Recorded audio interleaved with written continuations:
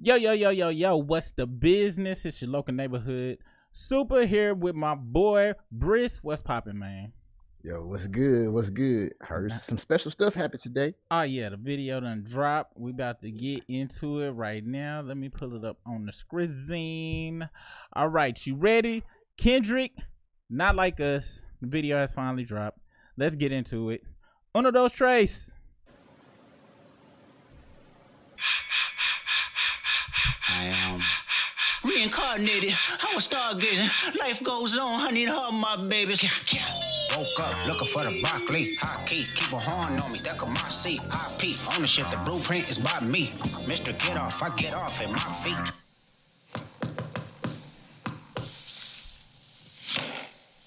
What's the password? I see dead people.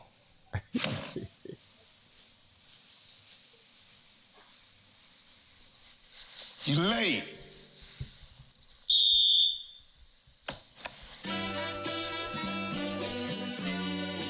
What's that on that beat? Nope. Aye. Mustard on the beat, ho, Debo, any rap nigga, he a free throw, man down, call her Amber Lambs, tell him breathe, bro, nail a nigga to the cross, he walk around like Tizo. What's up with these jabroni ass niggas trying to see Compton? The industry can hate me, fuck them all and they mama. How many options you really got? I mean, it's too many options. I'm finna pass on this body, I'm John Stockton. Beat your ass and hide the Bible if God watching. Sometimes you gotta pop out and show niggas. Certified boogeyman, I'm the one that up to score with him. Walk him down whole time, I know he got some hoe in him. Pull on him, extort shit, bully the flow on him. Say Drake, I hear you like I'm young. You better not ever go to cell block 1. To any bitch that talk to him and they in love, just make sure you hide your little sister from him. They tell me Chubb's the only one that get your hand-me-downs. And party at the party playing with his nose now. And Baka got a weird case, why is he around? Certified lover boys, certified pedophiles. Wop, wop, wop, wop, wop. That fuck him up. Wop, wop, wop, wop, wop. I'ma do my stuff. Why you trolling like a bitch? Ain't you tired? Trying to strike a chord and it's probably A minor.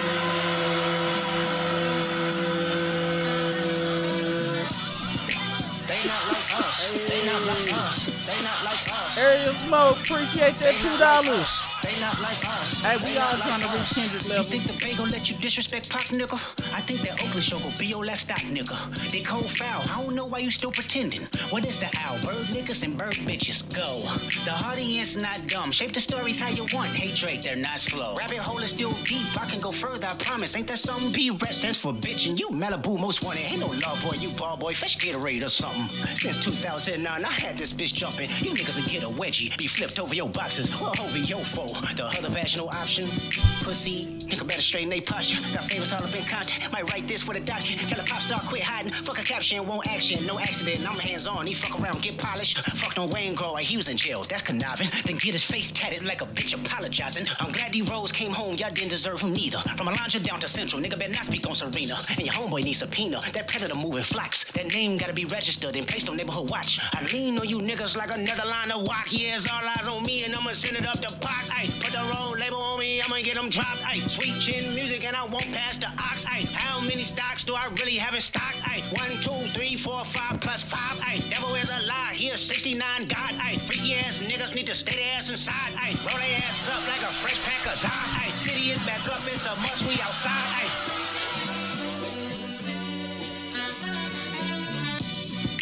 They not like us, they not like us, they not like us.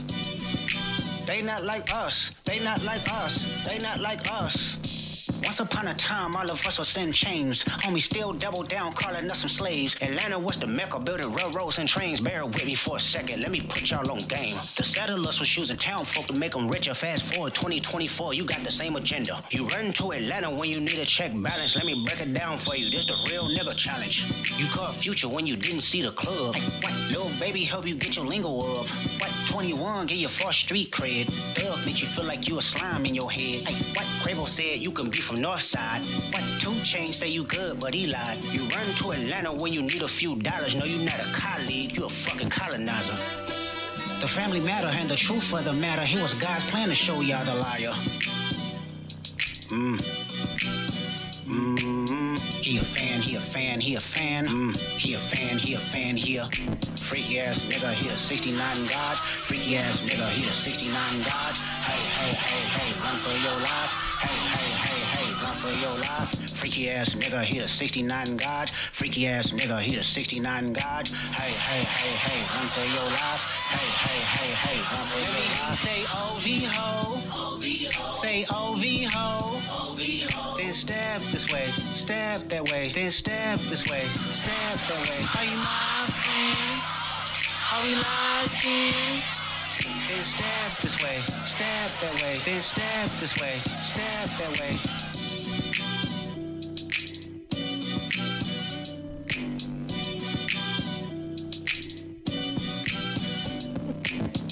Boy, boy, boy, boy, boy, boy, in the cage.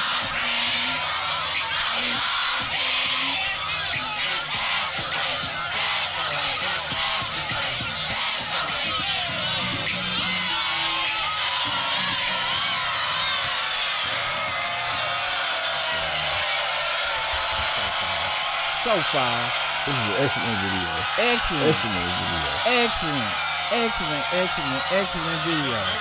I think that's even a shot directed at Dave Free and Kendrick Lamar. Already. It's already don't be. Already.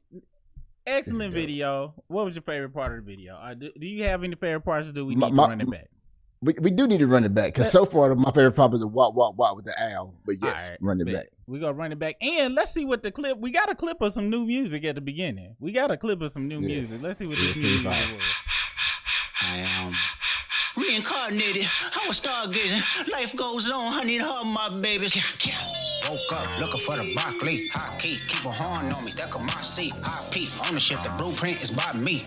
Mr. Get Off, I get off at my feet. IP ownership. Mm-hmm. See, the first time I was studying that, What's I the can enjoy it. password? Already. People. We gonna jump in these comments after we run this back. We gotta take it all in. You late.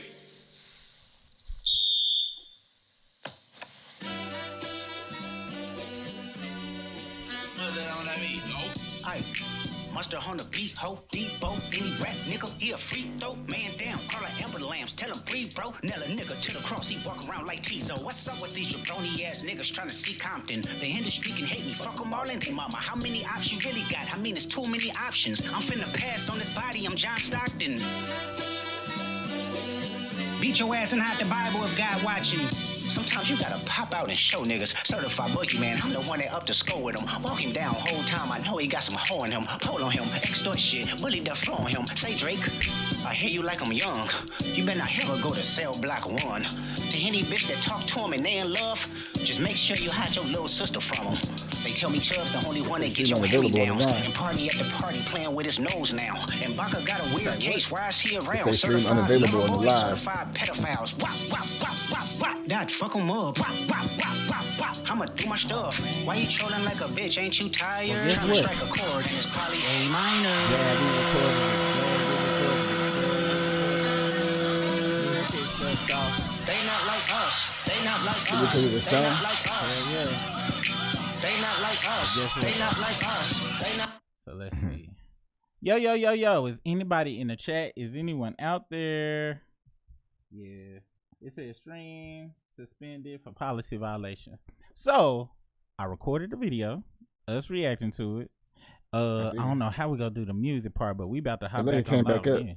It looks Oh, like we- it's back up still. Let's see. Oh, okay. Oh no, it said it kicked us off a stream for a second, y'all.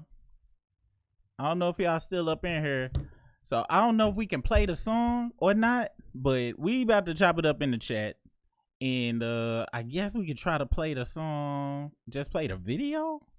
I don't know. Just play it without the music or something. Yeah, we just gonna play it in the background, see if we get you know how they be hating and stuff up in here. But let's see what the chat talking about. It's crunk up in this thing. It is super crunk up in this thing. Hold on, y'all. Hold on. We got 81 folks up in here. Appreciate y'all for hanging out with us. Super excitement. All right. So while I get this chat thing figured out, what's your thoughts about the video? Was it what you was expecting? Was it what you was expecting? it was what I was expecting based upon like the things that Kendrick was talking about is what was going on in the video. Yeah. Like when they was like pass the Bible and beat the Bible when God, that line, I'm messing it all up. Oh wait, that line right there over a little bit because you have to frame. All right, there you go. Appreciate it. That line when they was talking about drop the Bible and he actually was passing the Bible in the church. Yeah. The wop wop wop when he hit the owl 5 times, that was fire. And just the whole vibe of the video, man. There's nothing but culture there. He got his family in there. Yes. Which is a shot. Everything is just a shot. Another shot to keep it going, man. It's, yes. He definitely put salt in the wound now. And this is awesome. Yes. It's pretty dope. It was super dope. My favorite part was the end with the owl in the dang cage. Like that's what really got me like. The whole video, I knew it was gonna be like full of the culture, full of LA. Yeah. It felt like it took you to LA. Like if you ain't never been to LA or kicked it and hung in the hood in LA, which I have not. I've been to LA a few times. Not in the hood though. I was in Hollywood and a couple other places.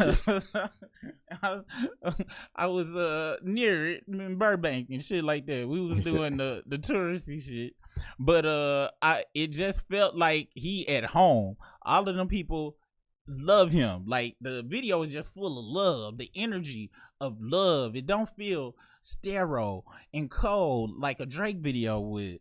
This feels warm, inviting, it make you move. And did you see any niggas popping ass, looking back, twerking, gyrating? None of that. Absolutely none of that. I saw nothing but crunkness, hypeness, jubilation. Pure jubilation. I love the big shot when they had everybody out there singing the song simultaneously. Yes. Like this one of this right here.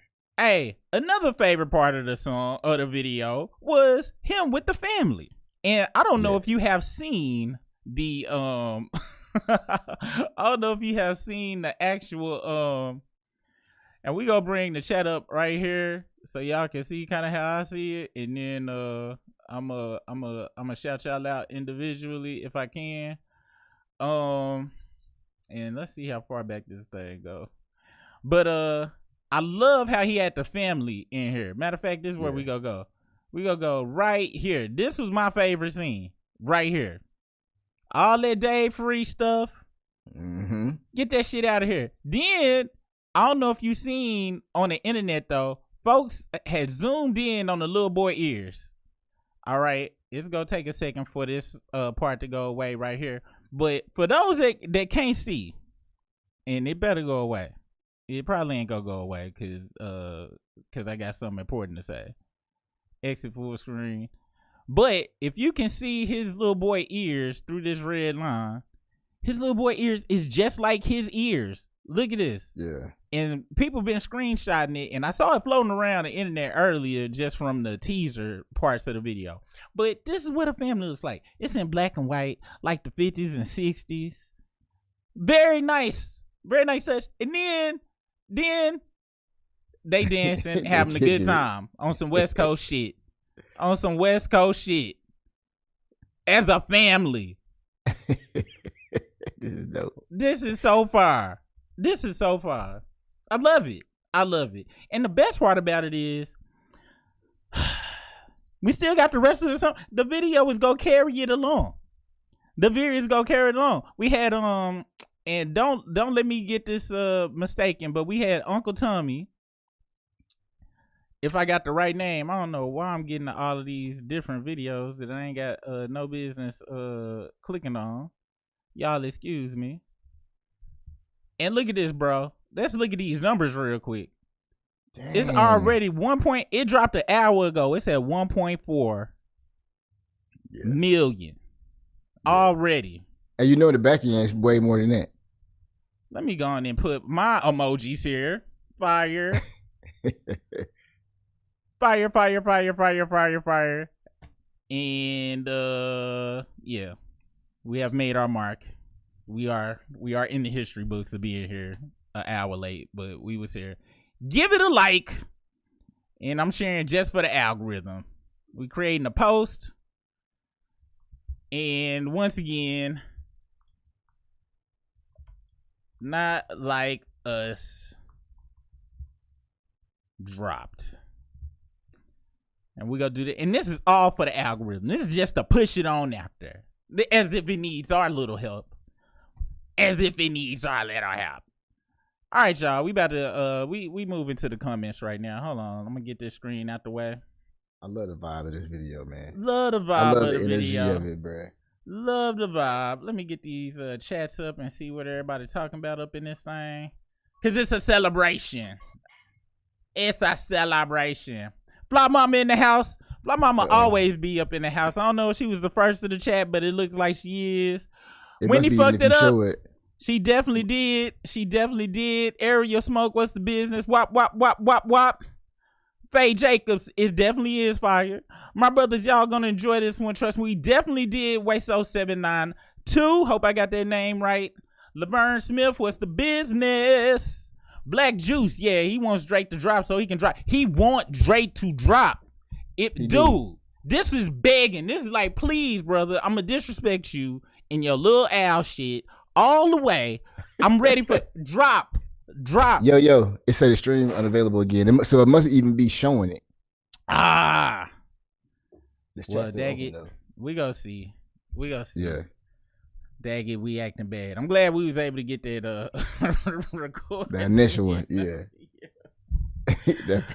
Man, they tripping. Stream suspended by policy violations. That's so trash. We ain't gonna go nowhere. Oh, let me put something in the chat. Let folks know we ain't going nowhere. Say can you say something in the chat? Let's see. We back up. Oh, okay. Man, so I guess we can't even show the video, which is crazy. But we ain't going nowhere. We here. We still doing shout outs. And of course, we still doing shout outs.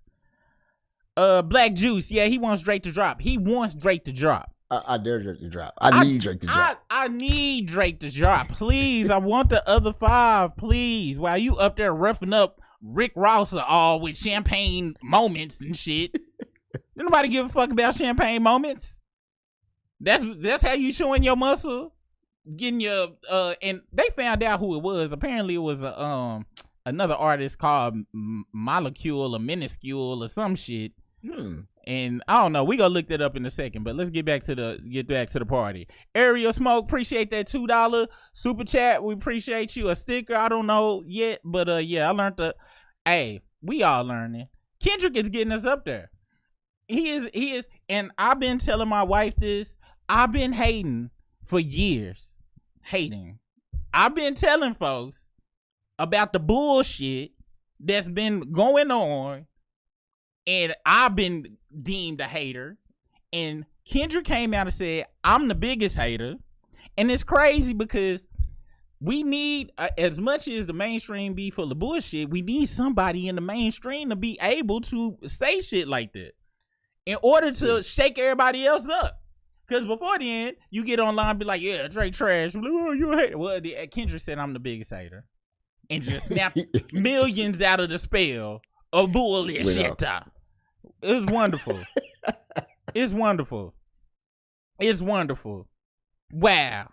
And that's our third super on the live stream ever. So thanks again, Area Smoke. That's right. Somebody said Whitney dancing on Drake's grave is wild. Boy, dancing on Drake's grave. Gravy. That transporter, let's go, big bro. Already. Faye Jacobs, Black Juice. I'm hoping we referring to somebody named Black Juice earlier. Hey, I ain't gonna lie, Black Juice is wild.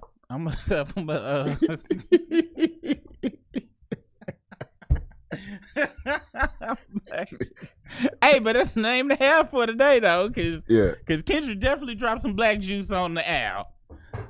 The owl, having the owl in there, I'm not surprised that he went kind of as hard as he did on him with hitting the owl and having the owl at the very end. Yeah, pretty dope. But he definitely wanted to keep going. What's up? Be a blessing. Welcome. Heat rocks. KU Tamashi. The shipping containers represent trafficking. Get the fuck. Wow. I ain't go front. I'm sitting here thinking this some Cali shit. The motherfuckers just be kicking it in the shipping containers. Wow, pretty much everything that dude do is like very thought out and strategic. Ain't no telling what Easter eggs that we cannot invest because the damn stream go get. We gonna tape a video after this though and do the Easter egg hunts. Or you know what? By the time we finish this live, all of the real super sleuths on the internet gonna be done it, and we'll be able to react to a video of folks doing it, doing the Easter egg hunt. The owl in the cage, damn, that was super dope. That was fire. For real. And what's up? She is magical. And man, they done suspended the stream. Everybody done left. So I hope we shout you out. We didn't miss shouting you out before it froze up on us. Kayla, Drake crushed the van, but Kendrick caged the owl. How fitting. This is the best J4 ever. July 4th ever. Definitely. What's up, Teresa Kimbro? OG up in the house. Yeah. Now, is Drake gonna pull a Kendrick and drop like an hour or so? Well, it's already an hour. Is he? Is he gonna do something? Is he gonna do something? What's up? Should the team them say leave him alone, or should they say? I want him to drop. I want him to drop, but he not. He might. This Drake we talking about. He's a habitual line stepper. He might Rick James it. He just might Rick James it. I definitely went to his. He ain't dropped nothing. Yeah, the Al being locked up took me out. Drake's diss records are now void with this video. Exposed as a liar manipulator, just like Kung Fu Kenny told the clown in Euphoria. It's a Rizap. That was Monty Jola. Roshama, let's go. This video was amazing. It definitely was, Makeda. I'm not gonna even try that one. Y'all celebrate 4th of July today or party and stuff in the weekend? I don't celebrate any holidays whatsoever. I spent the day eating a salad and some what else I had? I had some chips and a granola bar. And that's about it. How about you, bro? I'm fresh off the grill actually, and I was drinking some beverage. I don't necessarily say like Happy 4th or I ain't dressed up and all that, but I was on the grill. I grilled some ribs and stuff like that. So yeah. I will say this: the 4th is actually my mom's birthday, my late mom's birthday. So happy birthday, Jackie Miller. Happy birthday, Miss Miller. So that's what we do on the 4th round here. Holy crap, I'm on time. Lovely tea, cup of tea. She is magical. The new album is about to be insane. It is. I want to hear the rest of that track. That first track was fire. He is definitely spitting some of that. And not to compare him to Jay-Z. However, that's some 444 shit that he's talking about with the ownership, with the PG lane that's going around. Gator Girl 04, the snippet is fire. I'm looking forward to this next album because I'm actually be able to sit down and listen to that. Fire Jacobs, my favorite is Whitney dancing. Same. She was killing it too. They was getting it. Yeah, for real. Yeah, that Al in the cage, that was what it was. Kendrick knows better to run his mouth to Eminem. I don't know what that mean, Angel Hole. This is Eminem would destroy him. Look, everybody celebrates holidays the way they want to. Apparently, Angel Hole likes to smoke crack cocaine on the 4th, and who am I to judge? Just be careful. Don't get a hold of that fentanyl, because it sounds like whatever you want is very close to the Fetty Wap. I'm just saying. Because what you saying is ludicrous. Lovely cup of tea. Bruh. Damn. Gator Girl 04. Oh, damn. OVO striking again. Oh, yeah. That might be the damn OVO.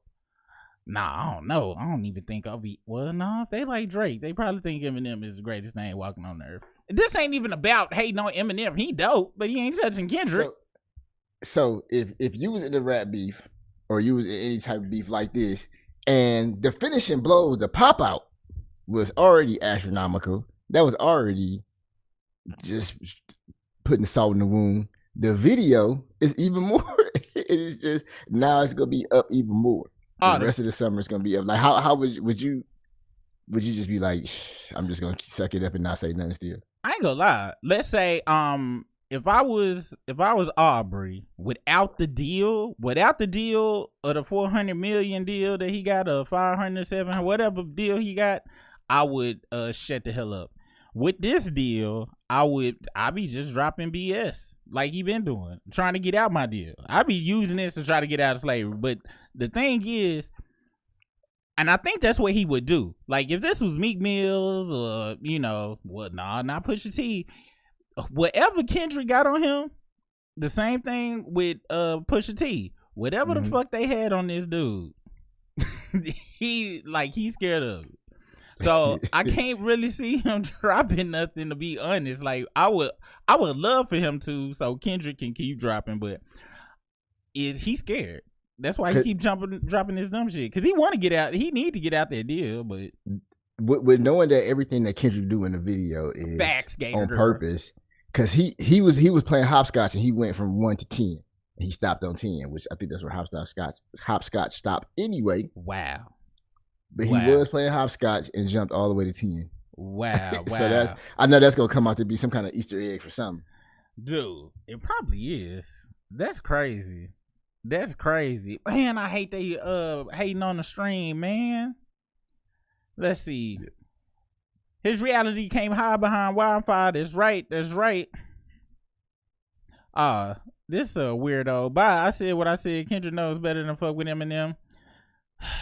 I think she might OD. Like, she is really on the crack pipe. That's why she fuck with Eminem. Look, Eminem stopped doing drugs a long time ago. You need to stop following dude. Like, he been went to rehab. You still over there on the meth. Let's see. She on them blue and yellow purple pills. All right, let's see. Teresa O says, Eminem said himself he's not sure who's better and can't predict Kendrick. Hell, Eminem not stupid. I don't think do you think Eminem would start a real life one to go back and forth war with Kendrick? Because I don't think it would go on no culture. I don't think it would go no as far as it's going with Drake, as far as no personal dirt. I don't think so. I think it would just be on some MCing type shit. Which, when is the last time we had an MC and just, kind of just a lyrical sparring type of back and forth? When the last time we had that without does that even exist? I don't think unless they all jump on songs together. Like what was that song that K Dot jumped on with all them? Maybe something like that, or I don't know. That's very hard. I don't know, man. I don't know. Could you consider first person shooter as one of those tracks? First person shooter. That's the one with J. Cole and Drake at the beginning when they just was I guess that was more on some I'm just better than you type shit. You know what I'm saying? I think that was more that was what Kendrick was trying to tell dude to keep it on you for. He was like, yo, we just keep but I like how J. Cole was like, no, I don't think it's gonna stay there. I'm exiting, you guys. You guys have fun with that. Do you look at J. Cole different? Do you look at J. Cole different now? Because I was kind of upset with J. Cole when he first dropped out. I ain't gonna front. I ain't never been a J. Cole fan like that. And I done listen to every album he done dropped. I remember sitting at work listening to like in 2014 when that one where he was sitting on the house. What was the name of that album? Was it the Forest Hill one? Yes, and I listened to it and I was like, wow, this is very boring. I mean, he can rap or whatever, but nothing moved me. It's like, I don't give a damn. I immediately, and then when I heard the Don't Save Her, and when that song on there, Don't Save Her, She Don't Want to Be Saved, when that song on that album, that's on a different album. You talking about, I think that is it, because it was like, don't say, I'm pretty sure once that song came on, I was like, oh yeah, Project Pat, and I got the fuck off of that. I went straight to Project Pat. Mr. Don't Play CD to listen to the original and get back into the correct adjustment of what that song really meant, which was don't even be nice to motherfuckers. Not nothing even more than that. It's like, she's a whore. Let's see. I hate that. Yo, what's up? The most secret science said Eminem ducked cannabis for years. Cannabis is one of my favorite MCs of all time. So I definitely agree with that. Cannabis was fire. I'm sorry, y'all. I'm about to skip all the way to the bottom of the chat so we can be more recent because it'd be too far back. What's up, Tiptoe? Tiptoe is in the house. Oh, what up, Tiptoe? Thank you. Never liked Drake. This is like 10 minutes ago.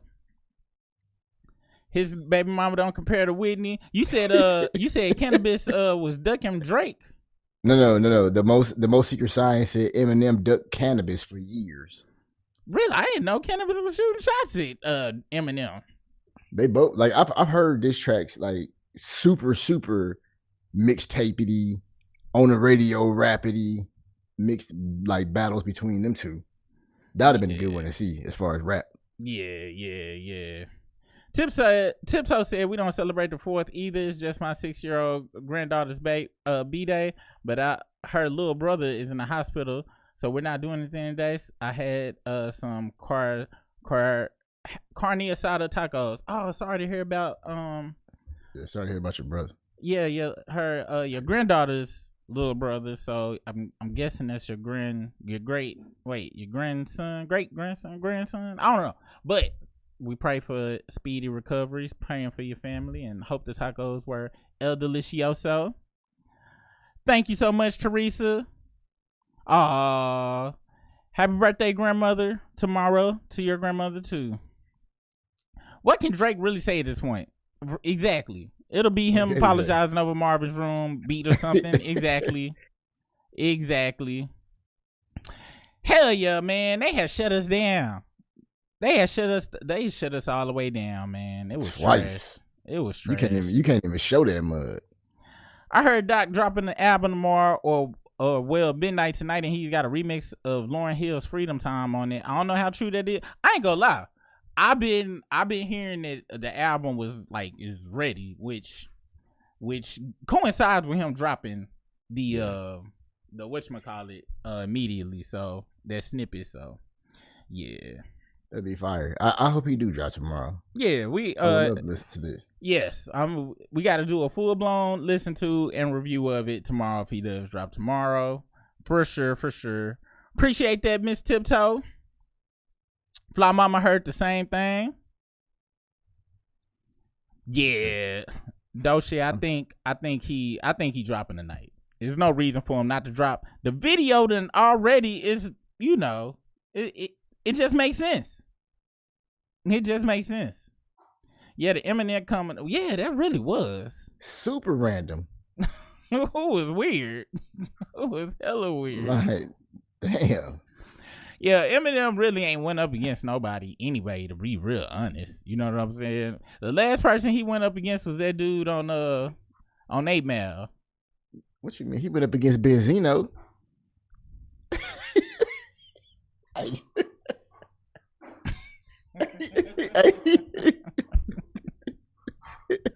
No, that was so far of a not worthy opponent. Not worthy. My gosh.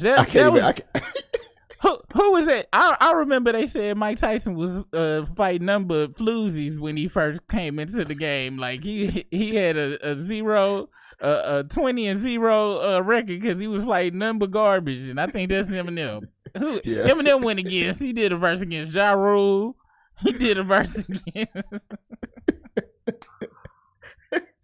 I'm talking about 0 battle winning competitors. He had a battle with Nelly before. He was beefing with Nelly for a little bit. Wow. And Nelly dropped a whole diss song on KRS-One. Which is wild. Like I don't even remember what happened with that. I don't know what the hell. That's because KRS-One did drop a line about him, talk about how he whether he didn't deserve to be number one or something like that, or something along them lines. The beginning was probably a hint of new music or a new album coming. That's the word on the street. Yeah, it's definitely coming out. Do you think M went at Kendrick or Toby on Toby. Nah, I think he was going at Jay. Yeah, I think so. But really, to be honest, if you really want to look at it, he technically was kind of going at everybody above him. But he said people he watched before. He only watched Jay. He ain't watched nobody else on that list, so no, I think that was he a had shot to, at he had to Jay. be talking about Jay-Z. He had to be. But I do think on some strategic shit, they knew it would be kicking up dust and stuff, and that that the fans and stuff would be taking that. But I don't think he was. Like my mom, I'm okay. I'm glad I'm not the only one that heard it. I know that it's been talked about on YouTube. Yeah. I still love J. Cole, but I do look at him differently. Before this, I had a slightly edge in K-Dot, but now he's light years behind. You know what? I'm going to be honest. For all you J. Cole fans, you should be happy. Because Drake fans, any Drake fans that's like for real exist, anytime they say that they a Drake fan, they going to get looked at. They gonna get looked at funny. It's gonna be like, oh, so you like PDFs, huh? Oh, you support that. That's what you about. All right. You like culture vultures. This is what you about. All right. What y'all don't know what kind of dirt J. Cole got on him in the background? Y'all really want to know what's behind the curtain? Because all of us are just regular human beings. We all got a story we don't want publicized that we would get probably exiled from society if it ever got out. And J. Cole, it has been rich and famous for the longest time. So, he got some deprived stories probably back there in the vault. Y'all don't want to know that. J. Cole did the most responsible thing for his regular life that he possibly could. Because I'd much rather be looked at as a bitch in a battle than y'all find out I wear fucking thongs on the weekend with high heels on. Or everybody talking about you a PDF file. Yo, Yeah. Can you unhide the screen? Oh, the screen hid tag. My bad. Yeah, I ain't showing nothing. But I'm highlighting the chat though. But I can't show that. Gotcha. But I ain't showing nothing right now. I'm looking at it on the thing. Oh, okay, bet. Let's see. You should be able to see it now. Yeah. The shipping containers are shot at Drake in the reference to human trafficking, which is wild as fuck. I don't think Drake should reply, but knowing him, he'll sub. Drake go sub. He definitely gonna sub. I was trying to check his IG or anything like that to see if he shot it yet. He definitely go sub. Let me check it again. My bad, King Cricket is what he goes by now. Oh, yeah. I'm still listening to J. Cole, but I won't take his I'm the best talk the same. I don't give a fuck. It builds us a test turn into a testament. No, I think J. Cole was very smart. Who knew it was gonna go so deep? You know what I'm saying? It's probably come out that dude, what if it came out? What if Kendrick just was like, yeah, you wear that wig, them dreads ain't real. That bike, you don't even pedal up the hill. You got a motor on it. Like, what if his whole facade? Like, what if y'all heard about them people that be doing the marathons and shit that got caught cheating back in the 80s and 90s where they would run, hit a corner, jump in the bush, jump in the taxi, get a ride to the finish line, and then hit the corner and ride? What if that's what fucking J. Cole been doing? Every time y'all seen him on a bike, he really ain't on that bike.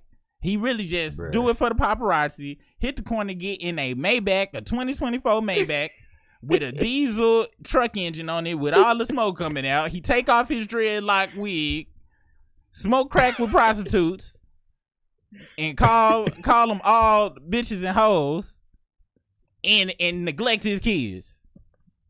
Y'all don't want J. Cole to be in no battle. Y'all don't know what Kendrick got on that man. That's why he bowed out so quick. You know what? It just hit me. J. Cole got the worst skeletons. He gotta have the worst skeletons. He bowed out quick as hell. He definitely did. Hey, bro. So I'm in a group chat with, you know how you got group chats with your family and stuff like that. So I'm in a group chat with like a few of my cousins. Yeah. So one of my cousins who been saying that Drake, he been talking about Drake didn't lose. He just texted me in the group chat. It said the Not Like Us video trash. So I'm definitely gonna have to mess with him about that. Ask him was it because it wasn't enough dudes in there twerking. Because that's probably what he was missing. That is wild. I am in disbelief. Yeah. I heard he's scared to drive because Diddy was wanting to blow up his car. Hey, he did it to Kid Cudi. He did it to Kid Cudi. I'm just saying, he bowed out so quick. J. Cole gotta have the worst dirt. Like, he got some horrific shit. Like, J. Cole might be in the Klan. But like, that's the worst thing J. Cole could be a part of. He might be like a Grandmaster Knight Purple Hood in the Klan. The man said he was protecting his mental health, bro. For real. For real. So, you know. I think J. Cole standing up to Diddy for Kendrick all those years ago saved him. That's why Schoolboy Q warned him to stop. He was owed a favor. Yeah, for real though. For real.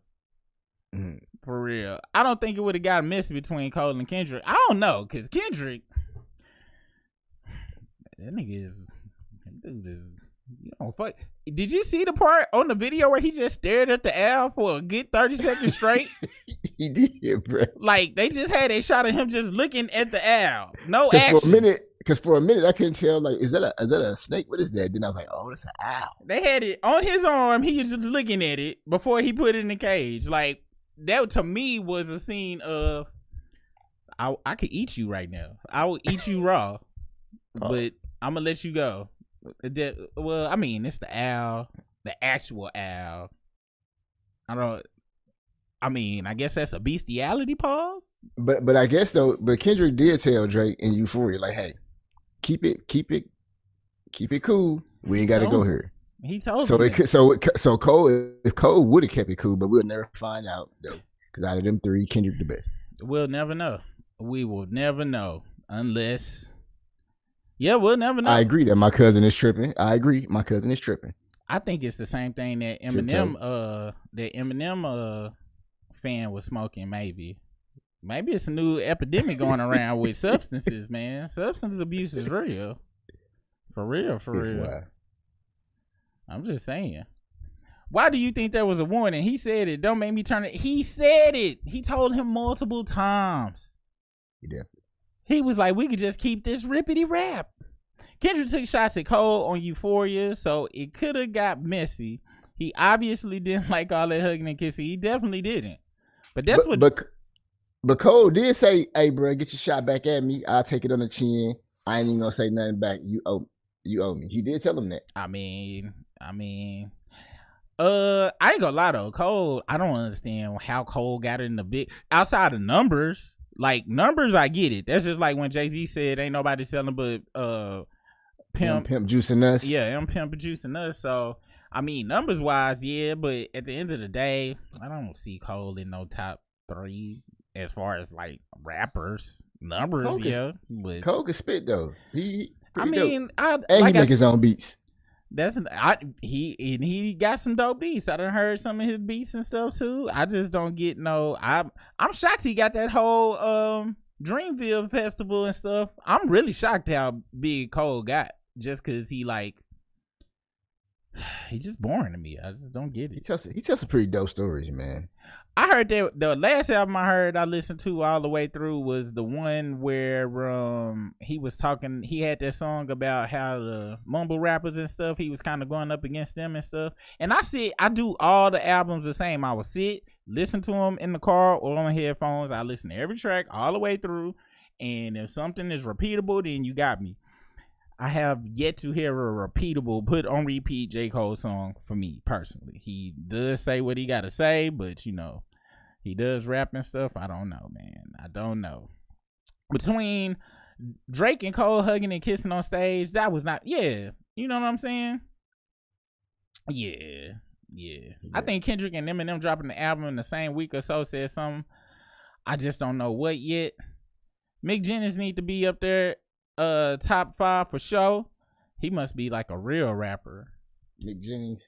Let me see who the hell Mick Jennings is. Yeah, who you think will win numbers wise this week with Eminem and Kendrick dropping at the same time? Kendrick. Hands down. Kendrick. Yeah. Only because like M just dropped the record. It was dope, but Kendrick got the number 1 song. Is it the number 1 song in the country? He got one of the hottest songs in the country at the moment. He got the Summer Smash. They play that song everywhere during a basketball game. It's us. It's going wild. I don't see nobody beating that. Still talk about Eminem. And this is not about who's better. We talk about audience now. And that shifts the whole conversation when we talk about audience and who is actually. Eminem fans will go out they will go to a Best Buy and talk to the manager, but like, what the fuck do you mean you don't sell CDs anymore? You go to the back and you check. But you know what happened? What just happened? Kendrick Lamar has transitioned to a popular artist now. I don't like that term. I don't like how you said transition. Kendrick Lamar, his last, well, let me rephrase. His last album did 280 the first week. Album before that did like 380. He would be viewed as a more pop artist, not pop because he changed his music style. Because pop artists just mean popular artists, and he got a whole new demographic now, as well. What happened?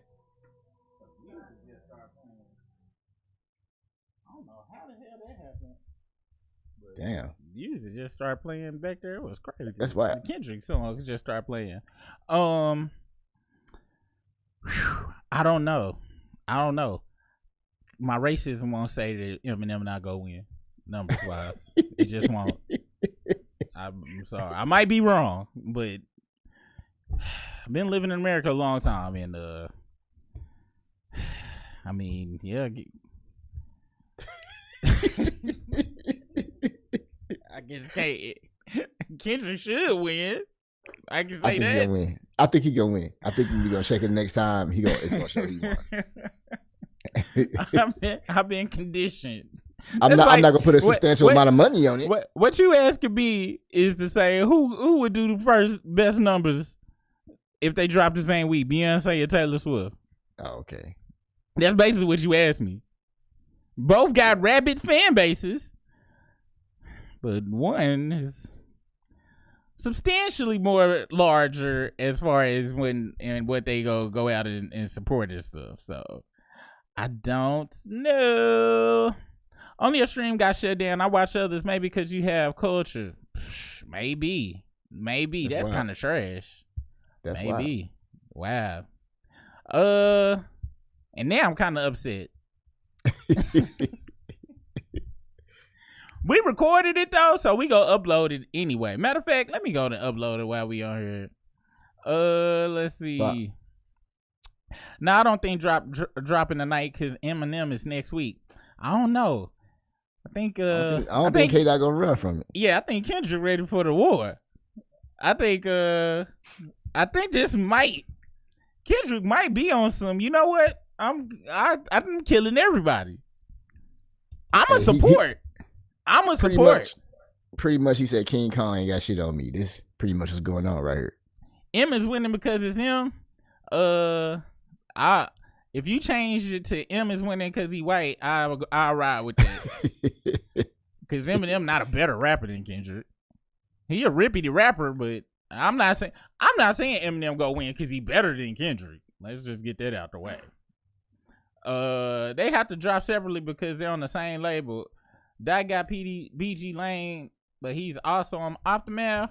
I thought that Aftermath deal was over. Let's see.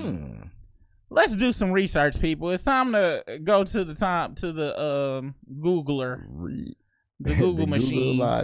Google machine.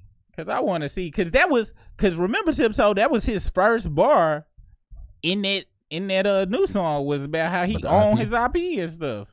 Like, so. You say that. We about to find out. Let's see.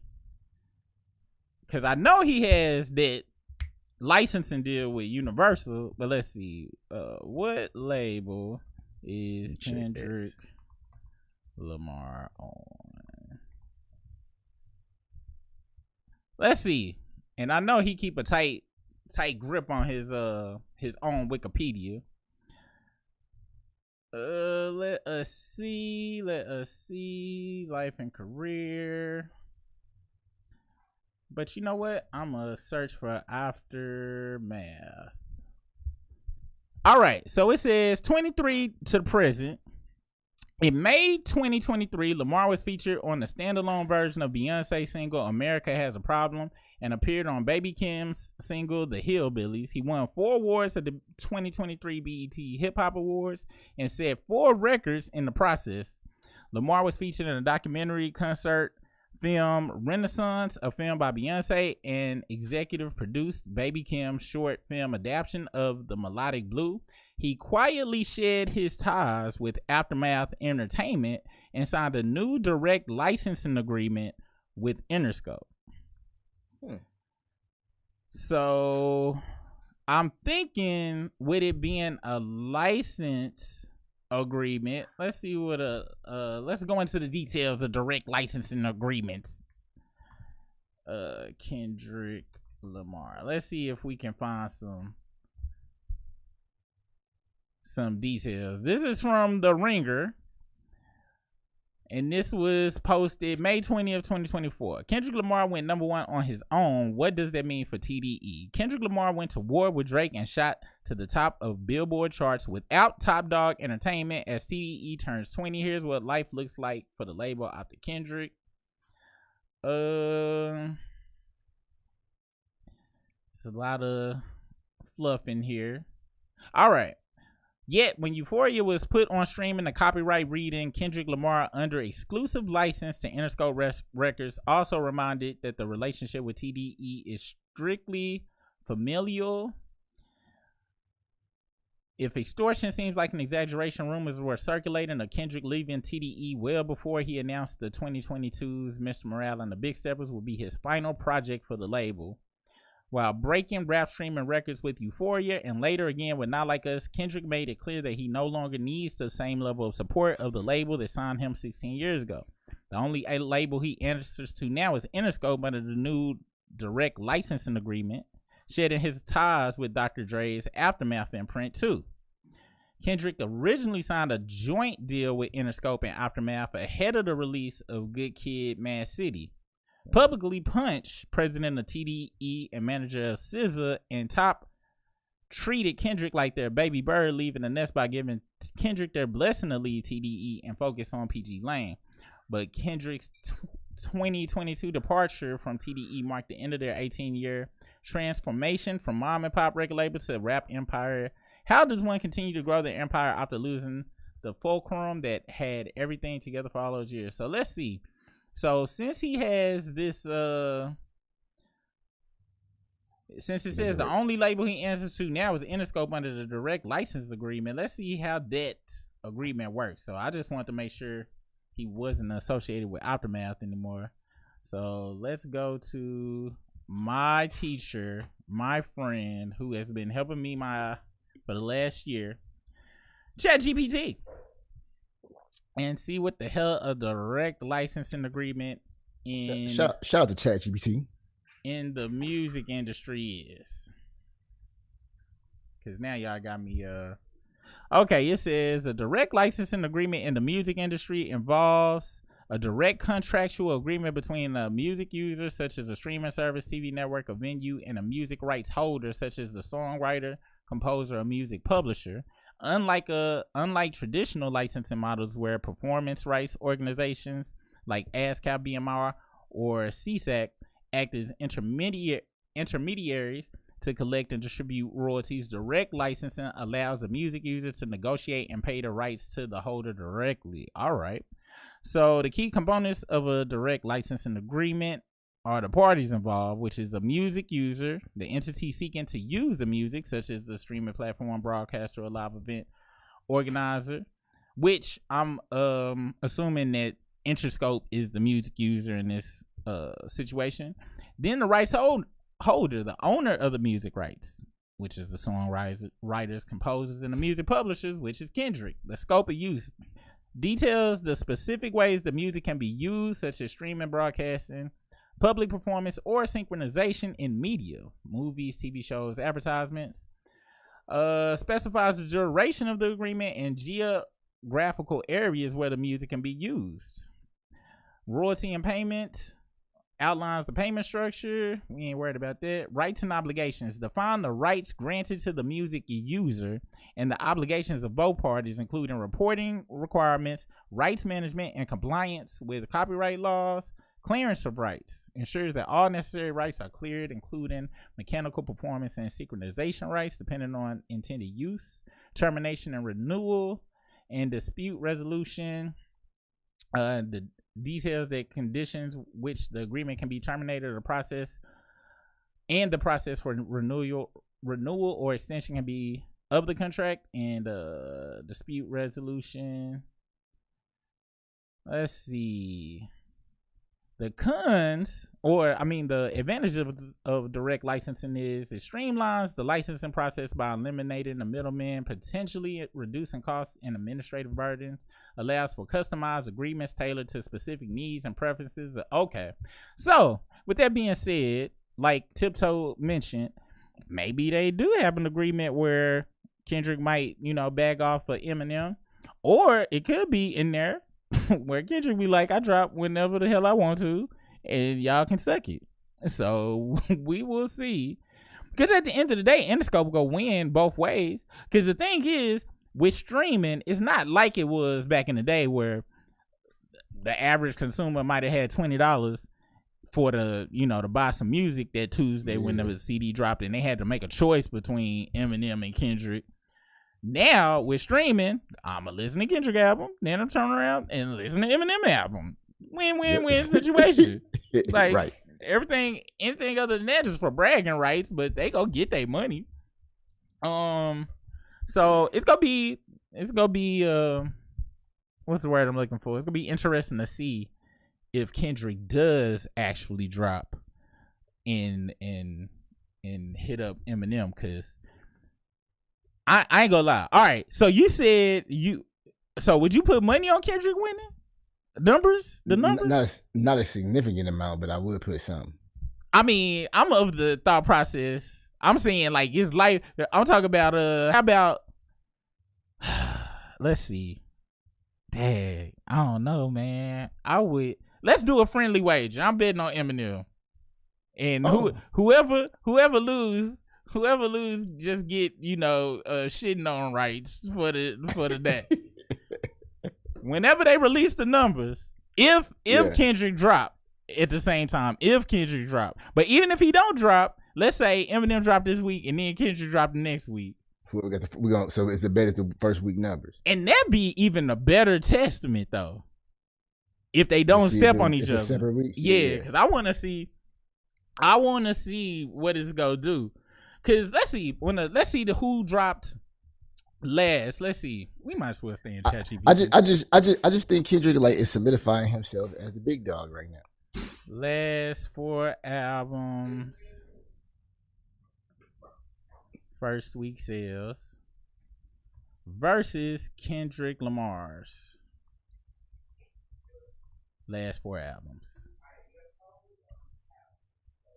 Let's see who just been doing it like that. Like that itself. All right. First week sales comparison for Eminem versus Kendrick Lamar.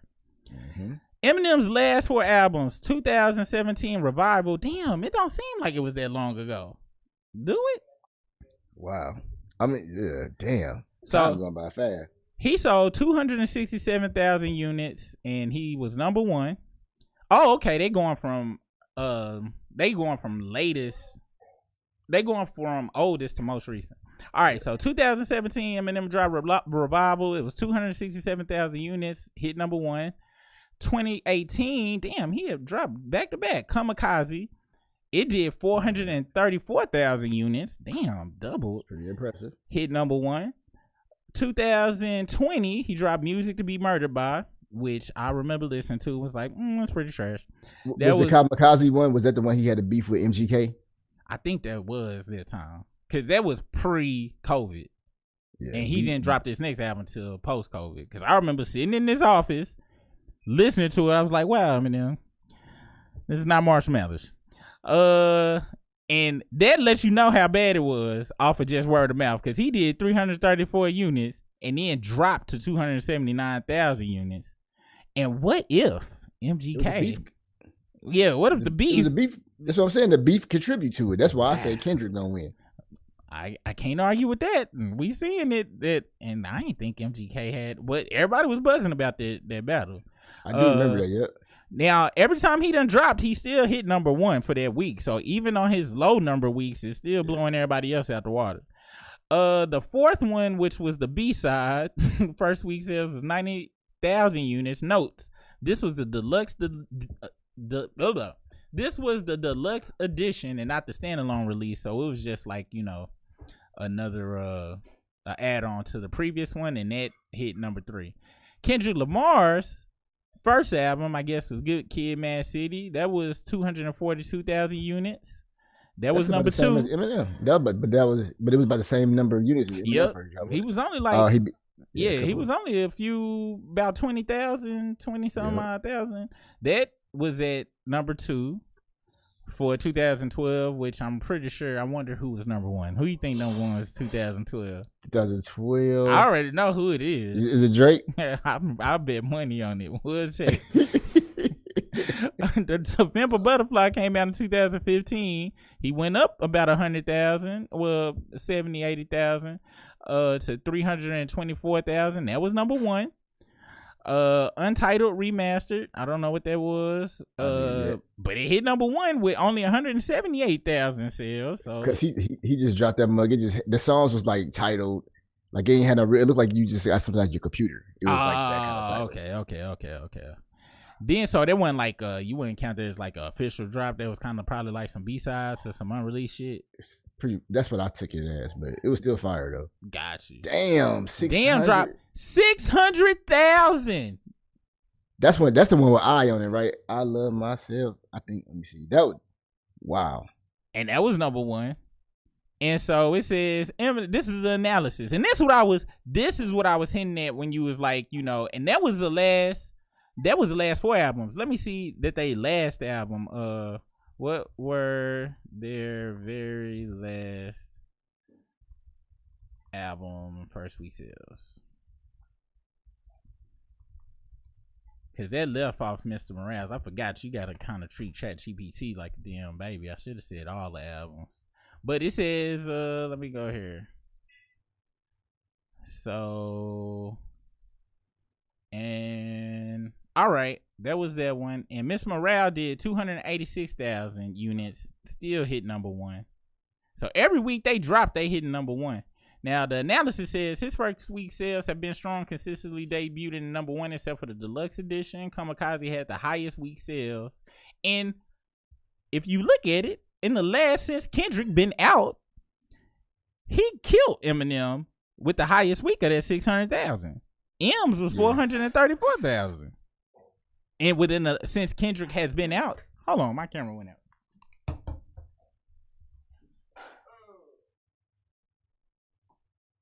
And that damn album did not have I on it. The big track from that one was Humble.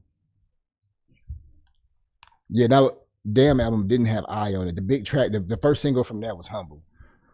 Oh, okay.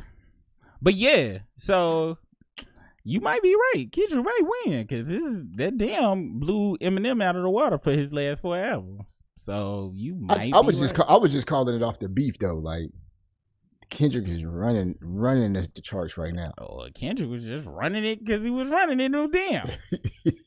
Yeah.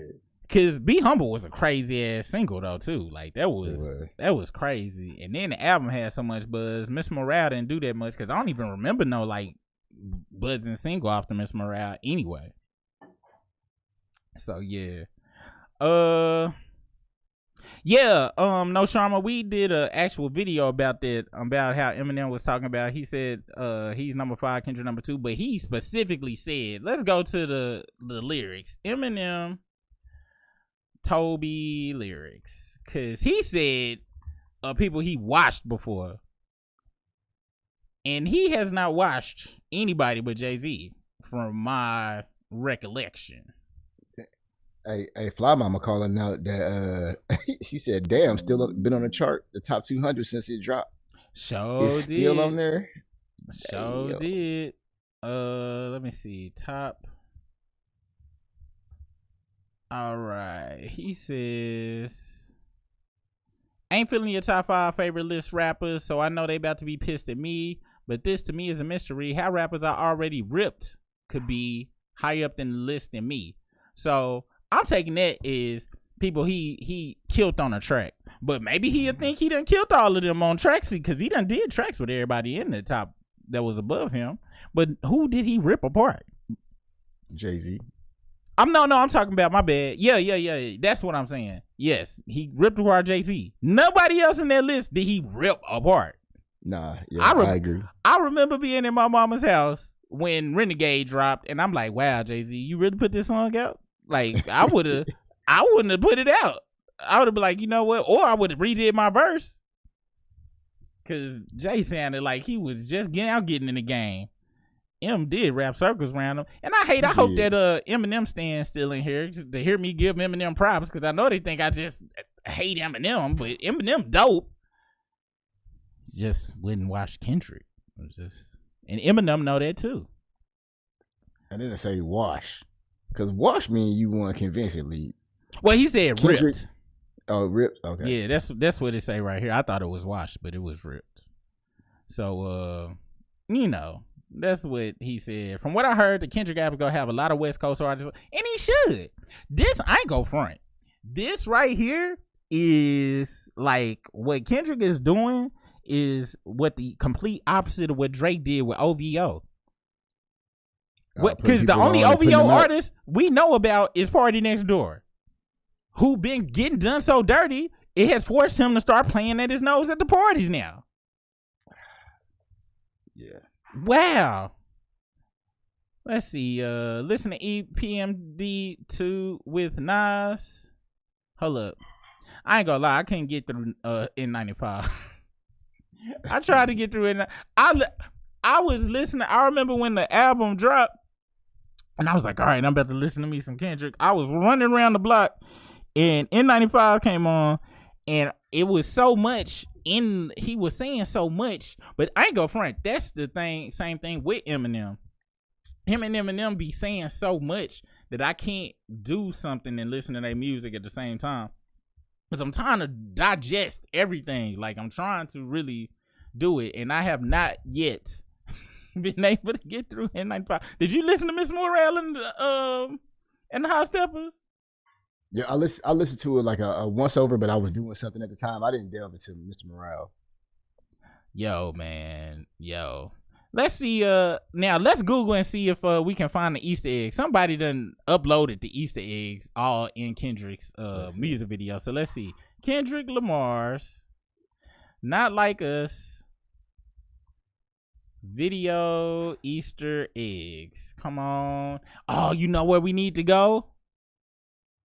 What's that? Reddit. Reddit. Reddit. Cause them folks is gonna be on it. Let's see. Hold on. Let's see. All right. Let's see if they got it. Kendrick Lamar Reddit. Let's see if these folks, cause these folks be going in on it. All right, y'all.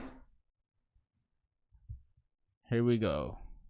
Let's see what people done found. We gonna do the top. This the best. The Crip walking down the hopscotch fucking killed me. Of course he does that during the minor part, with the entire neighborhood singing in the background. Literally the most vicious Crip walk I have ever seen. 1, 2, 3, 4, 5. What you noticed? The 1, 2, 3, 4, 5, 6, 7, 8, 9, 10. He was gliding.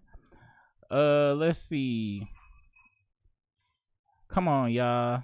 I'm looking for Easter eggs. Let's see what the new stuff is. The intro, he got some heat coming. Kendrick, he's dead, bro. Please, my head was clear of this song. Now it's back. For real, though. Anybody that got tired of this song, this video is about to reignite the love for it. They already got gifts, man. He's sitting there laughing, smiling, having fun, killing folks. The owl in the cage is the final nail in the coffin. The beat in the beginning is for real, right? Was that for real? I don't think so. Let's see.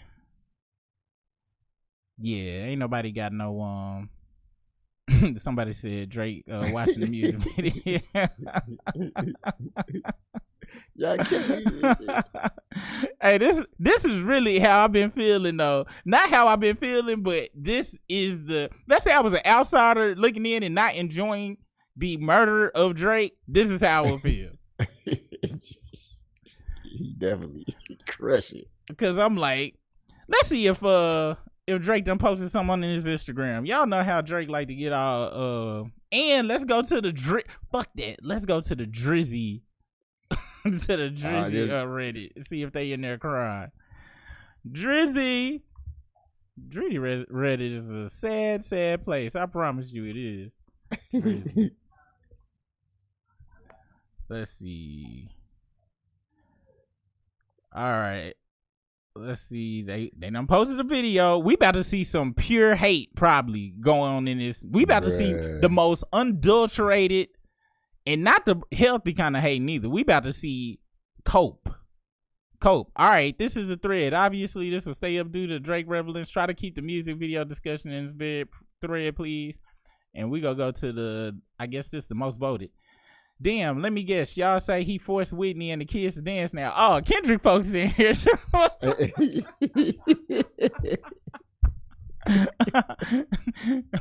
Hey, damn, let me guess you losers gonna check up every 10 minutes to check. Oh, they already in their draws. It's all good. The beef aside, the video was dope. Wonder if Drake spins the block or not. He got her. After the concert, I was like, nah, but now this video makes me want to go round too. He used all the ammo he had on Family Matters. He did. I wouldn't be surprised if Hype Williams directed Family Matters and Hype was like, yo, don't put my name on this shit, but for the check, I'll do it. Bro, there's nothing he can say, bro. It's nothing. And even in here, I don't know if he even can. He's lost every angle he had. Unless he actually has a red button information no one knows, he's not going to try unless he looks, otherwise he looks desperate. I say he holds the loss but keeps winning with music. We know how good of an artist he is. No, we don't. This nigga is not a good artist. No, he needs to keep trying to push further on this. He lost, that was fine. Let's see. Ho still ended up spinning the block with Blueprint 2, though, and Nas replied to that as well. All right, I've been hearing people bring up this, that Jay-Z was able to come back. Is this different? Is this, and even, I know we saying the pedo stuff, blah, blah, blah. However, how can we, I can't say we got to take that out the consideration, but this is what I look at it. Do you remember seeing, I forgot which Marvel movie it was, but it's like when Thanos first and the Hulk first came into play. Yeah. And the Hulk came over there. The Hulk raged out.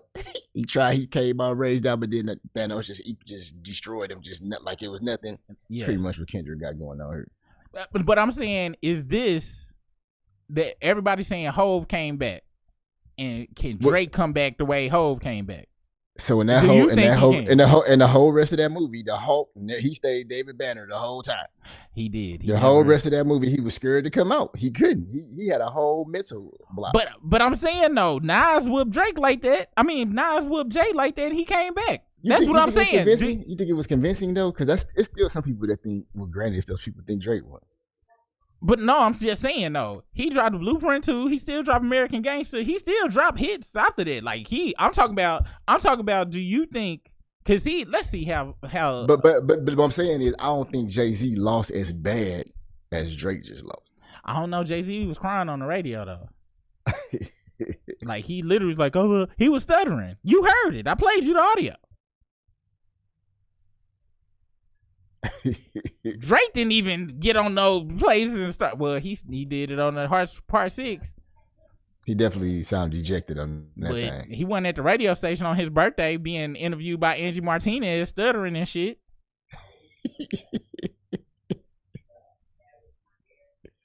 So my question is, do you think he gonna be able to maintain like Jigga did, or is the pedo stuff too strong to where? Do you think in January of 2025 they gonna be able to play a Drake song and the party go get jumping?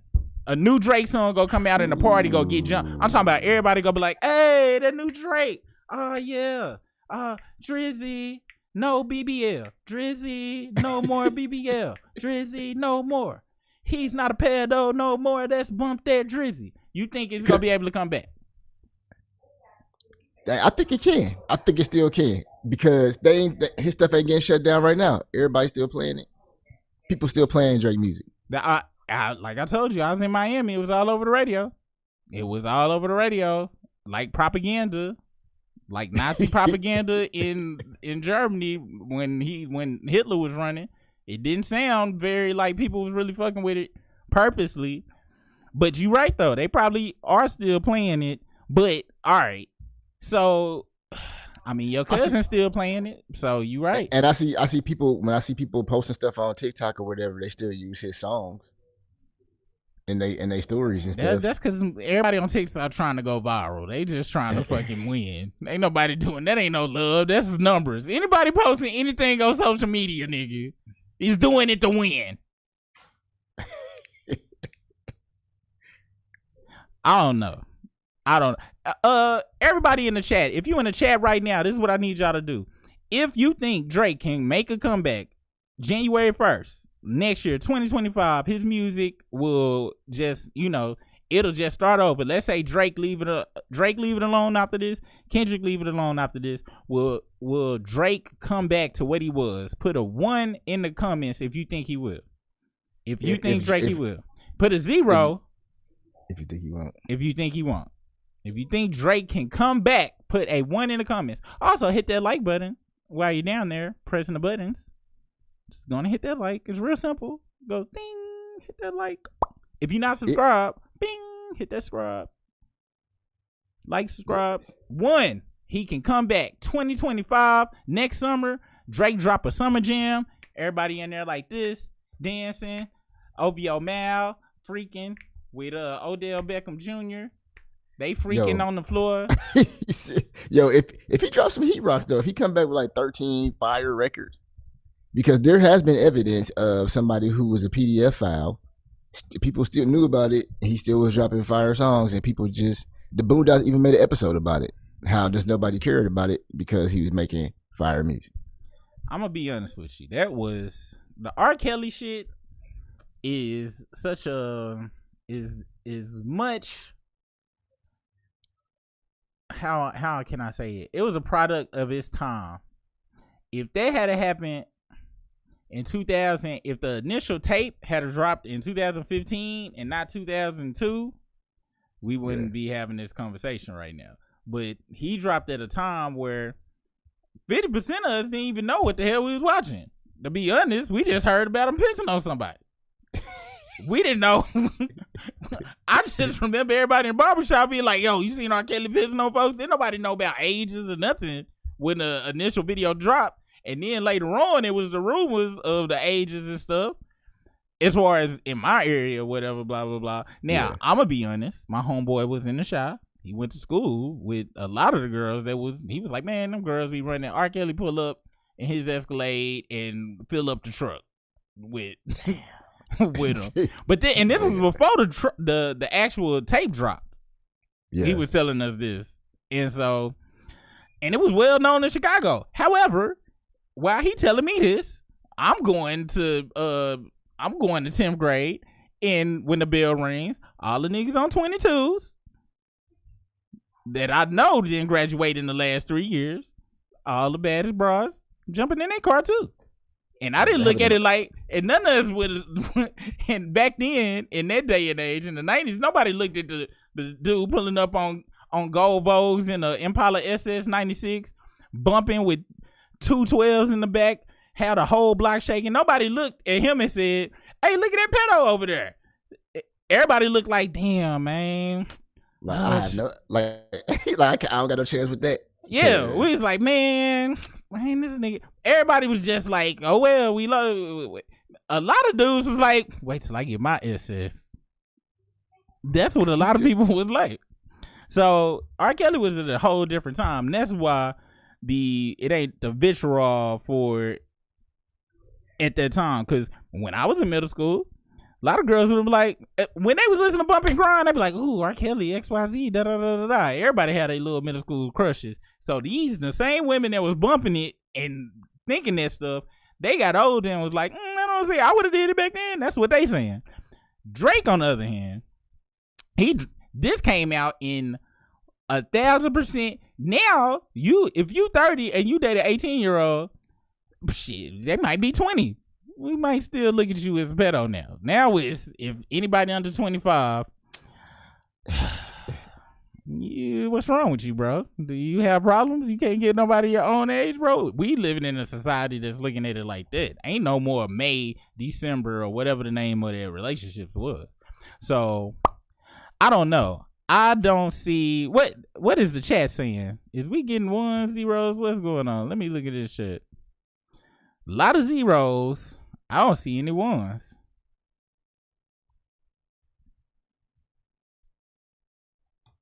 Of the people that did vote, I'm just seeing 0s. That's what I'm seeing. And then Westside Media said 22222. I don't know what that means. Maybe that's bestiality stuff. I don't know. But yeah, it's wild. Let's see what y'all talking about in the comments. Let's see. Is your group chat going crazy with your cousin? Is he going back and forth with you?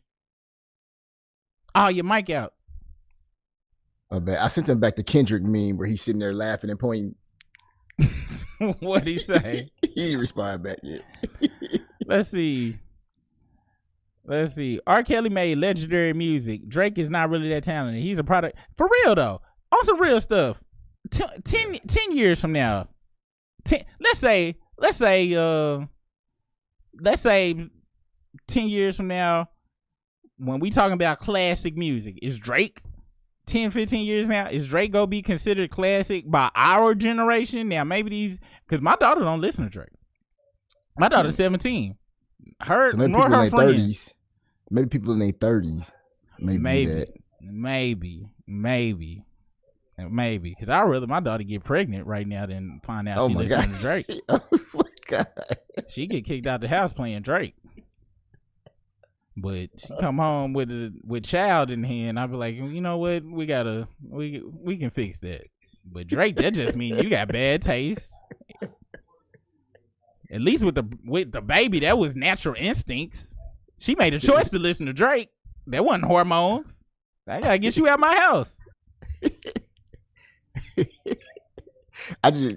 Drake was such a big giant in this joint. Like this was an amazing take now. Well, we already know it was the powers that be, bro. You know what? It's a video that we've been meaning to watch about how Drake blew up, and we go watch that video because it's amazing to me. It's amazing to me that he sustained for so long. And what's really crazy to me is people was complaining, talking about Kendrick barely drops albums, and I'm like, that's because he writes them. Of course, Drake dropping the album every damn year when you got 15,000 people down there writing for you.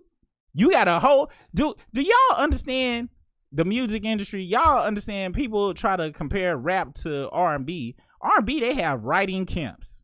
Okay? Yeah. And rap ain't no different, except the only difference is with rap usually it's just the beat and a hook or something, or a beat and a chorus. And R&B it could be a beat and a chorus, but usually with R&B it's a whole ass song. Like all of the shit, the reference tracks be floating around. And I'm not gonna front, it's like that with rap too. However, every rap ain't doing it. You think Freddie Gibbs is rapping other nigga shit? No. He definitely might get a beat with a hook.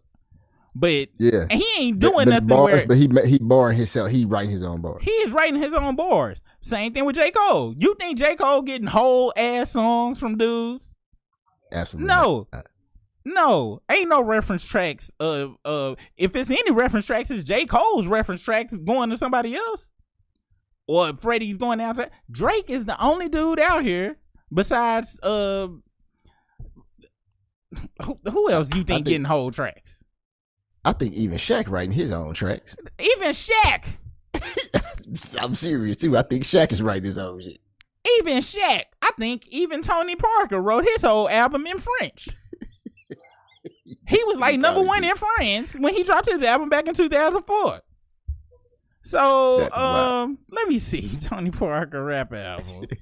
Let's see what he did on the charts. TP. TP, that's wild. That is wild. Oh, TP. Yes. It was recorded. It was released in 2007 for Music One. It was recorded in French. Wow. Even T-Peasy was rapping his own shit. Let's see if what his and I don't, well, they ain't even got the damn writing credits on here, probably because it was in French. Yeah. But anyway, I wonder if Kobe wrote his own raps when he dropped that album back in the day. I bet you. I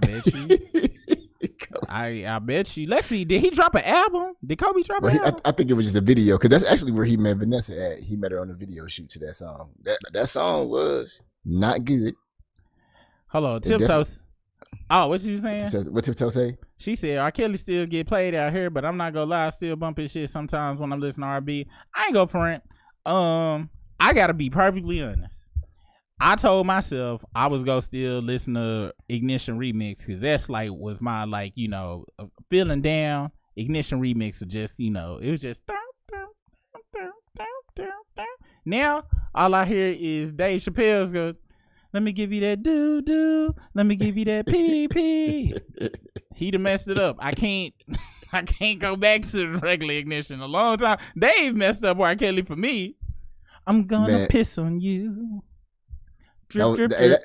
Dave Chappelle used to be hilarious. Hey, yo, but West Coast Media said Breezy wrote his battle rap against Quavo. Breezy battle rap song got overlooked because of all this Kendrick stuff. That was like the most fire battle rap that had came out at that time. I'm gonna disagree with you and say it got overlooked. It slipped right in just on time because everybody was like, Breezy killed Quavo, and Quavo whack ass reply got overshadowed. Cause that reply was horrific. Yeah. That reply was worse. That reply was worse than the part 5 to me. He lucky. Quavo out here getting lambasted right now. You see what he did? What did he do? He got a new video that came out, and they, like, apparently the community is killing him right now. Wait, how long ago it came out? Today? Well, I saw it today. Yeah. Hold on, let's go and see what the hell Quavo talking about. I think it was just a video. It was the shots from the video shoot. Yeah, that was it. Oh, of course he doing a song with Lana Del Rey. Yeah, so people was getting salty in the comments. But hey, yo, Westside Media also said Doja Cat is more talented than Drake. This is absolute facts. These are what? Yes, these are facts. Doja Cat is super talented. Super talented. I remember when she came out with that damn Bitch I'm a Cow song, and I'm listening to it like I am vibing to a song where she is mooing in a cow suit on a video. Yeah, Doja Cat is very talented. Now, I'm pretty sure that her and Drake probably go to the Hells Angels meetings together. They definitely hang around the same group of people. I'm telling you that right now, based on her chat rooms that she like to hang out activity with. However, at least she writing her own shit. Okay, at least she writing her own shit. Yeah, when this dropped, I'll never forget. I was like, "What is this?" And it went so hard. It really did. It did. It went crazy. And I was like, "Wow!" And she would have went on the on the celebrity crush list, but not too far long after that, the chat dropped, and I heard some comments that she made, and she's not like us, Brisk. She's not like us. Definitely not. She was. I'm the same way. She was on the crush list too. I saw like, damn, Doja. What the hell? They were talking bad in there too. I was like, why Doja? Why? But yeah, Doja's definitely more talented than whatchamacallit, Moo. Drake will not wait until 2025 to drop music. He has a country. Yes, he is in a slave trade contract. So you want to know something? I gotta be honest, Drake. you finally know what it feels like for the American ancestors that you like to make fun of, because you're in some chains that you won't be able to get out of. It may not be for 400 years, but it's for 400 million, which may be the equivalent. The irony of it all. Because, this shit was wild. Westside Media says she was my crush till she shaved her head. And oh my gosh, that was so scary. That was wild. I ain't gonna lie, I thought she was gonna go to Britney Spears route. Like, I thought she was breaking early. I thought it was like mental break time for those around that time, but she just she said it herself. She don't really like being famous. Like she don't enjoy it, and I get it. I get what they saying when they don't like being famous. It's one thing to be recognized for your art and people like you and your music you popular, but it's another thing you can't go to McDonald's. That's the part. Like, I'm pretty sure the first week of being famous, I'm pretty sure the first probably 6 months of being famous is great. Maybe even the first year. You go everywhere. Oh my gosh, look, it's super. Oh my gosh. Yes, it is me. Yes. Oh, yes, I'll sign those breasts. Sure. I'm sorry. My wife said no. Yeah, I'll sign that t-shirt, please. But a year after that, I go to the local neighborhood McDonald's and, oh my gosh, look, bitch, I'm trying to get milkshake in this motherfucker. Shit. Son of a bitch. That shit get annoying, bro. I couldn't do it. I wouldn't want to do it. You out eating with your family, people just run up on you, lose their shit.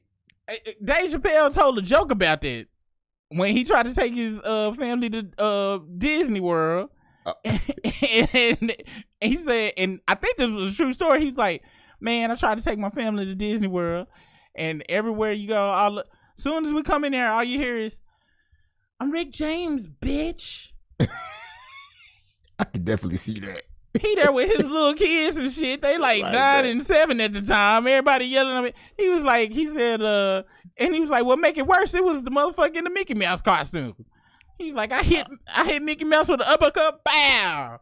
He said the mask flew off, and then he said all he heard was everybody say, "Oh no, my gosh, Mickey Mouse is Mexican." It was that joke.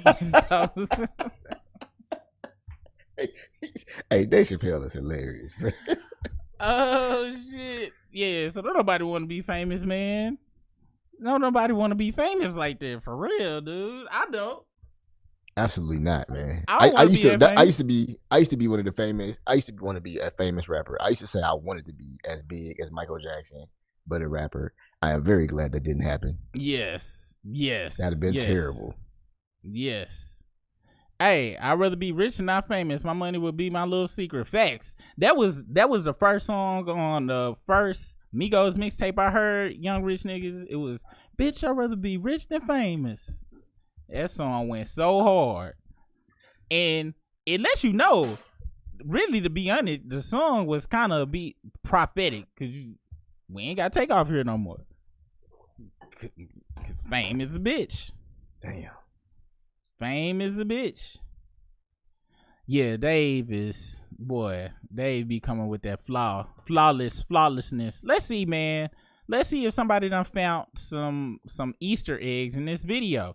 You know what? I'm gonna try to run a video on this little screen up here. Let's see if these broads to YouTube is tripping on that. And maybe we can see maybe we can purge some Easter eggs out of here. So we gonna see, because I gotta keep the mouse over here from up here for it to play. Oh, another thing I liked about the video, he did push-ups in the video. Oh, he did do push-ups. Right here, he did push-ups on concrete blocks. He did his whole workout right here. I'm just now really noticing it. He did a whole workout that Drizzy don't understand. Because Drizzy wants to go see the plastic surgeon. Cause he want to take shortcuts. Yeah, this how I can play the video up here. Hopefully we don't get caught for this. Hopefully this is too small for content ID, and we can kind of dissect the video from here. I liked how everybody in the crowd was there. You got all of the feeling. You could feel the energy, man. He is riding, and I'm not sure if that's a Lambo or what kind of exotic car it is, but they riding through the hood. This on some cash. This remind me of the High video. Remember how raw the High video was? Yep. Because it's just Juvenile in the middle of the hood with these crazy expensive cars at the time. And he can ride through his hood. This is things Drake cannot do. Drake cannot ride through any hood like this by himself like this. The whole push-ups was Kendrick in Compton by himself with just a phone doing push-ups. And the trafficking trailers. While Drake fans use their phone to cause accidents by twerking to Drake's music.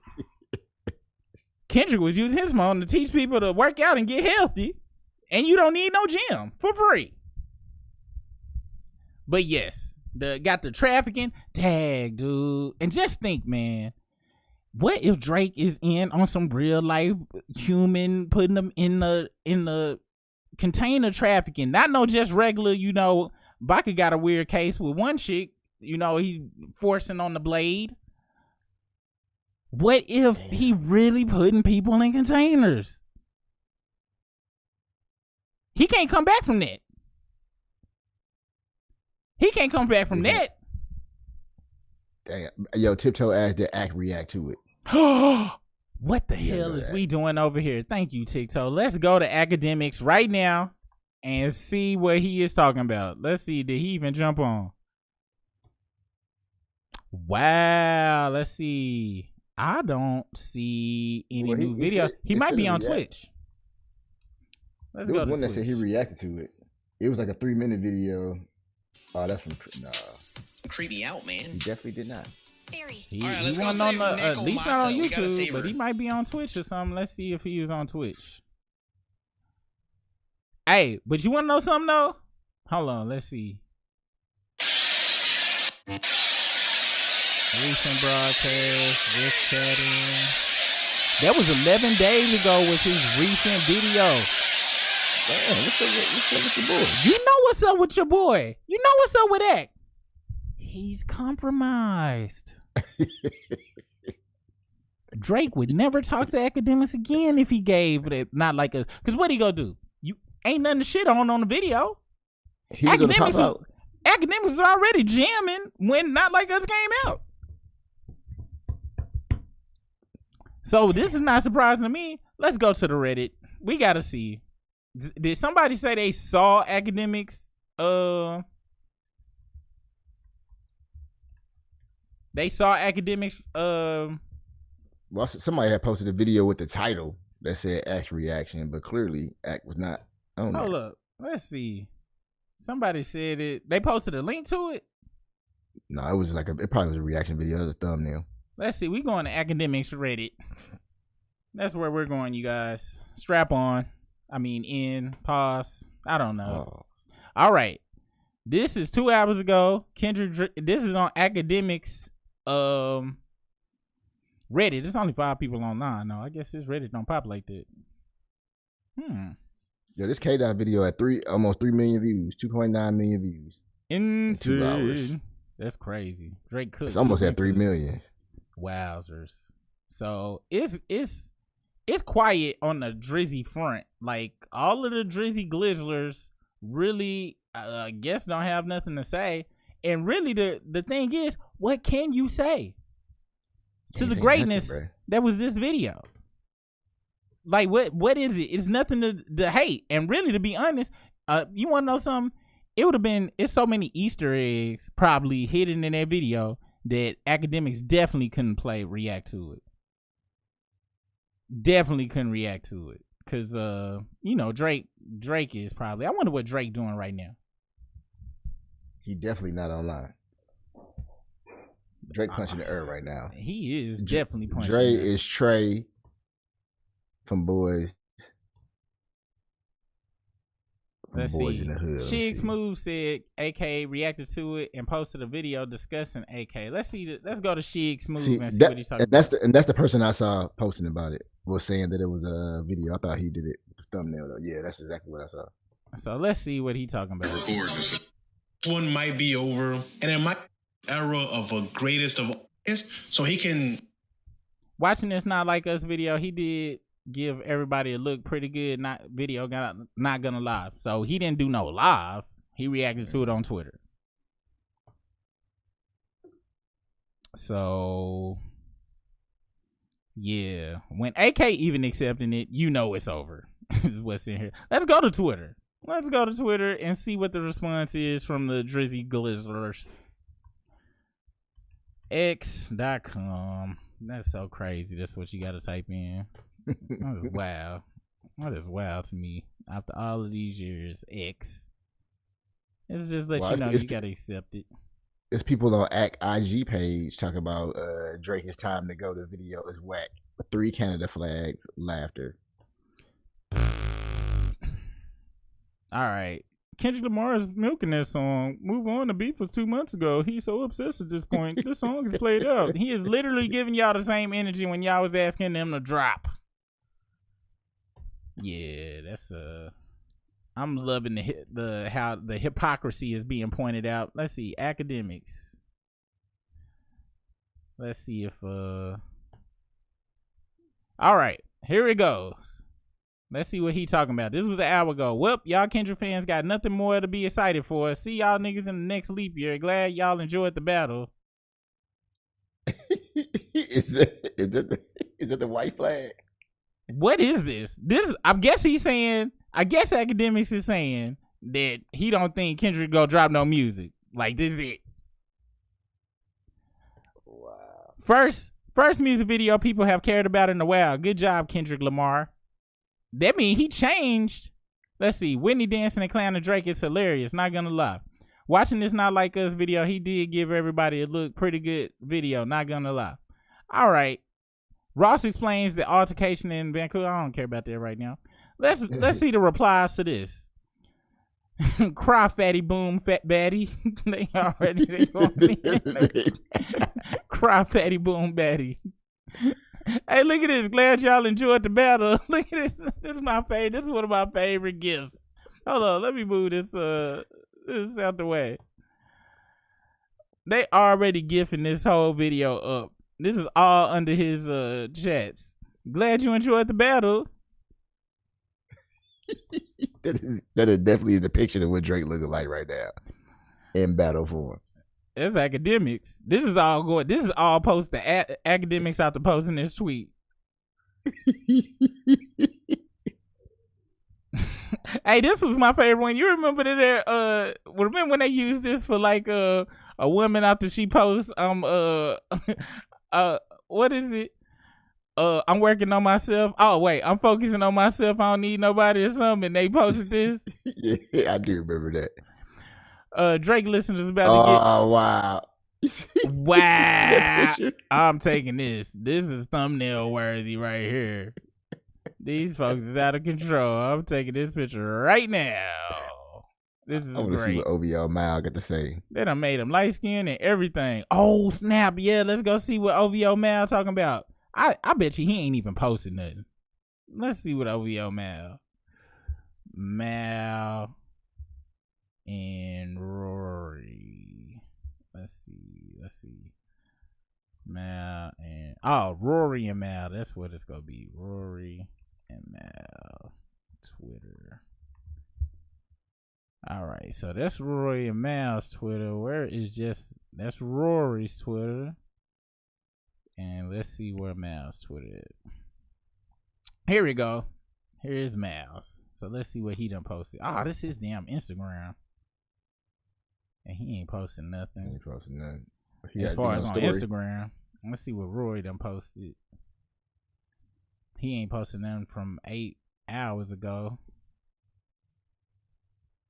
Man, nobody finna. None of the Drake stands. Then you can say. Let's see, Mal. If this his, he got 173,000 followers. He ain't posted on here since 2001, so I guess he don't be on here like that. And this is Rory and Mal. This is posted June 7th, so they ain't really even talk about nothing.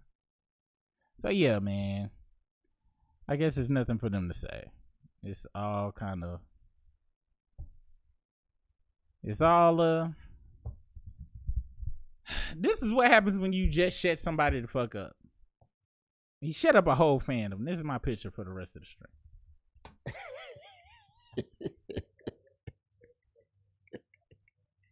Shout out whoever did that Photoshop. Shout out to anybody who did this Photoshop right now.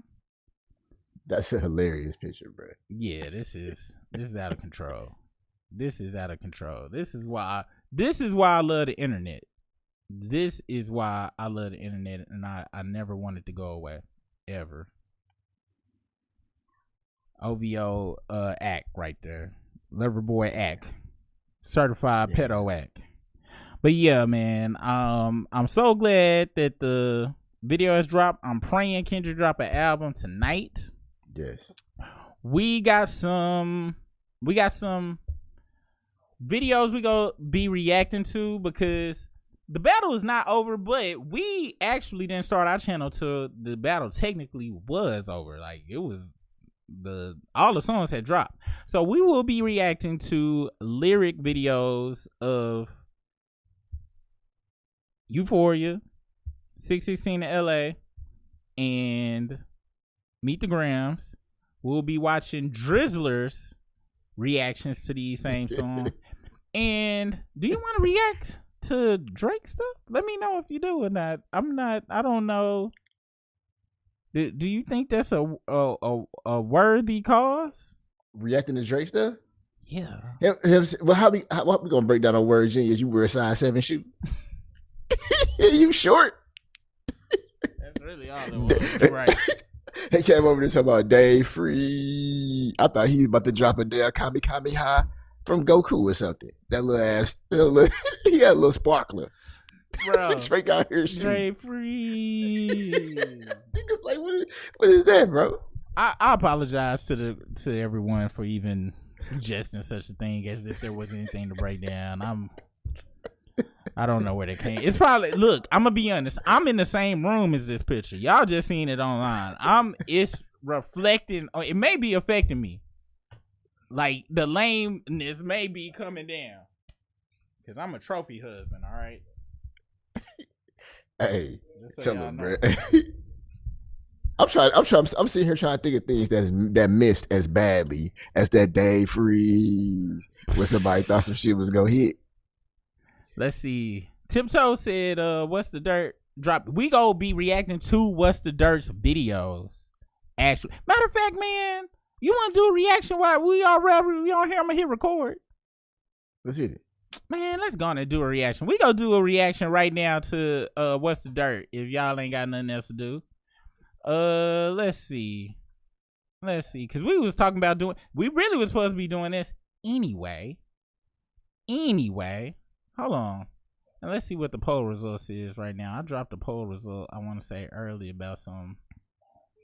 Let's see. Happy day off to everyone as well, if I didn't say that to y'all earlier.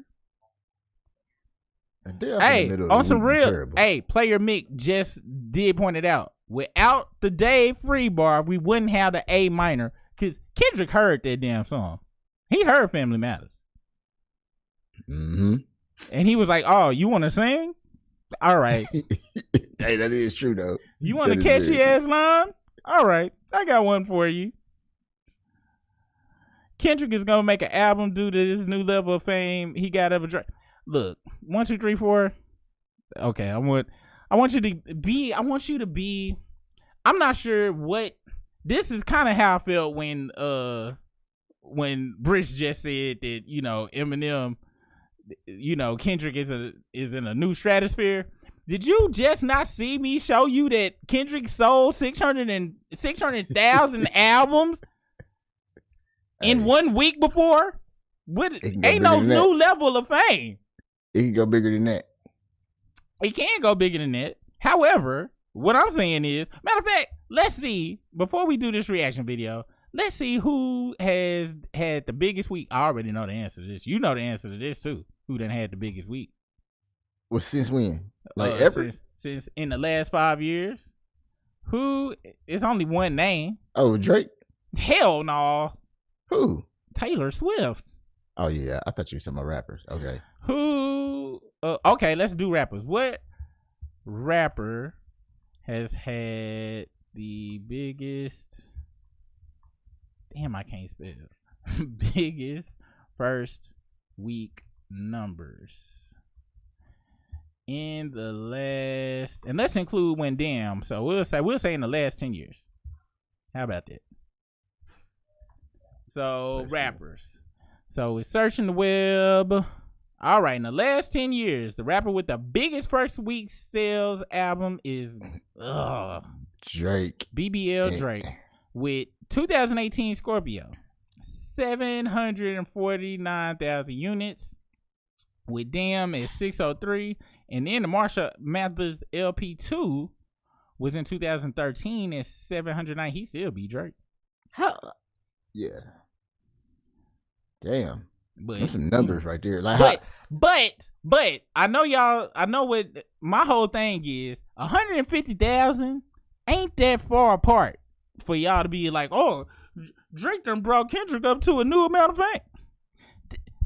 Kendrick scored a whole Marvel movie. Are y'all? And that movie made $1 billion. You know how many Grammys Kendrick Lamar got? Do y'all know how many Grammys? Like, what's his name just said? Like Britt said? Because I don't. But apparently it must be a lot. It was on the community tab. Look, I just be posting stuff sometimes, bro. That was a short. Hey, let's look at that short though. It was a short. But hold on. Let's find that one video that I said we was gonna react to. And yeah, we can record this and get that what was his name? The Dirt? She said it was the Dirt. The rapper. Teresa Kimbrough said it's an hour, but I'm here for it. You got an hour? Yeah. Oh, okay then. People. Oh wait, I think my wife cooked some salmon. Hold on. You cooking that for me? Is it done? Oh. Can you give me the plate?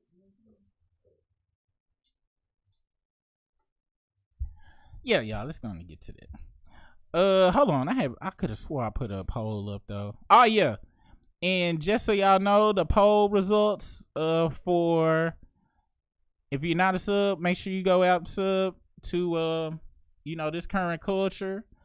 Oh snap, I done messed up. Hold on. Do. Hold on, y'all.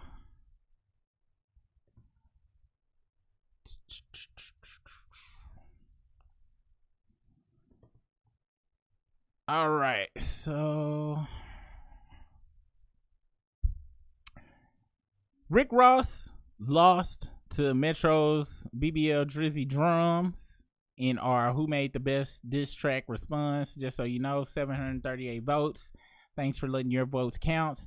And we also had a nice 566 of you thumbs up the fact that grown men out here referring to Drake as Champagne Poppy gotta be questioned.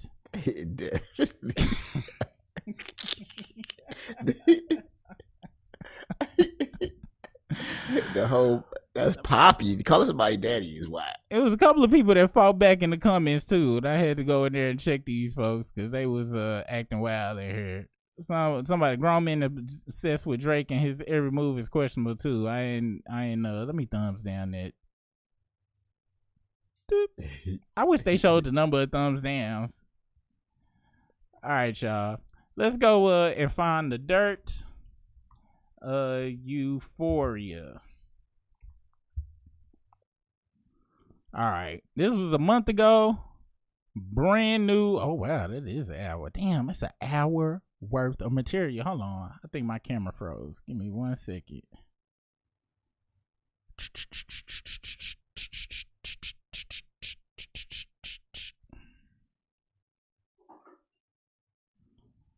Let me go back here. All right, here we go.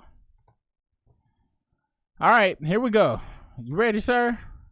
Yeah, let's hit it. Kendrick's Euphoria disc actually explained with a whole brand new ton of Point info. out Here that we Superman. All right, guys. So I am clearly behind the curve right now. Diss tracks are dropping left, right, and center. And all I can really do is do these one at a time. What I can say is that I put an enormous amount of effort and time into these videos. And there's a reason why all of my breakdowns are different from everyone else's. To try and figure out what it all means, like I'm not just pulling info from Genius, I'm studying the lyrics for hours and hours and hours. Like a lot of time goes into this. With all that said, just a week ago, Kendrick Lamar dropped a 6-minute diss record towards Drake. And I really do appreciate anyone that waited for this video, the patience. Like I know what this moment is. I can't do this twice. So I'm trying to do it right. All right, so first and foremost, the title, Euphoria. So much to unpack in this in itself. Now, as you guys know, on Drake's track, Tailor Made, he said that he was expecting a quintuple entendre from Kendrick due to his delay. You better have a motherfucking quintuple entendre on that shit. Some shit I don't even understand. Yeah, Like, he Kendrick definitely did that. in the title Yeah, and then some. Now, before I break down all the meanings of this title, I want to point out the true hidden meanings first, which everyone has missed, and it is quite literally a large part of the entire premise and setup of this record. Uma Thurman from Kill Bill recently tagged Drake in a post on Instagram, offering him the iconic suit where she fends off multiple opponents. Now, the objective of her character is that of revenge. She is quite literally trying to kill Bill. However, there is a scene in the series where Bill claims that she is a liar who is not just incapable of telling the truth about him, but telling the truth to herself. Because when it comes to the subject of me, I believe you are truly and utterly incapable of telling the truth, especially to me, and least of all, to yourself. To address his issues with her lies, Bill shoots her with a dart containing a serum called the Undisputed Truth, and states that the serum will cause a state of euphoria. Wait, so is it saying that the Euphoria is referencing the Kill Bill post? Yes, it's multiple quintuple. What does it say? The four of them. Right, you right. Now, when she posted the picture saying, "Do you need this?" Was that her too, or that was just because I ain't go front? I thought that was her to Drake. Yeah, but I'm saying, oh, okay. Hey, Drake, it's kind of whack or kind of sad when a woman is offering you help in the rap battle. I'm just saying. I didn't, especially with that woman's Uma Thurman. I didn't see Wonder Woman offering Jay-Z nothing when he was battling Nas. I'm just saying. Let's continue. Gotcha. What lies within that dart is an incredibly potent and quite infallible truth serum. I call it the Undisputed Truth, with no druggy after effect, except for a slight wave of euphoria. And that is quite literally the setup of how Kendrick approaches this record by presenting what he feels to be non-stop, undisputed truths about Drake. It is in this track and the upcoming tracks where you will see Kendrick paints Drake as a liar, as an actor, as someone that lies to himself, and just like Bill in this movie, Kendrick does not believe a word that Drake says. However, in the very first line of this track, Kendrick makes reference to superpowers getting neutralized, which is the exact same thing that Bill talks about in the same scene of this movie. There's a superhero and there's the alter ego. Batman is actually Bruce Wayne. Spider-Man is actually Peter Parker. When that character wakes up in the morning, he's Peter Parker. He has to put on a costume to become Spider-Man. That characteristic, Superman stands alone. Superman didn't become Superman. Superman was born Superman. When Superman wakes up in the morning, he's Superman.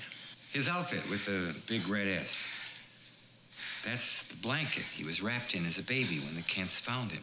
Those are his clothes. Wow. Bill describes the alter ego of superheroes who require a costume to become that character. This is exactly what Kendrick does in most of this record as he strategically picks Drake's character apart.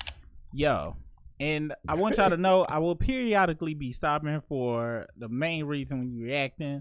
You just can't have the whole video playing just uninterrupted. That's called jacking content. All right, pause. But that's amazing because I've been saying that Drake has been pretending and acting black. Your camera froze. Let me see. Oh, okay, it's working now. Yeah. I've been saying he been putting on the costume. Have I not been saying it? You definitely have, bro. Like the amount of thought and effort that Kendrick put into each bar. Yes. And how deep he goes down in this is dope. And shout out to Dirt for going deep down with him, because geez Louise, didn't think it would get this crazy. Let's continue. Bill then goes on to point out that Superman is always Superman. When he wakes up in the morning, he does not have a character. He was born Superman. Now, as we move further into this track, and as Kendrick alludes to Drake being a fraud, young Obama. Kendrick is saying that when it comes to hip-hop, he is Superman. He was born this person in the culture that Drake impersonates with no need for a costume. So when Kendrick refers to superpowers becoming neutralized, he is essentially saying that in this track and in this war, he is removing the costume from Drake to expose his true identity. And speaking of beef, let me tell you about today's sponsor, Cook Unity. Cook Unity is the first chef-to-consumer platform delivering freshly prepared, pre-selected meals right to your door. My code DIRT50 to get 50% off your first order. Well, I'm going to go to a food website and put in DIRT50. I don't want dirt in the name of my coupon. You could have came. I understand, but come up with a new coupon code, bro. Order, and thank you again to Cook Unity for sponsoring this video.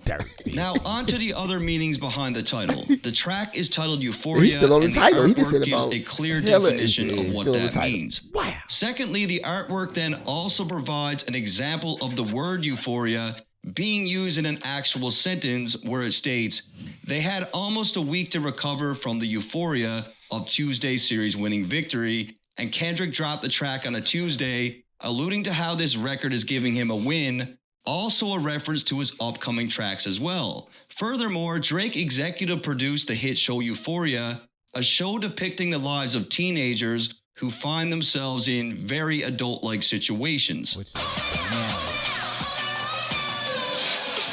Therefore, this reference is also clearly with respect to the ongoing rumors that Drake is into much younger women. However, the title is even more deeper than that.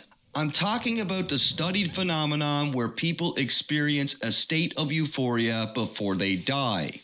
This is by far the most strategic use of the title, as this is exactly what happened to Drake. Euphoria is in every sense of the word a bait track. Look at how confident Drake was. Like, Kendrick fucking knew. He had all those records recorded. Done, ready, waiting. Yep. Kendrick knew that Drake felt he had a slam dunk in his beef. He knew that when Drake dropped the Family Matters track, that Drake would have been living on a high, feeling like he won, leaving Drake in a state of euphoria. However, just like when people experience euphoria moments before they die, this is exactly what Kendrick did to Drake, strategically releasing a showstopper record just moments after Drake dropped. And look, you don't have to believe me, but I had this as a prediction in this script before any of those records even came out. I ain't gonna lie. I knew he was gonna step on Meet the Grams. You definitely told me that too. You told me that exact thing. I knew he was gonna step on Meet the Grams because whatever Drake was gonna drop was gonna be insane, and I knew Kendrick had already planned this out. Like, once he dropped 616 at LA, I was like, all right, another calm, cool, collected record. And Drake, whatever Drake drops, Kendrick was gonna drop right on top of it. And that was like, I don't see how Drake couldn't have seen that. That was the most obvious. Like, you knew he was gonna drop something crazy. But let's continue. I truly made the connection that Drake would experience a great deal of euphoria from that release, only to have it taken away by Kendrick. And it sucks that I couldn't get the video out in time, but seeing it all come true really just lets me know that all the time and effort that I put into this shit really does hold some weight. So this was literally all part of his plan. The long wait, the being quiet, like making Drake believe that he had the upper hand. Strategy, chess. fucking phenomenal. With the title out of the way, I've seen some theories bouncing around that are trying to support the claims of Drake being involved with younger women through the use of the date that the record dropped, April 30th, also known as National Children's Day. It's a holiday in Mexico, it's not an American holiday. I don't see the significance. Then we got the theory of Kendrick holding back the record to drop it on the date that the funny mustache man was killed. And given the fact that Drake is of that faith, people seem to think that something is also here.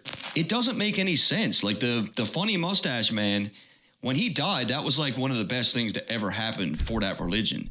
Quite literally the ending of suffering. Like, it just doesn't make sense. Outside of the date, the time that the record dropped was 8:24 p.m., which is an ode to Kobe Bryant, who wore the numbers 8 and 24. Yep. Euphoria is glorified and made his. That one does make sense. So we looked at the title, we looked at the date, the time. Now let's look at the beat selection. Structurally, the track is broken up into 3 parts with 3 different beats, which is deliberate and very clever, as Kendrick plays off one of his hardest lines from Like That. First person shooter, I hope they came with 3 switches. I crash out. I hope they come with 3 switches, and then he comes with 3 switches. Like, that's tough. The first beat is important for me to mention, as Kendrick samples a track from Teddy Pendergrass called You're My Latest, My Greatest Inspiration. Yo, when that first played, what was your thought process? Like, how calm and cool was it? Like, when you first heard it, what was you like? Was you thinking that was gonna be it, or was you expecting a change to come, or like? I was expecting the change up to come. Definitely, Like, I knew he was gonna snap. Definitely. I ain't go front. I was listening to it, and I was like, just how calm he was. I was like, he about to go in. I didn't know if it was gonna get crunk or nothing. If it had to stay like this, I ain't know. But I'm getting goosebumps right now. This shit was crazy. Now, I've seen some outrageous rumors being spread that Teddy Pendergrass had previous allegations of messing with kids that are not only completely unsubstantiated, but documented absolutely nowhere. While my primary focus is breaking down this record, in doing this, I feel obligated to point out things that are just blatantly untrue. And look, I know Teddy had his fair share of scandals, but to just be pulling this information out of your ass and throwing it up online, especially when it comes to claims like this, like, you should probably stop doing that. However, interestingly enough, Teddy covered a song by Drake's uncle Larry Graham, who is a Hall of Fame inducted musician. Now, you can best believe that this is not a coincidence and there's a deeper meaning behind the use of this sample. I'm just unclear of what that could be. There is one rumor out there about Teddy P. You know, he was involved in a car accident that riddled him paralyzed. Do you know the what they said was going on in the car with that? It was the T, right? Of the Yes. LBG. Yes, it was. That portion of the community wasn't allowed to be as free as they are these days, and they had to try to kind of bury that. But was he also saying that Drake enjoys the times of the T's? Which, if that is what it is, Aubrey, nobody's judging you for that. Let's continue. Outside of that, Teddy Pendergrass He did say a beard fits him better as well. He did say that. All right, let's continue. did get in a car accident which left him paralyzed in a wheelchair, just like the character that Drake played on Degrassi. And Drake's uncle has an accolade that is better than any award or plaque, any of that shit. Like, he's known for inventing the slap technique of the bass. Like, that is crazy, bro. Kendrick starts... Which goes back into that whole how plugged in he was. One note started from the bottom. One note, oh, I don't know how I'm going to make it in here. Oh, I had to fight and claw my way. Direct plug into it. He was ushered into the industry with a red carpet. Let's continue. Out the track with a small intro that has an excerpt played in reverse from the 1978 film The Wiz. Whoa, shit, my man said Euphoria. The film reimagines the 1900 novel and 1939 film The Wizard of Oz in the perspective of African Americans. Kendrick uses this to symbolize that what he's about to craft is for the culture, something he believes Drake simply isn't a part of. He really drives this home, as in the context of this movie, Kendrick is comparing Drake to the Wizard, who is played by Richard Pryor. Pryor's wizard is initially looked at as someone who is feared and respected. He uses technology and trickery to maintain his illusion of power, but is soon discovered to be a fraud. This goes back to Kendrick and removing the costume from Drake's character. The wizard is exposed when the blanket is pulled back, revealing that he's not powerful at all, and manipulated people into believing that he was. Sorry. I'm sorry. Everything they say about me is true. I'm a phony. I got no powers. I got no right to be pretending to be the witness. Much like the wizard. The strategic planning and perfectly laid scheme here is just wild. Yes, and it was needed because much like the residents of Oz, I'm pretty sure it was somebody who was like, I don't think this dude is powerful like you. And everybody was like, shut the fuck up. That's the wizard. I'll beat your ass. And that's what was going on for years. We needed somebody to do this, to have people to go do the research themselves in order to open their eyes. Because the industry had him in behind the biggest diamond encased smoke and mirrors ever. Let's continue. I like this guy to dirt. He's doing his work. Shout out to Kendrick looks at Drake as someone. Make sure y'all use that coupon code DIRT50. Who uses industry connections, fame, collaborations, fashion, hairstyle, and even technology like social media to fool people into believing that he is a person of the culture. When brought back to its original form, the line is extremely important to the overall theme of this record. Everything they say about me is true, the key word being they. As you'll see later in this record, Kendrick does not present much new information with respect to Drake, mostly reciting pre-existing things that people have already said within the culture, aka things that they said. By not exposing anything new, many people took this as a weakness, but this is quite literally Kendrick's entire strategy with this record. Basically, Kendrick is demonstrating that Drake has been exposed so many times that he doesn't even need to reveal anything new, as he packages all the already existing info and presents. And this is what's crazy to me. You see this 6 times Drake allegedly groomed girls. This was in 2021. It goes all the way back to 2018. That's what's so crazy about it. And this is how powerful the media is when they have unabashed, uncontrolled control. I messed up. I can't think of any word other than uncontrolled to go in front of the uncontrolled.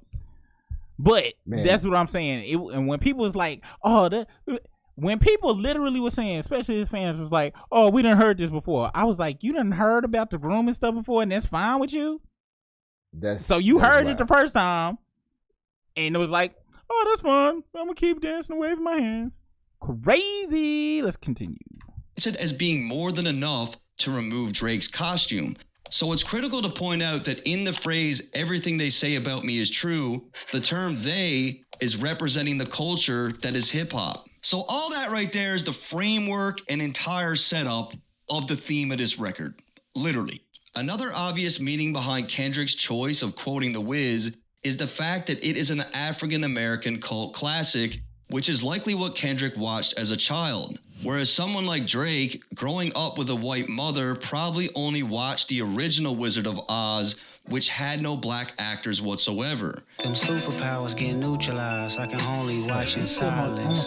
Kendrick starts out the diss claiming that Drake's superpowers have been neutralized while he watches in silence. Circling back to the Kill Bill reference, as I've stated already, superpowers being neutralized alludes to Drake's costume being removed, exposing the fraud beneath it. The line about watching in silence perfectly ties into the quote from The Wiz, where Kendrick is essentially saying that he doesn't even need to speak, all he needs to do is sit back in silence, as Drake's alter ego unravels by itself through everything that the culture says about him. DMX pointed out years ago that Drake was a fraud. Meek Mill exposed Drake for ghostwriters. Pusha T exposed Drake for being in blackface and hiding a child. Joe Budden alluded to underage women claims. Rick Ross painted Drake as a cultural outsider that had plastic surgery. Tupac's estate disapproved of Drake's use of an AI Tupac, and over the years, the culture in itself has added I ain't gonna lie, them hands right there is a little kind of overboard. It's borderline racist right there, but we'll continue. even more into the mix. When it comes to Drake and the culture that is hip-hop, the people within it have already neutralized Drake's superpowers on their own. You'll also notice that everything I just mentioned are all things that Kendrick makes reference to on this track. The famous actor we once knew is looking paranoid and now spiraling. So right off rip, in the second line, Kendrick begins to chip away at Drake's hip-hop persona.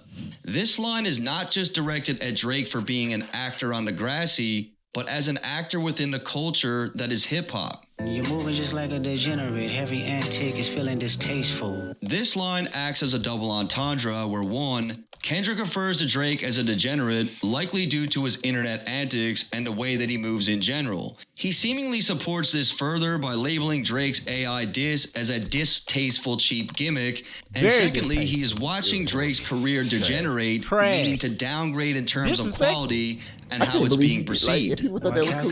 That is calculated. I can even predict your angles. So, talking about that, oh, he's using technology. First off, this lets you know that whole gamma shit is true, because Drake gotta have his hands in everybody's pots to be cool with using technology that literally could replace all of them if just let go unabashedly. We literally got people just typing songs and they spit out the actual people singing and stuff. And that was just, I was sick, man. I was sick when people was applauding that. Like, Drake should know better. You can't use AI in a damn battle rap. And if you go use anybody's AI, it can't be Pac out of all the people. Pac is like Snoop. The Jesus of rap. Yeah. In people's mind. He's like the Messiah. You can't do that. Especially on the West Coast. Especially against, and then you had somebody who had a album dedicated to Pac, basically, about him, his hero, and then have Pac dissing him as if in reality Pac would have been on Drake's side. Pac would have been saying the same shit DMX said about Drake. Yep. Easily. Let's continue. So first and foremost, Kendrick uses a play on words in a mathematic setting, hey, we do got to talk about this, calculations and angles. We do got to talk about this. Thank you, my loves. What you talking about? So Mercules is Snoop Dogg's artist. Mercules is was that person that roughed up, was a part of that whole situation with Rick Ross. Also, Snoop Dogg and Pac was not like this. Pac wasn't even talking to Snoop when he died. A lot of people think Snoop had his hand in Pac's demise, and if he didn't have his hand in it, he knew what was behind the scenes with it. As far as the money on his head and things of that nature. So yes, that is a video within itself, which definitely we will be getting into. But thank you, Beth Lewis, for pointing that out, because yeah, that was super facts. Tipso said, I seen Pac at House of Blues a few months before he died. Drake really pissed me off with that disc. Wow, you got to see Pac? That's crazy.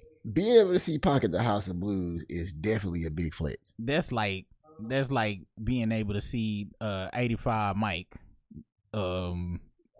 Thriller level Mike stuff right there. She said Snoop was there and all the Death Row was there. Wow, Tiptoe done lived a hip hop life and a half. Yeah. Dang. Furthermore, he paints Drake as someone who is not. Excuse me, guys. I'm gonna eat in your faces. There's nothing you can do about it. As calculated as he might believe, claiming that he can predict his every move, which is exactly what he did. He predicted what Drake was going to do on the Family Matters record. Fabricating stories on the family front, cause you heard Mr. Morale. In the first line, Kendrick alludes to Drake seemingly suggesting on push-ups that Kendrick's wife might have been unfaithful. Kendrick addressed his infidelity on his previous project, and he is insinuating that Drake is pulling these claims out of his ass based on that info. A pathetic master manipulator, I can smell the tails on you now. Kendrick is basically claiming that Drake is twisting the truth to fit a narrative that the masses will likely run with, and that he can already smell the bullshit coming. You're not a rap artist, you're a scam artist with the hopes of being accepted. Following the theme of the record, Kendrick continues to drive home that Drake is simply not the person who he appears to be, by claiming that Drake is desperate to be accepted and that he fabricated a persona to make that happen. Drake claims he wasn't cool in high school. You know, it was, I just always felt like an outsider. I went... Tommy Hilfiger stood out, but FUBU never had been your collection. Kendrick claims that Drake is far more Tommy Hilfiger, a brand that is far more common in a...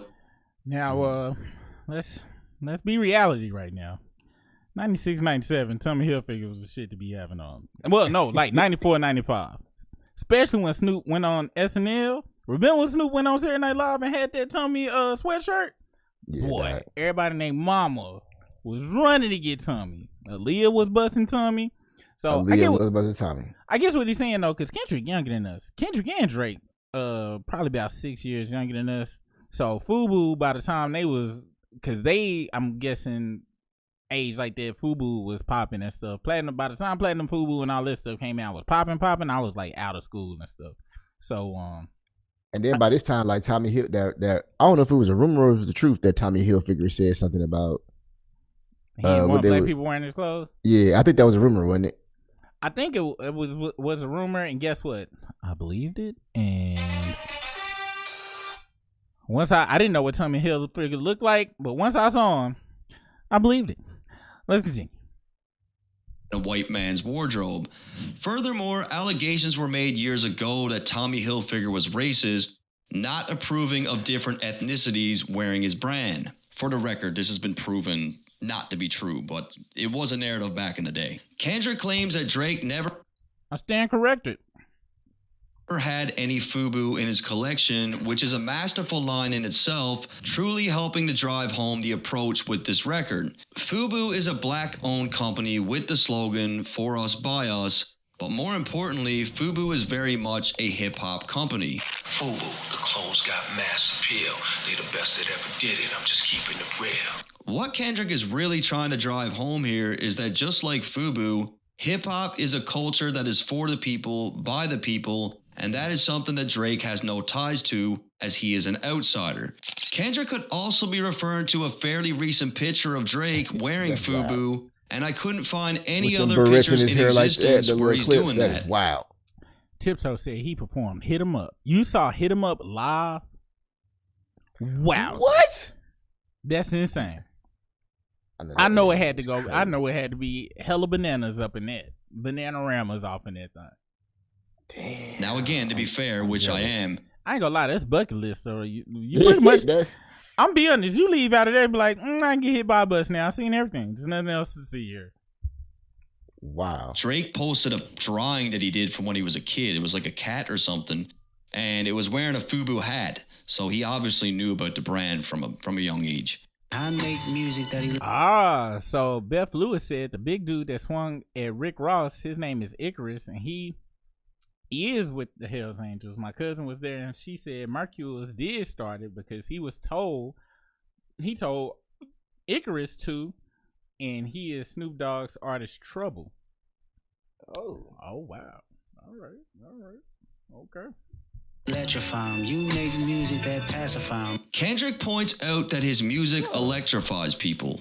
What he means by this is his music requires people to think, as the brain generates electrical activity when it processes thoughts. This diss record in itself is proof of just how layered his music can get. Kendrick creates music about real-world issues in a very poetic way that involves a great deal of comprehension. Wow. In the case of Drake, he claims that he makes music that pacifies them. Now, when we look at the definition of pacify, it is to cause someone who is angry or upset to be calm and satisfied. This is very important because Kendrick makes music to unite and empower his people. As we've seen in the past, protesters literally use his lyrics to make a statement.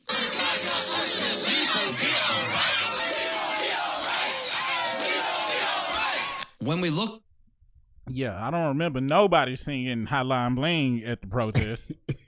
Look at the Definitely subject ain't matter seen in a nobody lot of singing Drake's that. music. He is making the people do the Matter of fact, while they was outside protesting, this nigga was Tootsie sliding in the Pooh Shiesty. He said nothing about anything. Nothing about nothing, because he didn't give a fuck. Matter of fact, he walking around the embassy, balling on everybody, while most folks couldn't even work around that time. Wow. opposite, calming them down by not evoking much thought at all, making them happy and pacifying them. And this line again went over heads. Like, people were thinking that he was calling Drake's music sleepy. Like, that's not what that means. It's way deeper than that. However, the line also offers up another meaning, feeding into the claims of Drake being involved with younger women, as pacify could be in reference to a pacifier. This is further supported by Kendrick claiming that he could double down on the line, but in this case, he spared him. I know you're a master manipulator and habitual liar too. Kendrick then, for the second time, calls Drake a master manipulator, and just like in the Kill Bill reference from earlier, he claims that Drake is a habitual liar. You are truly and utterly incapable of telling the truth, especially to me. It's a genius chess move because he gave himself a bit of a safety net, and now we've been hearing the people talk like, oh, Drake's a liar. Kendrick said he was going to lie. That's what he's doing. He then makes reference to his own lyrics from The Heart Part 4. But don't tell I no lie 100% about believe me, and I won't tell truths that about King you. got somebody in Drake camp. Oh, yeah. Definitely. He was not BS. This is another really clever reference, as many believe that it was on that track where Kendrick took aim at both Big Sean and Drake. The key word being truths, plural. Like, I have more than one thing on you. Kendrick then hits Drake with a nasty beat switch.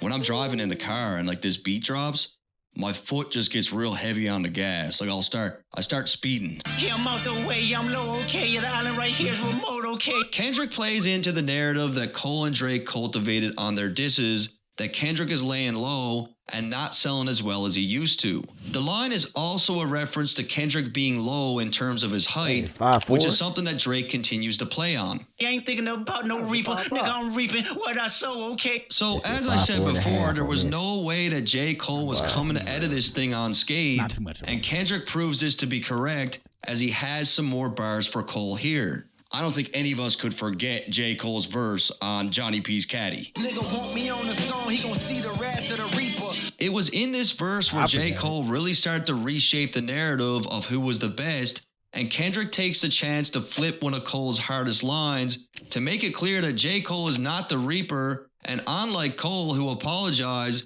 Kendrick was going to follow through in his beef, reaping what he sowed.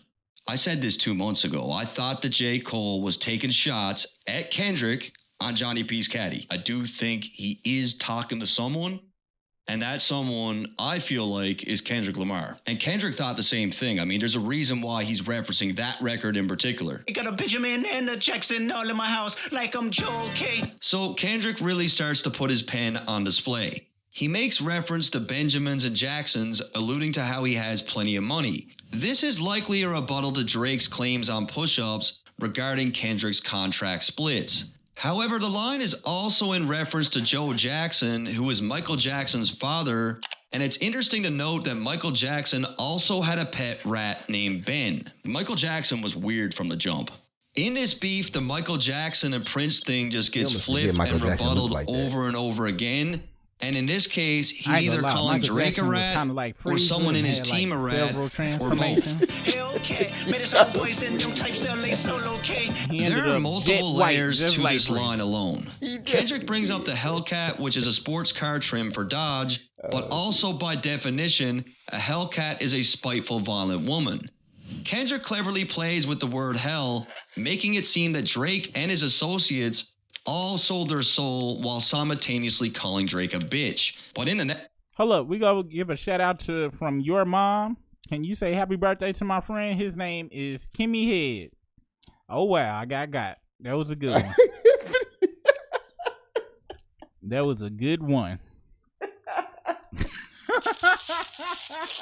Kimmy Head. As soon as you said, I'm like, hold on, man.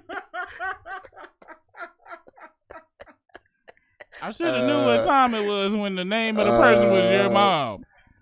Oh, bruh. That's how you know you've been streaming too long.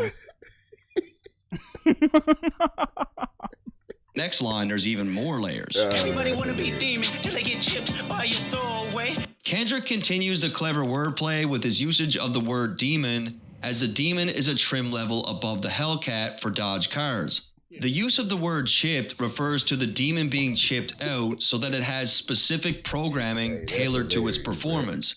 Kendrick also uses the word demon as a play on Future's middle name, Demon, and references one of Future's tracks, Throwaway. Gone for the nigga, get it over with.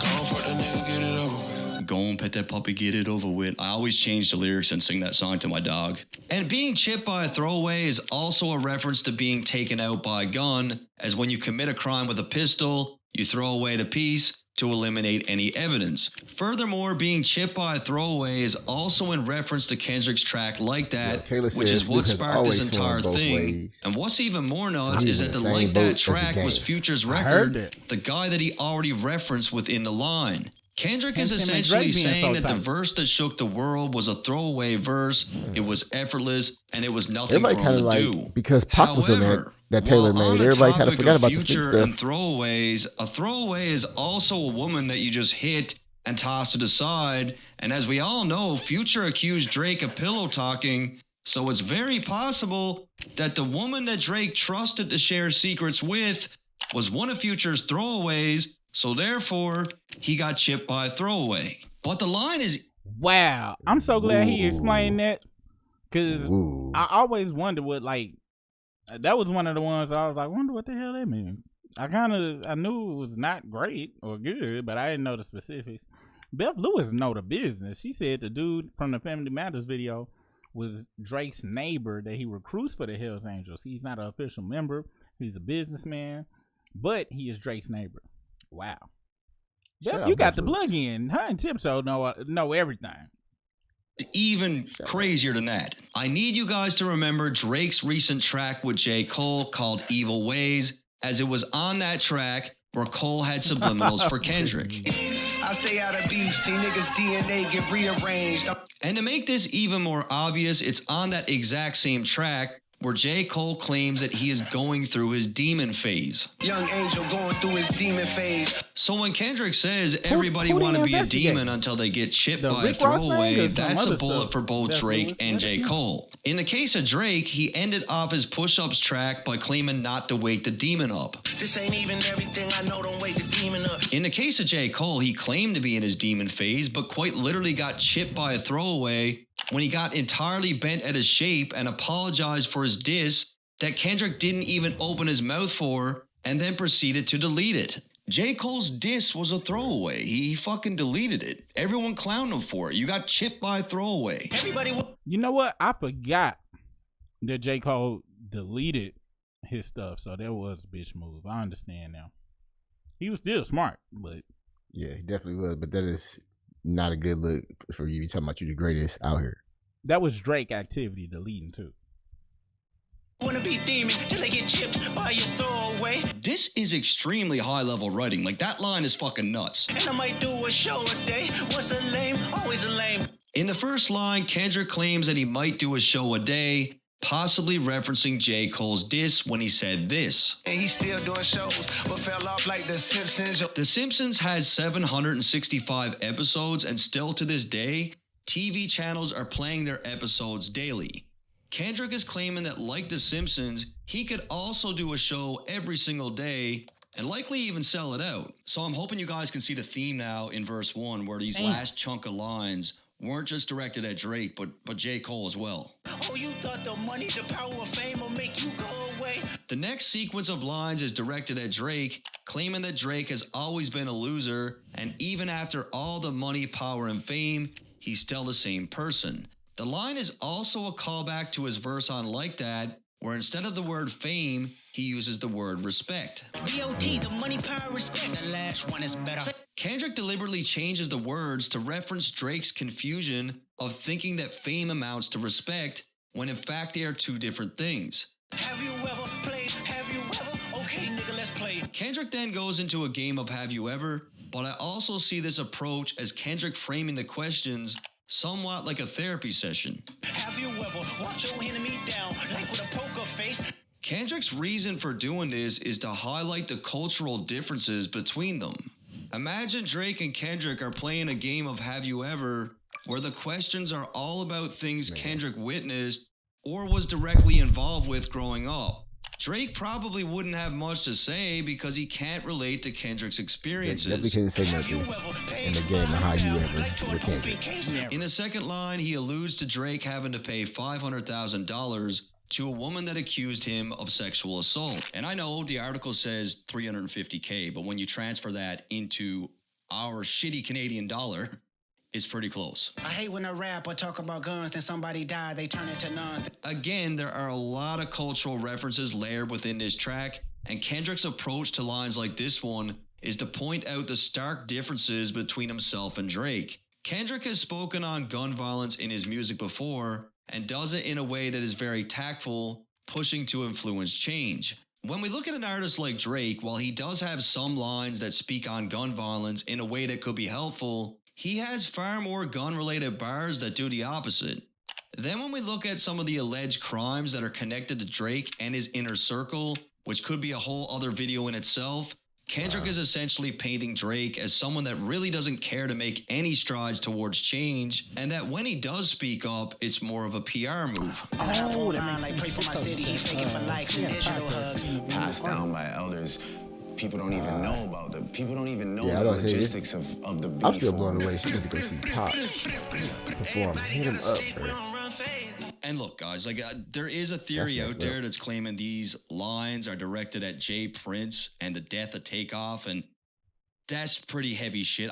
You guys already know I don't do that type of content on the channel. I just kind of keep it to the music. His daddy a killer, he wanna be junior, they must have forgot the shit that they done. All right, so this line is fucking insane, and everyone missed some key references. First off, this is a shot towards Drake's actual father, Dennis. Unlike his brother Larry Jr., who had a very successful music career, Drake's dad's career was far more lackluster. So when Kendrick says that he wanted to be like Junior, it's obvious that Dennis wanted a career that was as successful as his older brother, but that just didn't happen. To add the cherry on top, Drake's grandfather, who went by Larry Sr., was also a musician, so Larry Jr. quite literally took the reins and not Dennis. Then when we look at the fact that Drake's dad has literally tried to ignite his own career by piggybacking off Drake's success, it makes even more sense. Even on his official website, the promotions are not even tagged as Dennis Graham, but as Drake's dad. Wow. You gotta hit the like button for that one. Come on. The next reference was also missed. Yeah, y'all gotta hit the like button for that one. Make sure you hit that like. But I mean, people by pretty much everyone, and given the fact that I watched The Sopranos in full at least 10 times, would you have clicked caught on this it? one right up. Well, and I'm talking about clicked on it and purchased the ticket because you want to go see Drake's dad perform. No, I ain't never seen Drake perform. I ain't never seen that. I mean, I get what you're saying. People go click on it, but did that mean people go? Well, you know what? Some people will go see. I'm like, oh my gosh, I saw Drake's dad. Oh my gosh. Right away. Now you're gonna listen to me, Christopher. This is a fucking business. Sorry, that's just my favorite show. In The Sopranos, just like his father before him, Tony wanted to be the boss and overtake his Uncle Junior's place. The line about forgetting shit that they say is a reference to Uncle Junior, who constantly begins to forget everything and eventually develops dementia, which is something that Kendrick mentions in the very next line. Wow. Drop a comment for me, come on. Wow. Thirdly, Kendrick refers to Birdman. Drop a comment for us, come on. As Drake's Dirt 50. Dad, as he was signed under him for Cash Money, and Birdman does have a slew of allegations with respect to being a killer. There's quite a few of Cash Money artists who have just mysteriously been murdered. Yeah, y'all. Birdman is not to be fucked with on some real shit. So in the Birdman scenario, the reference to Junior respect is on his with name. respect to Lil Wayne. Put some respect who once on his literally name. called Birdman his dad. Is and you of done? course, Is you Drake took a finished? lot of influence from Wayne, more or less aspiring to be just like him. But there's even more to it than that. That's not it. The last reference is to Texas hip-hop legend Jay Prince, someone that Drake considers his mob ties, and in this context, Junior refers to his son, Jay Prince Jr. The line is fucking nuts. Like, it's 16 words that give you 4 deep meanings that are all very relevant. It's a crazy line. The very first time I shot me a Drake, the homie had told me to aim it this way. This line is one of the more surface level bars. Kendrick is referring to shooting a Draco, which is a gun, but also sounds like Drake's name, like he's shooting Drake. That audio right there. What is he talking about in that audio? I mean, that visual. Lastly, he claims that he needs to aim the gun down, which is in reference to Drake being beneath him. Somebody had told me that you got a ring. On God, I'm ready to double the wage. Drake purchased Tupac's custom diamond ring at an auction for over $1 million. Now, Kendrick, being from the West Coast and a huge fan of Pac, claims he's willing to buy it back from Drake for double the price, just so it's not in his possession. Fanfic came through with the super chat. I got more imaginary for y'all. Bought that ring just to Take be one paid. hand and make a Very 6, possible. It then is turn a it pretty upside clever down line into a because by 9. saying that That's Pac how it would says turn you in his used to flip grave other over gang the symbols. ring, Kendrick is also insinuating that Pac Appreciate would have that been pissed Zone and would have never fanfic approved for the of 490 Drake's AI Mizan. gimmick. He said, I got some more. What is it, the brakes? So again, more cultural references here as Kendrick continues to chip away at Drake. On some real stuff, I would do it, but your mom from earlier got me with that "Give me some head" stuff, so I'm not doing anything else that I read in the chats. That was classic. But appreciate you, Zone Fic. I got some more energy for y'all. Take one here. Make I guess that makes sense for the 69 God. Drake pegging him as an outsider in the culture. So you saying that that's how they like diss each other? They turn it upside down? Yeah, and they did it, I guess, I don't know about gang stuff, but they do that for like the Texas Longhorns, whatever. It's disrespectful. Like, people fight if you take the Texas Longhorn and throw it upside down. It's fighting words. So he's saying the same thing because it's the gang stuff too. Word. Wowzers. So if you take one hand with the 6, put it upside down, I don't want to get got. Oh, But yeah. Yeah, don't be bringing the hatred over here. Culture. Kendrick asked Drake if he has shit twisted, It's 69 alluding to God, Drake's not new 69 hairstyle, which is indeed braided.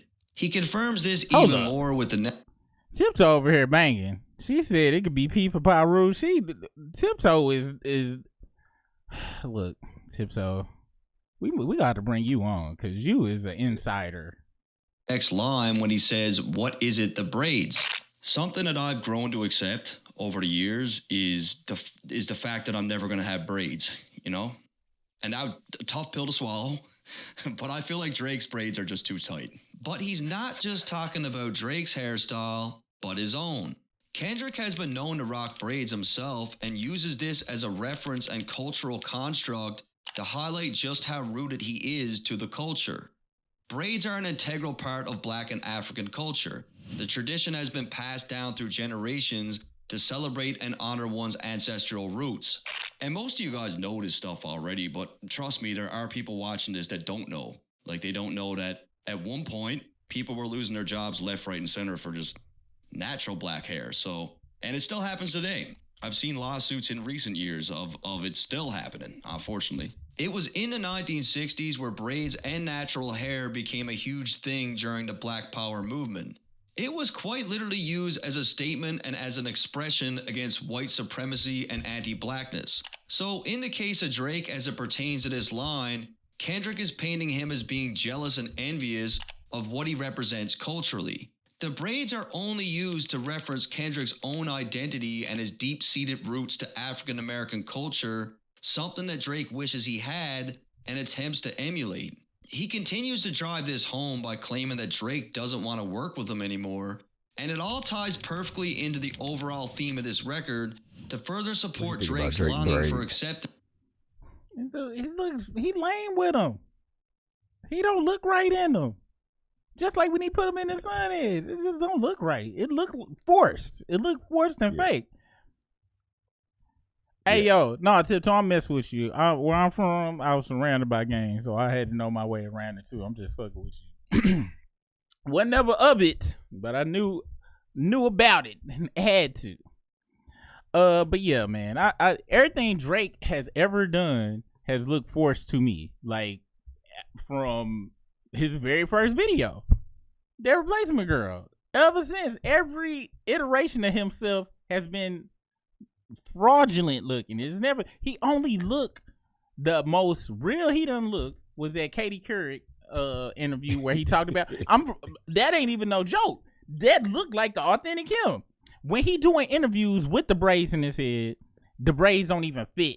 You know what I'm saying? Like, it's like, why do you got them braids in your hair, bro? Like, for what? Like, what are you trying to? It's like he doing it for he not doing it even for a style of nothing. He doing it to fit in and try to create a movement. Like, you remember when braids and everybody had the fro and braids early 2000s. Mario had Braid My Hair song out, and R. Kelly had them struggle braids. He was trying to continuously grow. It never had no hang time. They just stopped right here at the back. It looked like he's trying to bring that back so everybody else, you know what I'm saying? And it's like, bro, and because he can't get no real dreads or nothing like that, which is still the style that a lot of folks is rocking and stuff. So it's just fraudulent, man. He just should have been himself. Drake finna come out with the Pusha T braids. That'd be wild. He damn near done tried to do it a few times. Him and them barrettes, them hair things, the hair clips is wild. The hair clip, and the thing is, like I said, I done grew up with folks that had that type of stuff, but them folks' mamas barely graduated high school. Like, they was sucking on baby bottles just like on Boys in the Hood and stuff. Our folks was literally sucking on pacifiers. Not only in the movie, it was real life, and he is trying to emulate these 90s movies that he saw. Because he didn't grow up in that or around that like that. He don't know what that is. So he emulating it. And the younger generation that's watching him, oh, look how cool Drake is. You look like a thug. Well, they might feel like he a thug because he's surrounding himself with that imagery when he is not of that. And getting somebody putting money on people's heads and calling shots, that don't make you no thug. That don't make you hard or nothing. That just make you somebody that got money that's doing dumb shit. That's what it makes you. Super dumb. Dang, this dude is a bozo. And I don't think I've ever used that word outside of Bozo the Clown in my life. Gee whiz. It's infuriating. He playing the grand prize game. But never fully getting it. What is it, the brakes? I hurt your feelings, you don't work with me no more. Okay. Everyone that I've seen cover this, like, this went over their heads. They were claiming that this line was about Drake's braids only, but it's a far deeper cultural reference than that. Like, he's referring to himself in the context of African American culture and what that represents. And again, he's removing the mask from Drake. Like, the braids for Drake is part of the costume. Lastly, the line is most definitely in reference to Kendrick's Control verse, where Drake claimed that he didn't want to work with Kendrick after the diss dropped. Does it make you, like, not want to collab with him? Yeah, I'm good right now, you know what I'm saying? Like, I'm just about this album and me, and, I don't know necessarily if I feel like 100%, like, I'm not like, man, send me some, let's work. Like, nah, not really. You know what I'm saying? Like, it's 3 goes left and I see. He always sound like himself in the interviews. Like, his self don't never match the image for whatever album rollout he got going. When he really gets to talking, just like being himself, it never matches what he got on the outside. Ever. Two of them kissing and hugging on stage. Again, J. Cole catches some bullets along with Drake. Kendrick makes reference to the Big Three first-person shooter and Drake and J. Cole's tour that they did, where they literally hugged on stage. And he's also talking about how they act when they bring each other on stage, like as a guest, where J. Cole will be like, Trizzy Drake is in the building, way better than me. This guy's way better than me. And then Drake will be like, I got the GOAT in the building, J. Cole, his pen, I can't fuck with, way better than me. And like, Kendrick's just like, yo, Bev Lewis might like, know you I'm not down on the that type line of time. somewhere. I don't know what these guys are doing. I love her to death, and then 8 bars I Breath Lewis just said, I'm here in Kokomo. I'm here in Kokomo. My family is there in Sacramento, Canada, Kentucky, New York, Africa. They're everywhere, and a lot of them are police, FBI, and CIA. Interesting. I'll explain that phrase. I really like this line. He claims to love Drake and J. Cole to death, but then proceeds to tell them that he's going to elaborate more on that in the next 8 bars. It's not nobody can tell me. I don't want to talk on no silly. Personally, with this one, I believe he is talking directly to J. Cole, who felt extremely bad about his diss and very likely tried to make contact with Kendrick to try to smooth things over. I mean, Kendrick is in war mode. Like, he's not trying to hear all that right now. He's in a different space, but I think they will end up coming together in the near future, and we're finally going to get some music from these guys together. You know I got language barriers. There's no accent you can sell me. At this point, we have literally heard Shout out to the chat. I'm going to take a break while he is out. Shout out to everybody coming, recognizing each other as one race, the human race. I have all nationalities in my family. We have people with sky blue eyes, hazel green, black, brown, and all the colors. Same. Infamous Eli, yeah, he and R. Kelly was disrespectful when go back and look at the Ignition videos, and all of them videos around that time. His braids they stopped like right here. Like literally, like right here at the back of my head. And back then we didn't have the hair extension technology that we have now.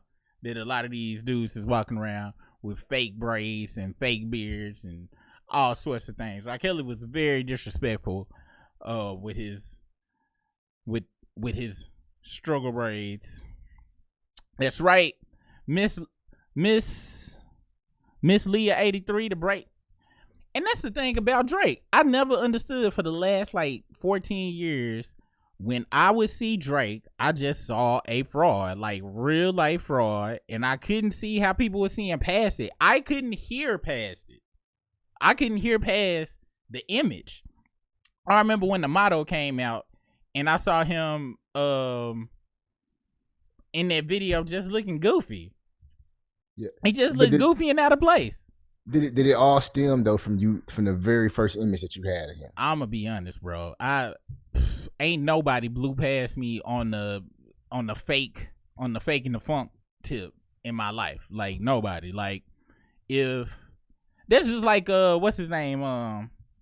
He was in the reality shows Riff Raff. Okay, Riff Raff. It's a difference between me pretending like I'm something, or me saying, hey, I ain't from there, but I really like it. I know where I got it from, and I'ma put it on and stuff. Drake never really acknowledged that he was being a fraud. Riff Raff, on the other hand, he was like, yo, I'm from here, but I used to hang out and I like gold grills and I think I look good with these braids. My hair. Like, that's different from Drake just trying to come out like it, like with no explanation, just accept me like this and I'm gonna act the part for this album, period, until the next album come out. That was my problem with Drake. And then since I'm half black, you gotta accept it and as if like, nah, dude, it's certain shit in certain that's just like in LA. They all wore, well, not all wore, but we know that from back in the early 90s and stuff, from what we saw on TV, they was wearing Dickie suits and all sorts of stuff. Was Dickie suits popping in St. Louis like that? Exactly, because that was their culture there. It wasn't like in Little Rock. It was a few people wearing Dickie suits or whatever because they saw TV. But I'm talking about as far as our own culture was, we was wearing, and this might be from Houston stuff, but we was wearing starched jeans, and we was wearing either some J's or some K-Swiss or something like that, polo boots. Did rock the polo boots. Had the polo boots. Had and see, that's Midwest Arkansas right down the line. Like, you see how you can go to each region and everybody had they thing that they did. Drake don't understand that. Drake didn't have that up there. Like whatever he didn't. So he came down here. He watched all the videos. I'm sure he watched all the videos and he soaked it in. I saw Snoop them. I didn't say, oh, I'm gonna start wearing flannel shirts and all of this stuff because I was like, yo, that's cool for them over there. Yes, mom, I need me a polo shirt, please. I gotta go to this thing in the new Jordans. Thank you, because that's what was popping in Little Rock because we had our own little thing going on. Yeah, and it get cool enough in LA to wear a damn flannel shirt, and not in the South. Yeah. It was like you know, it's a climate thing too. They dress because they got the best weather in the country. Mm-hmm. We was seasonal, like we couldn't. It wasn't no all year round. You could wear stuff. You had your winter clothes and your summer clothes. And then in New York, they was wearing Timberlands. In New York, they was wearing hella baggy jeans and triple goose down shit. You go to Miami, them niggas is just wearing tank tops and jeans and whatever shoes they was wearing. I think they actually wore lugs down there. If you from Miami and you didn't wear lugs, I'm so sorry. I saw people wearing lugs when I was down there though. Louisiana had their own type of style and stuff. Where you were from dictated what you wore. Some people did see people on TV and, you know, would kind of mix them up, but for the most part, everybody had kind of how they dressed. And Drake just would change costumes of what he thought that was. And I never could see past it. Ever.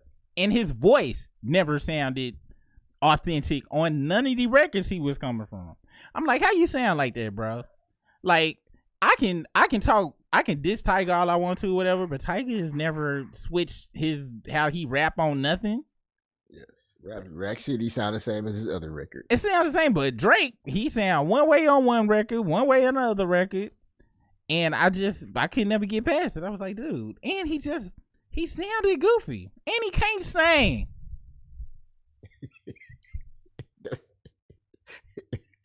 That's the one thing you read. He can't. You always think of that, yeah. It always sounded garbage. And then when I see him, he be like, no. He making the I can sing faces with nothing of substance coming out. You can't do this. Squint your eyes when you just barely doing nothing. Dirty bastard. Multiple accents from Drake. There's the UK Drake. Just like that one time at Cello, a good thing, man, we're pulling out phones. The you ain't Jamaican, use your faking Drake. And more tune for your head top, so watch how you speak on my name, you know? Things set, the thing dead and trust me, headshot to them bomb up. Then there's the Toronto accent Drake. You guys make me sick to my stomachs, fam. This didn't exist before we were here. Look around at the square, I promise you right now. Then we got the Caucasian Drake. Just one of the most intelligent people I've ever met. Scrabble champion. Is she really? Yeah, she's just, she's a top and shelf I think lady. that's the default New York Drake. I try and show out with none of the study. I don't really do what other people do, like, or true religion. I don't really do that stuff, you know what I'm saying? But look, if you're confused, don't worry, because so am I. But here's how he actually talks right here. Ash, forget it. Look, can we just break up and get this over with? And people are going to say that I'm hating on Drake. I'm not hating Younger on Drake. Obama. I'm a massive fan of Drake. But you can't deny that these Obama. things exist. Like, this is what Kendrick's talking about, is it not? It was Joe Budden that actually said the exact same thing in one of his disses towards Drake. Say Canadian, maybe Asian, Croatian, be sounding like it's Jamaican friends, depend on what state he is. And look, if we're going to talk about writing and punchlines and Factuals. quotables and personals, like this, Hey, Joe Budden this used to be diss a track bit- from used to be Joe is spitting, one of the though. best Drake disses that we've Hey. seen. You're cold and I already know I'm a selfish nigga. The crown is. Hey, Joe Budden was spitting, but he got into a historic battle with Little B, and Little B dusted him with shirts and buttons. You think I'm joking? Dead serious. I'm talking about it was so lethal. You would hear it right now. You might put Lil B on Kendrick level. Let's continue with that. After we done, I'm about to go check it out. All right, that's a little too far, but it's pretty dope. It's heavy. So again, notice he calls him Aubrey. That is the theme. That's who he's talking to on the record, not Drake. Coming off the Like That track, Kendrick made it clear that he doesn't care about the big three and that he's down to ride solo with the crown. Because it ain't no fucking big three. Yeah, clearly. Now, the crown, to be specific, has been something that all three of these guys have referenced in their music at one point or another. In the case of J. Cole, Aiming at a couple heads, bitch, I'm crown hunting. At the top, playing keep away with the crown. and no different for Drake. Take my crown to the grave, I'm an underground king. They never told me when you get the crown, it's gonna take some getting used to. And it was in this line where Kendrick even quoted himself talking about the crown.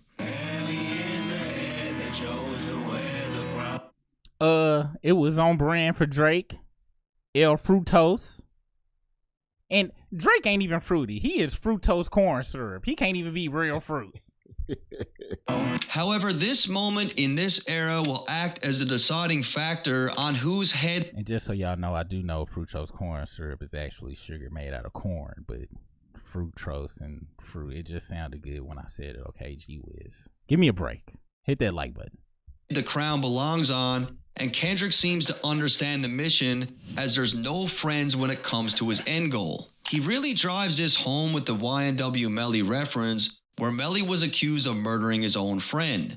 I pray they my real friends, if not, I'm YNW Melly. What's also interesting to note is that YNW Melly took to Instagram a month ago to make claims that he felt Kendrick took shots at him on the Like That record. Crash out like fuck rap, this Melly Mel if I had to. I don't see the connection. Like, to me, this line is clearly about Melly Mel, but he does mention his name on this record. I don't like you popping shit at Pharrell. For him, I inherit the beef. Yeah, fuck all that pushing P. Let me see you push a T. Drake sent subliminal shots at Pharrell in 2023 on Travis Scott's Meltdown. Now, I'm not going to break down his shots towards Pharrell in this video because that will be off topic.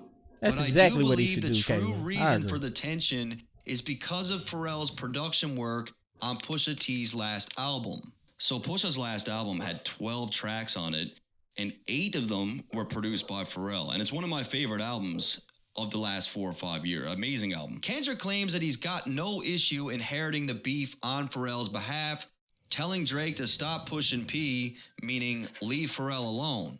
The phrase is also, of course... Hey, yo, did you ever listen to XXX Tashion? I've heard a couple of his songs just because it was like on a Spotify like playlist I was listening to. Yeah, but I couldn't like call any of his songs out. I'm gonna be honest. I'll be honest. I live on the internet and stuff, but the Trippie Redd XXX phase of SoundCloud rap and stuff, some of that stuff I listened to, some of it I didn't. It kind of got too into the, I guess I called it like grunge type of rap type shit, which I didn't really get into. And I think I heard one XX Tashion song or whatever, but what I really knew about him was when he had beat the brakes off Lil Mama or whatever, and both of them was, I do remember that. Both of them was super high yellow, so the abuse on her looked 20 times worse. Like, it looked very bad. So I'm bringing all that up to say, it's been rumors, I don't know if you heard about this, but apparently Drake had jacked his style and he supposed to be behind the dude getting killed. I did hear that. I did hear that recently. And Kayla just brought that up. And I remember people saying it because he had tweeted out something about Drake stealing my style and stuff. And, you know, all I can say is, hey, bro, sorry to hear about that, but get in line. Whose style didn't Drake steal? How about he stole whole culture styles? But I'm gonna listen to him because everybody was like he was super dope. The one song I heard, it kind of sounded like some Blink 182 shit. Maybe I'm tripping. I don't know. Were there any fans of XX Tashion out there? And let me know what is the song I need to listen to that would impress me. Because I did start liking Trippie Redd, to be honest with you. After he did a feature with Lil B. Ohio, the remix. Okay. Because Ohio is my shit. Let's continue. Or something that was popularized by Gunna through his hit record Pushin' P.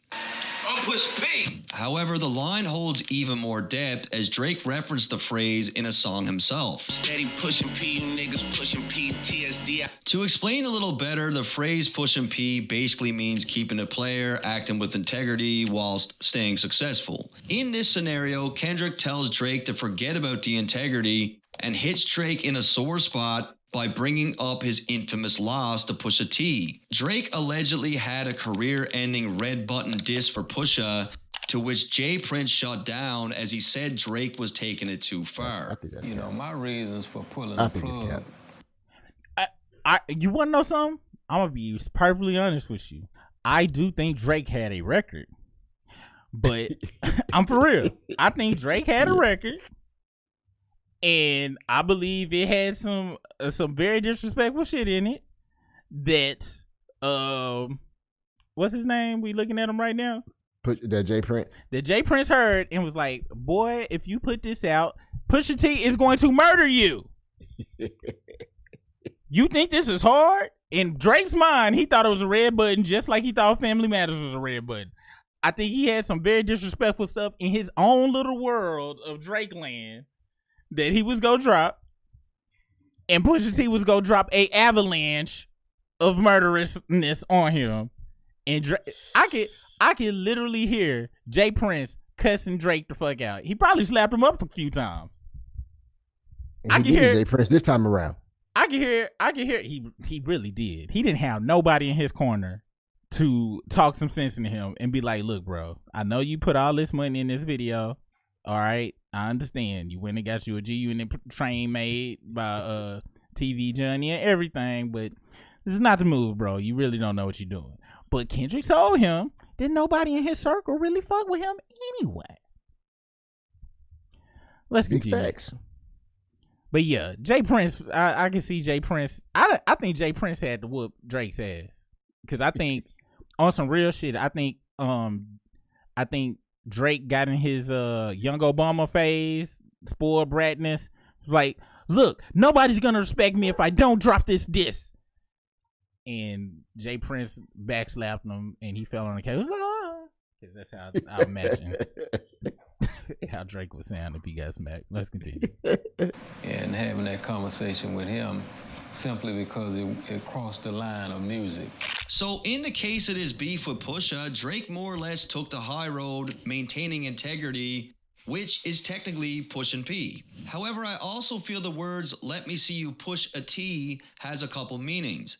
One, he's clowning Drake regarding his loss to Pusha and egging him on to clear up unfinished business. And two, he's asking Drake to push the red button on that track that he held back because of Jay Prince. Drake's been talking about his red button for a while. I don't think he has one for Kendrick, but I think he's got something for Kanye and Pusha. You better off spinning again on him when you think about pushing me. He's Terrence Thornton, I'm Terrence Crawford. Yeah, I'm whooping feet. Again, Kendrick brings up Drake's unfinished business with Pusha T, alluding to the L that he took. Now, I'm be honest. He definitely probably got a red button for Kanye, because ain't no telling what the fuck he got on Kanye. But this Kanye, what can you say about Kanye where I'm like, oh my gosh, not Kanye? I'm be like, it's gonna have to be something that Drake gonna think his red button stuff for Kanye is like got something to do with some women. Yeah. He probably got some Kim K information in there. Yeah, he probably got another tape. It's probably some Ray J lines like, I got a tape it. Kanye probably could be like, I jack off to those tapes every day. I don't give a fuck. Let's continue. He then uses Pusha's real name, Terrence Thornton, and while he does clearly acknowledge that Pusha is dope, he claims that he's a far more deadly competitor, calling himself Terrence Crawford, who is an undefeated boxer. I found it pretty funny because in that clip of him training, Drake's music is playing in the background. We ain't gotta get personal, this a friendly fade, you should keep it that way. I know some shit about niggas that make gonna wanna look like a saint. Kendrick begins to warn Drake and recommend that he should keep this battle light, but then he uses Gunna's reputation as a snitch to imply that Drake is an even bigger rat. This ain't been about critics, not about gimmicks, not about who the greatest. It's always been about love and hate. Now let me say I'm the biggest hater. Kendrick claims that at this point, this thing is not even about who's the greatest. It's about his hatred for Drake, which is exactly what I said 5 months ago. Real talk. On some real talk. When he said that, I immediately went back to DMX. But when DMX did that interview on the Breakfast Club, that's literally how I felt since 2007. He was disgusted. Disgusted. Is there any word harder than disgusted? What is it? Anything worse than being disgusted? I was appalled. On some real shit, to me, liking Drake is blasphemous to the hip hop game. I'm dead serious. You know how serious I am about this shit too. Yeah. So when Kendrick went to this, I hate the way that you walk. I got so many goosebumps everywhere because I was like, this is the visceral hate I have for this nigga in relation to the hip hop game. For real, like dead serious. I sit in my garage in the truck listening to you forward. I was supposed to go get some donuts. If I put donuts on pause to listen to something, wow. Let's continue. Even close to what we're seeing now. I've said it multiple times on this channel. Like, he just does. Okay, I'm high key. I halfway through the song, but then I had to go and pick him up because I was on the I had got it off the Good to Go app. You got a time limit. Does not you like think, Drake. You think Gunna go say nothing back? You think because Gunna caught a stray? Gunna sent a tweet out. I was like, oh man, what'd I do? Something along them lines. It was something real like kind of goofy, but Gunna don't want no shit with damn Kendrick. What the fuck? Kendrick then better keep making them. His last album was pretty dope too. I liked Gunna's last album. It was very far. And goes into an all-out hate Drake rant. I hate the way that you walk, the way that you talk. I hate the way that you dress. So again, as I mentioned before, the theme of this record for Kendrick is to bring up things that other people in the culture have said, and in this case, he's referencing DMX's thoughts about Drake. Why don't you like Drake? I don't like anything about Drake. Mom, I don't like his fucking voice. I don't like he talks about. I don't. See, I be trying to tell these people. I don't like the way he walks. Like nothing. I don't like his haircut. I hate the way that you sneak this. If I catch a flight, it's gonna be direct. At first, his face this is line weird. confused me. He got a rape face. Because Kendrick is known to sneak diss himself, but the more I thought about it, he says he hates the way that Drake sneak disses. When it comes to Kendrick and sending shots, his subliminals are usually caught by everyone right away, as he makes it pretty obvious who he's talking to. However, in the case of Drake, he goes about it in an entirely different way, where he sneak disses people to the point where only his intent... Hey, Miss Leah 83 said having weird cases and accusations cause your braids not to grow. And the target picks up on it. Kendrick likely despises this approach because it limits being look at this. Target picks Who up watched on this it. video and really look at this freeze frame of Drake, bro? What video is this? This started from the bottom. Now watch it in regular motion. However, in the case of Drake, he goes about it in an... Look at that movement. What was that? That was that. Look at that. This is what Mal. This is what Mal and Odell Beckham Jr. is modeling themselves after. These moves right here. That was like a gargling motion. Wild. That looked like ball juggling.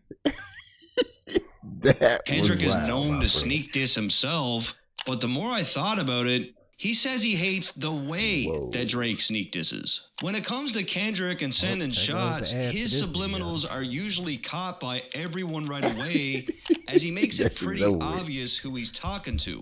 However, in the case of Drake, he goes look at it. That's a wild move right there, bro. Where he sneak disses people to the point where only his intended target picks up on it. Kendrick likely despises this approach because it limits being able to respond. And Drake ain't never worked at CVS. He's never had a real job. He's never held a real job. To where the people would even understand where it originated from. We hate the bitches you fuck cause they confuse themselves with... Drake don't know nothing about clocking out and your manager asking you, can you move some boxes before you leave? Women. Kendrick then takes a shot at Drake for the women that he sleeps with. This could be in reference to him being involved with younger females, or the fact that Drake likely sleeps with the fakest, dumbest, self-absorbed women imaginable. And then notice I said we, it's not just me, I'm what the culture feeling. Very ruthless and direct line from Kendrick, just like the line from The Wiz, everything they say about me is true, and just like the Kill Bill theory, Kendrick is dishing out what he feels to be.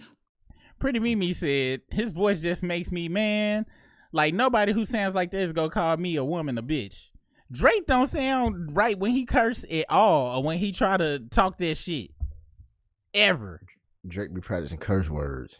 He do. In the mirror. He probably he be like, bitch, Biatch. Biatch. Dirty motherfucker.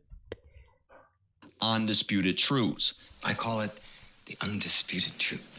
Now, when he says, I'm what the culture feeling, it has two meanings where one, the culture agrees with what he's saying on this record, and two, the culture is literally feeling Kendrick as they have embraced him as the face to carry the genre. How many more fairy tale stories about your life till we had enough? How many more black features till you finally feel that you're black enough? Kendrick starts to lay it on heavy and begins to deconstruct that Drake's picture character. right there. He references fairy tales about That was his life, main which picture is on most definitely Instagram, regarding and the I ain't hear subject nobody say shit.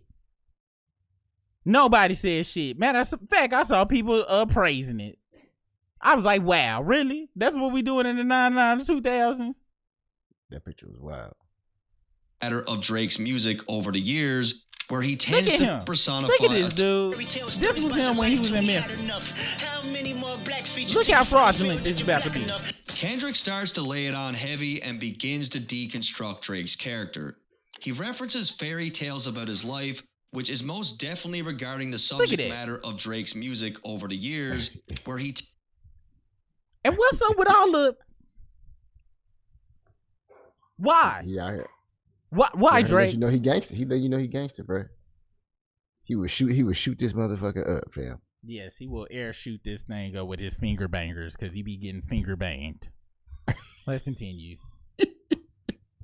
Tends to personify a tough guy act. He then questions Drake on how many black features does he need, which has a great deal of depth culturally. If we look at black art throughout history, the white man has been guilty of profiting, stealing, and claiming things as their own. Not only is Kendrick claiming that Drake hops from wave to gain notoriety, he's strategically lumping him in with what is commonly done by outsiders and executives who use people in the culture. Hey, Bronxy says sometimes the homie Dirt reaches super far. There are some things he doesn't get because it's cultural. His whole breakdown of the braids was unnecessary. Otherwise, his content was dope. Hey, yeah, because them arms, them black arms he had waving. I don't know where the fuck did he even find them arms. That must be AI arms. Them look like slaves trying to get off the ship arms. Sure, for their own benefit. On one of Joe Budden's disses to Drake, he broke this down really well. You leverage your celeb taking waves over that territorial takeover. He should not have them. Way, this is exactly what Kendrick's talking about. Maybe you think nobody notices. Gucci wasn't home 2 seconds before you AI to make that. Hello, we are thinking, yeah, for real. For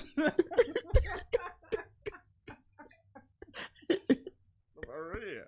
I don't even want to know what that prompt looked like. It had the word escape in it. I know that much. Is Kendrick claiming that Drake hops from wave to wave? I gotta listen. I never heard Joe Budden's disses to Drake's. I heard Cameron. I never heard it either. But I didn't know he had went there hard at him and stuff. I didn't know Cameron. Notoriety. Cameron diss Drake? I thought you said you never heard Cameron's. No, I said Cummins. That's who I meant to say if I said Cameron. Okay. Yo, I just heard this new. I'm gonna post it on the channel too. I meant to hit you up about it earlier. I just heard this. You remember when Cameron and Jay-Z was going back and forth? Mm-hmm. I heard this diss I never heard before. I'm gonna send it to you. You tell me if you heard it. Strategically lumping him in with what is commonly done by outsiders and executives who use people in the culture for their own benefit. No. Okay. This is not only does it actually exist. There's a recording of it that has been shared multiple times. On one of Joe Budden's disses to Drake, he broke this down really well. You leverage your celeb taking waves over that territorial takeover. So right away, this is exactly what Kendrick's talking about. Oh, that was your boy. I forgot. We kind of got sidetracked. He's strategically lumping him in with what is commonly done. We do our conversation on that. We got to, because Leor... It's a story. Leor is crazy because if you kind of know the story, it's crazy because he got his start at Def Jam up under. Yep. Pardon me. Russell Simmons. Take that any way you want to. I'm not sure, but I'm sure we'll find out under our investigations. But let's continue.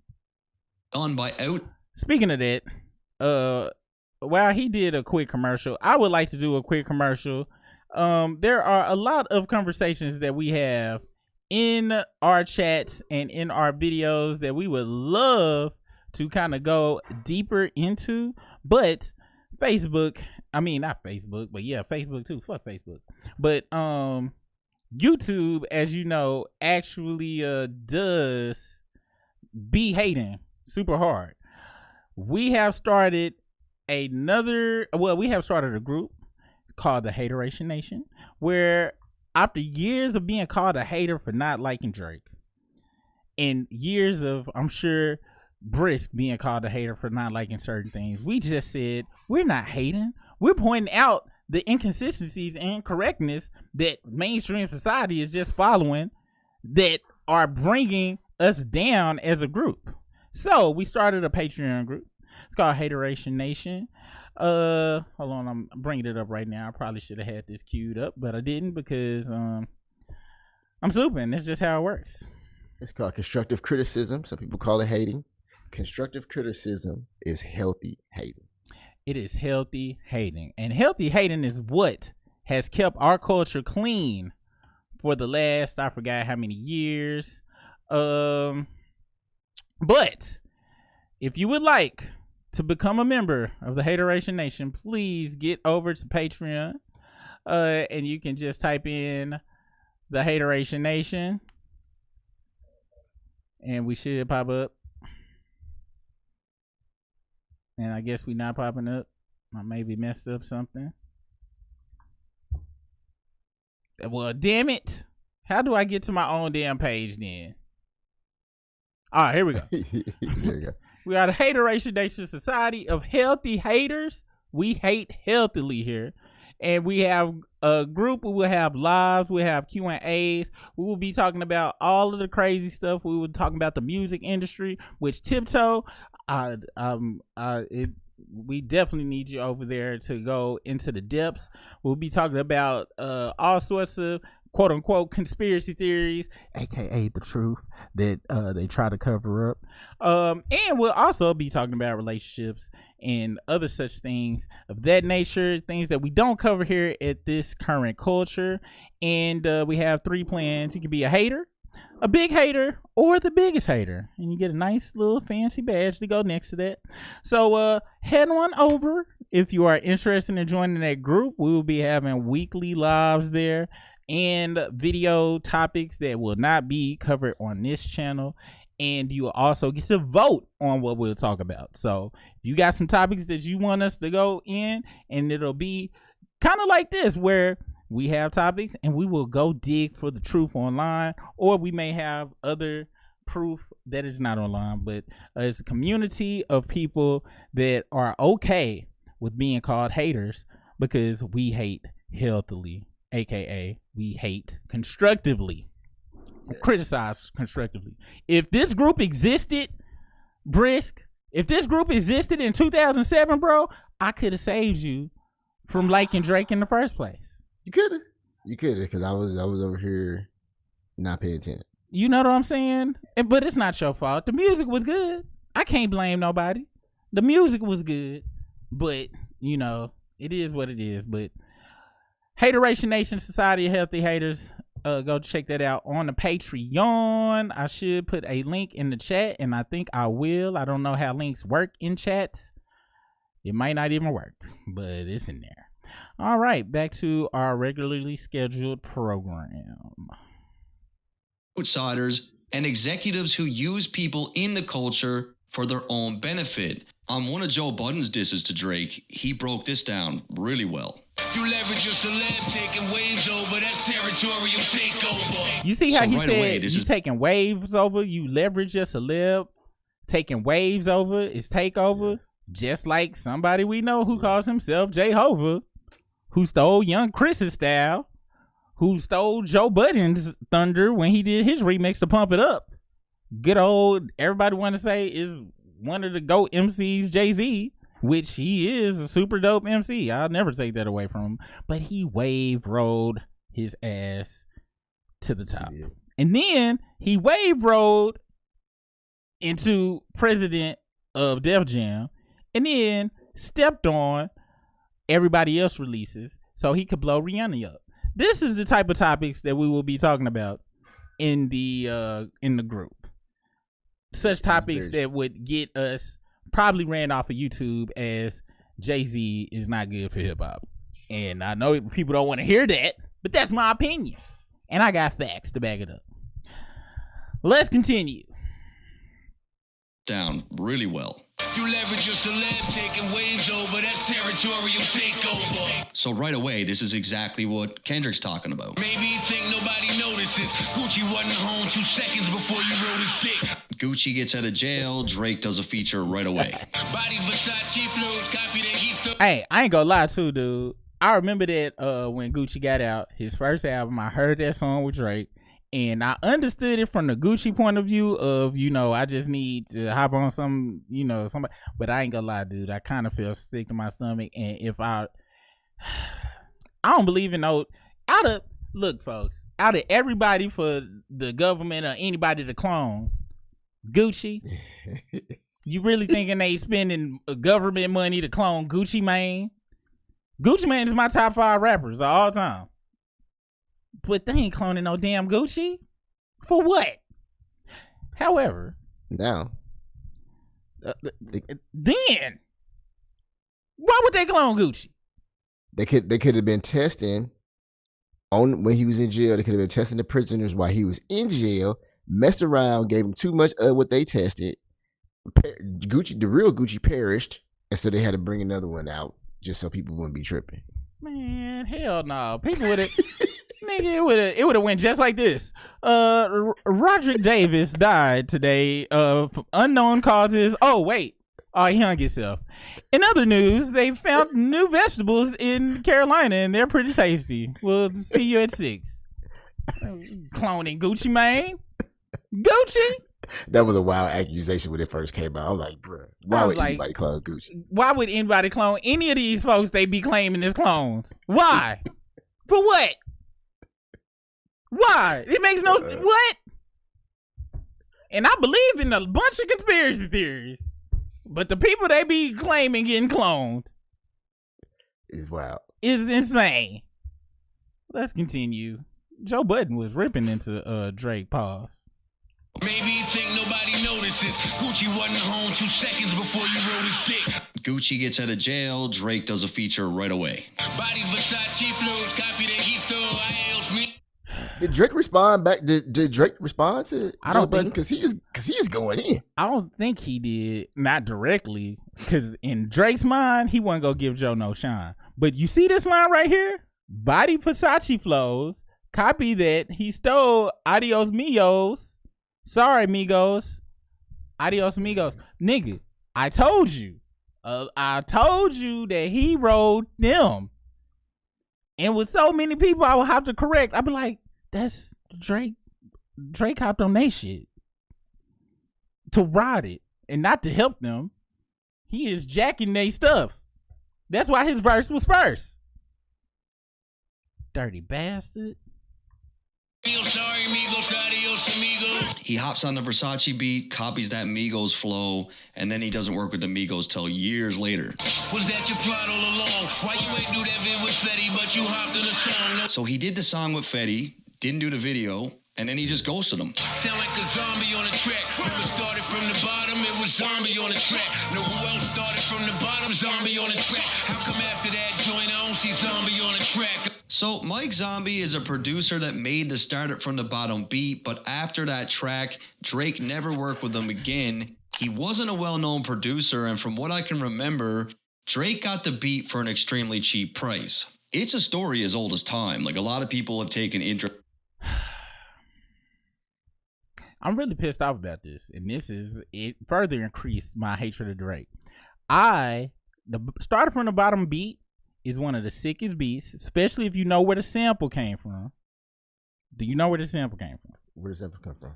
Came from this obscure ass record and shit, and he chopped it up real stupid. Like, at least from what I know of it, unless he got it from a sample pack from somebody else. From what I know, that the song he got it from, how he chopped, that beat is sick. And the first time I heard it, I heard the do go. I'm talking about I was so crunk until I heard that fucking voice and I knew who it was. And the beat was so dope. I made it halfway through.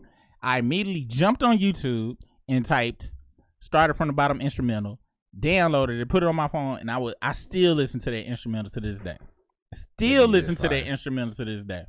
And knowing he did that dude like that, man, we was just talking about what's his name that did the song Rodeo, Old Town Road. Lil Nas X. Yes. Lil Nas X put on that producer that he got that beat from. Gave him his props, his respect, everything from what I know. I have to dig in deeper, pause, especially talking about him, but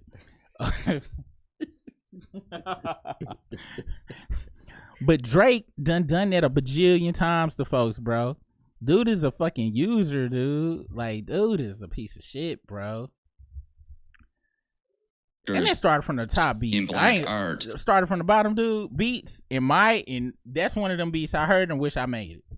Which is like the highest level of to me as far as any type of artist. When you see something or hear something, you like, man, I wish I made it. That sounds so dope. Like I wish that would, cause that beat was sick, bro. I feel like that about Kendrick Lamar song, "Bitch Don't Kill My Vibe." Yep. Wow, Drake is a dirty bastard. But then they take very little interest in the well-beings of the people who are making the art. And Joe made 4 different diss tracks towards Drake, and when all this beef cools down, I'm going to be breaking down those records because Joe was an amazing writer, and he deserves to have that highlighted. We're doing a video on that because I didn't hear any of those disses, and because after Joe I'm a Wu-Tang fanatic. Wu-Tang, the RZA is the reason I make beats. For those that don't know, got this when I was 16. Wu-Tang forever. And when Joe Budden said whatever he said to piss off Raekwon, and they went on there and on that 56K band internet stream, and Raekwon had his dude knock Budden smooth out on camera, I was like, fuck Joe Budden forever. I didn't fuck with that nigga for a very long time because anybody that went against the Wu, it was fuck you super seriously. So I never listened to none of this stuff. That's why I know I just recently forgave Joe because I think him and Raekwon made up a long time ago. I was like, okay, I can listen to your podcast. But yeah, we got to listen to them disses because they sound like they was going in. He was putting heat rocks on Drake. Yeah. And the reason why Drake didn't respond to Joe is not because he wasn't worthy of a response. It was because he knew not to.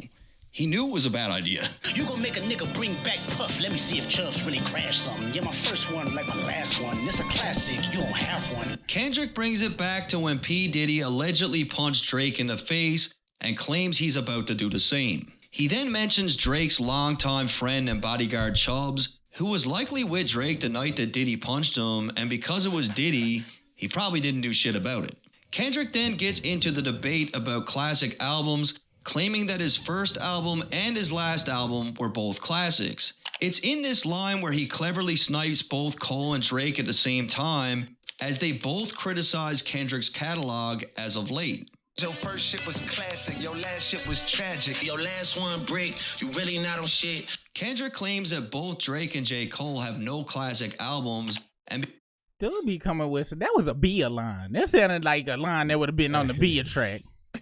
You last one brick, you really ain't no shit. The fuck? So I'm saying he has nothing to say. He really don't. Drake is hollow. Drake is literally hollow. Like he is empty. Like, it's nothing in there. He leans on all this materialistic shit because there's nothing on the inside. Nothing. He don't have an identity. He don't know what to be, so he try to be everything to be accepted. And if you go come at K-Dot, like you would think you would have like a few tracks in the chamber already waiting. So did you telling me he had that stuff out there talking about shoe sizes and height? And thought that was going to be some heat to stop K-Dot? You want to know something? I think this was him. I think this how it went. That he was in the studio. The OVO ghostwriters was in there writing some heat. He was like, you know what? Fuck that shit. I can take K-Dot myself. Give me that pencil and pad. Size 7 shoes. Oh yeah, this is that good shit. Yeah, I think that's about it. Turn the mic on. I'm going in. Day free. Day free.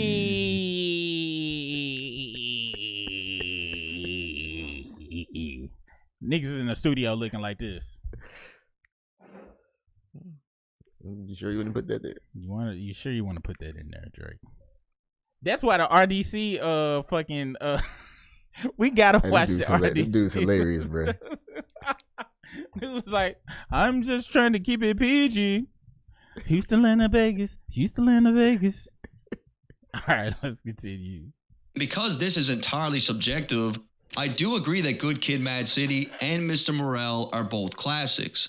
A lot of people didn't like Mr. Morale, but I think it will prove to age as a body of work that will be appreciated with more time. And that's just my opinion. I mean, like, all these albums are going to connect with people differently. Let your core audience stomach that. Then tell them where you get your abs from. Kendrick uses a play on words to reference Drake allegedly getting work done to sculpt his abs. Look at that.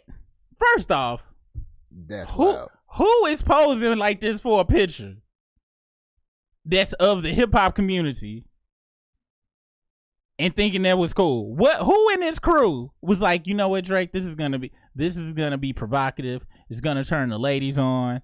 Because I gotta be honest, from what I know about the ladies, they don't like pictures like this.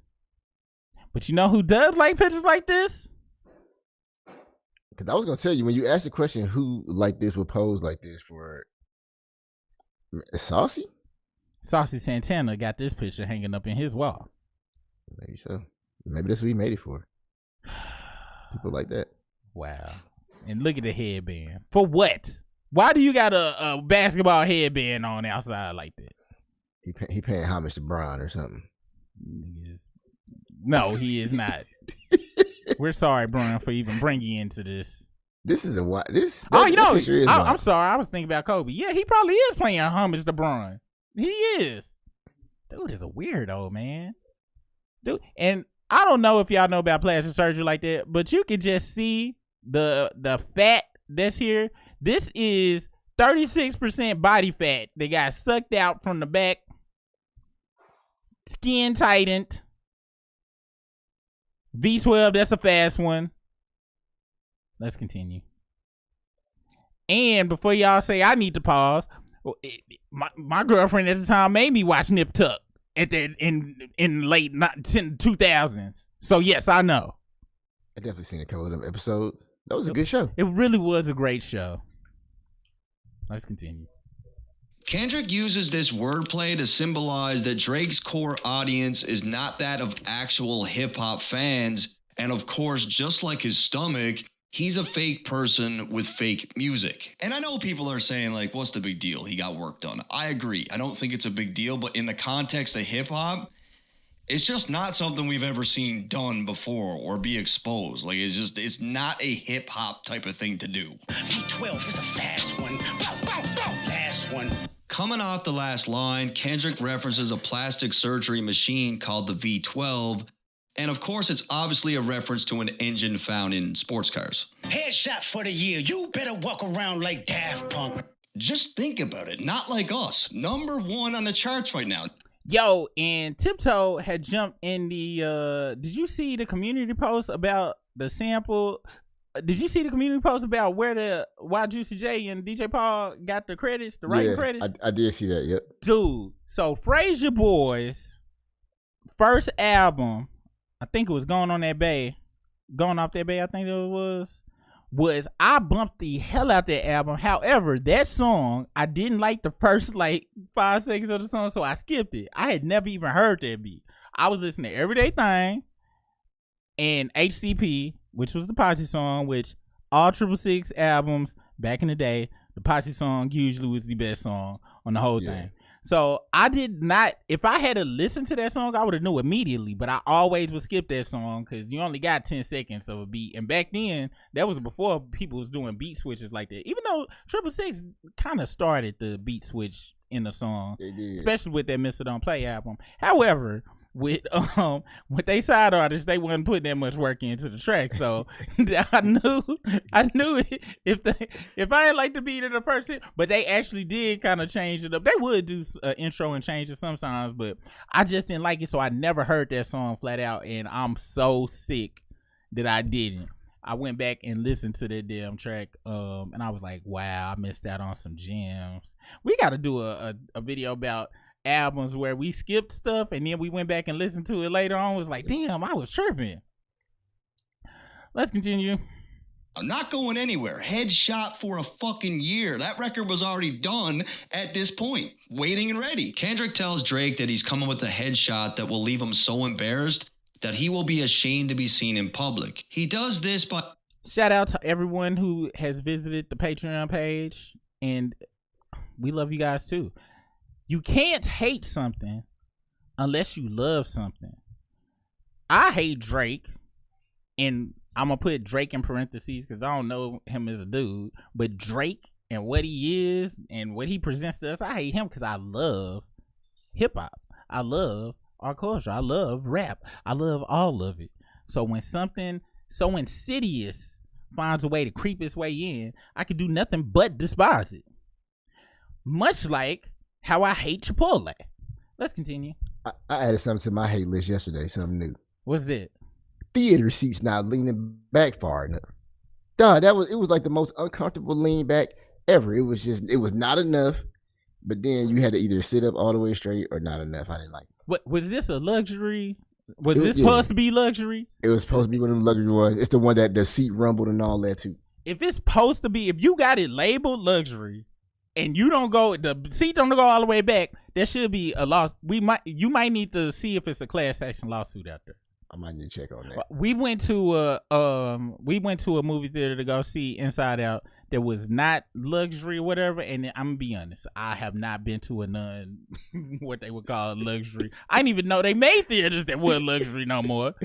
When we sit down, and my daughter was like, Dad, the seats don't lean back, and there's no leg rest. I'm ready to go. There's no heated seats, Dad. It's gonna get cold in here. I was like, you're right. I'm so sorry. Do y'all want to leave? We can leave if y'all want to.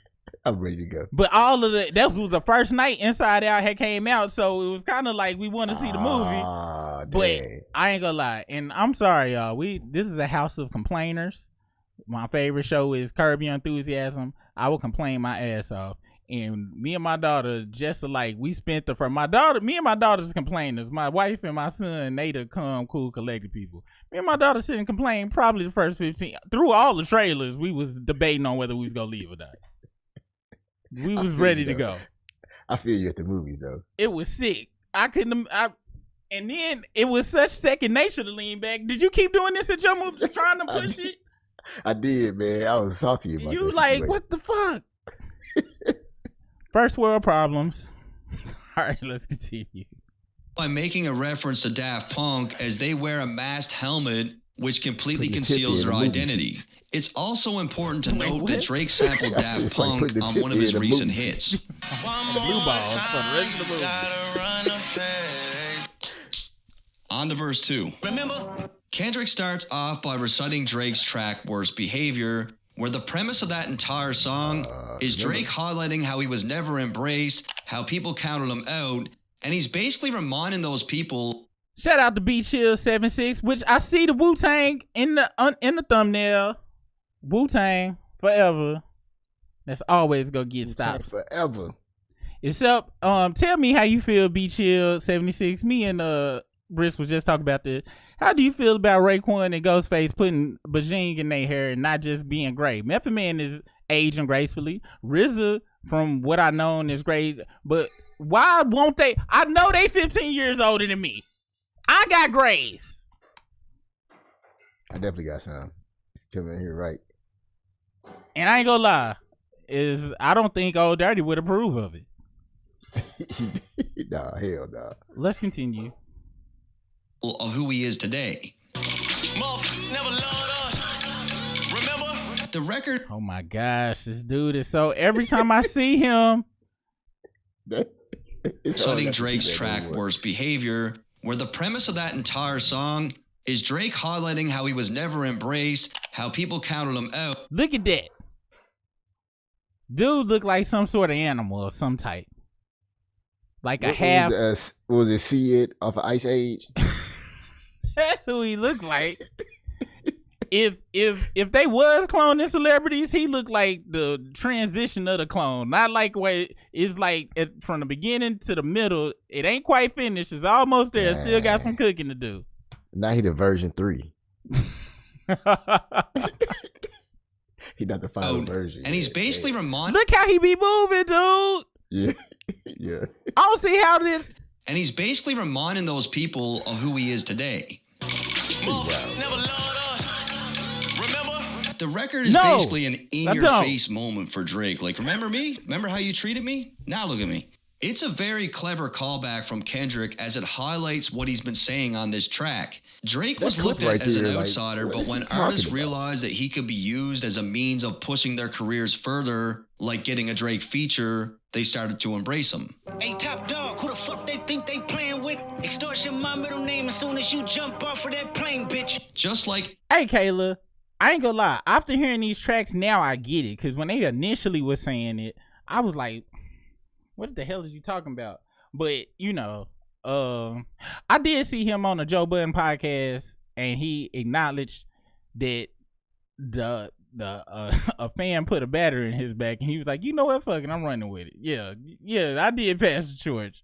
And, you know, and he acknowledged when he first saw it, he was like, all right, that's a little too much. But I give props to Joe for saying his ego took over, and he was like, if you look at my track record, I was saying all of this stuff back then. So, Joe? Yeah. Like every good diss track, Kendrick is rebuttaling Drake's narratives from push-ups. One of the main components of that diss, right down to the hook and the title, was directly tied to Kendrick allegedly being... Now, I did get to see Method Man and Redman and EPMD, but I ain't seen the Wu together. I could have seen when they went to Bentonville, Arkansas, but I ain't gonna lie. I'm lazy now. I'm a lazy man. I don't like leaving this office, so I didn't go. But that's what's up. Extorted by TDE. I'm allergic to the lame shit. Only you like being famous. Yachty can't give you no swag neither. I don't give a fuck about who you hanging with. When we really sit back and think about this thing, Kendrick and Drake couldn't be more different. These guys are literally polar opposites, not just in music that they make, but in the way that they move, the way that they live, the things that are important to them, their values, their moral compass. They are just two completely different people. It's pretty clear that Kendrick doesn't value fame. He's not on social media. He's very quiet, reserved. He's not flashy. The line about Lil Yachty is in reference to Drake's friendship with him. Drake is excellent at remaining tapped into what the youth are doing, and people like Yachty act as a vessel to doing just that. I hate the way that you walk, the way that you talk. I hate the way that you dress. Coming back to the Kill Bill theory, the way that Drake walks, talks, and dresses are all aspects that are tied to his costume. Kendrick hates these things not because of what they represent, but because it's not authentic to Drake's true identity. She wanted that feature request. You know that we got some shit to address. This line didn't surprise me in the slightest. I truly believe that Drake has made attempts to make amends with Kendrick over the years and likely wanted to get back in his good graces. While we know Drake is competitive, I believe he wanted to make Kendrick an asset rather than an enemy. However, because of the differences in these two people, Kendrick probably realized... I ain't gonna front. I can say everything I want to say about Drake, but as an actor on that, when he hosted Saturday Night Live, he was hilarious. Especially that Cat Williams. His Cat Williams was on point. It was. He's funny. He'd be funny on the ESPY Awards too when he hosts those. He just should have stuck to acting, man. Instead of acting like a rapper and hip hopper for the last 12 years, he should have just stuck to acting. He probably would have did. He could have got. I ain't gonna front. He probably could have pulled some Will Smith stuff if he had just stayed in his damn lane instead of wanting to be whatever the hell this debaucherous thingy is. Hey, Kayla said, has Super said, did you know yet? Have I? I don't think I have. I don't think you did yet. Not yet. No, ain't no telling. Cause you know they just grab the mic and be like, did you know? You ain't say it yet.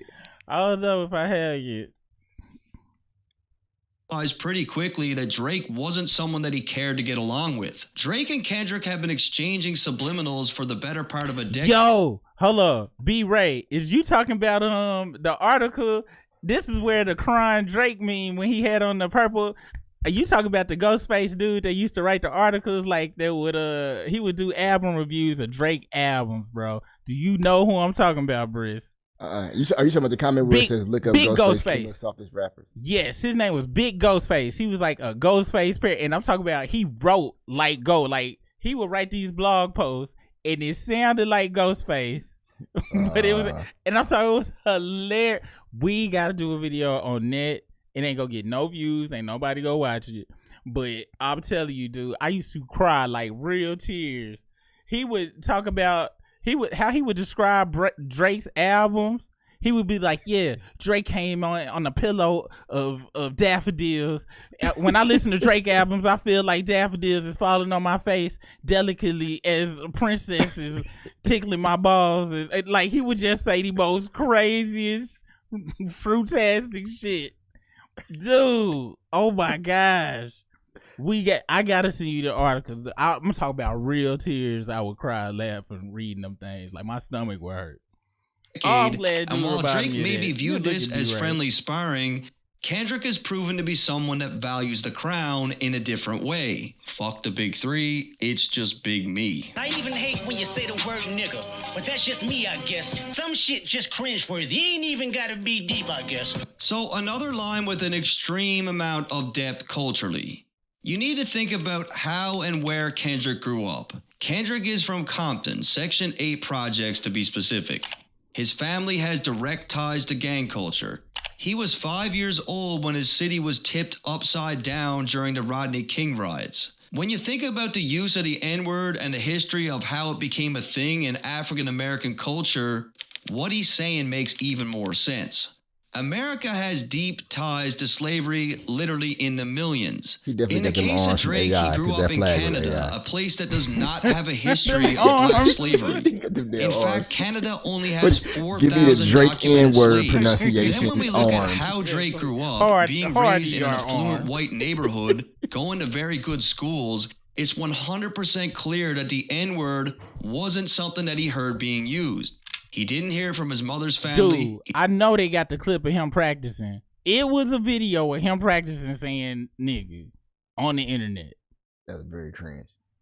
He didn't hear it from his friends. He didn't hear it at school. It just wasn't intertwined with his upbringing.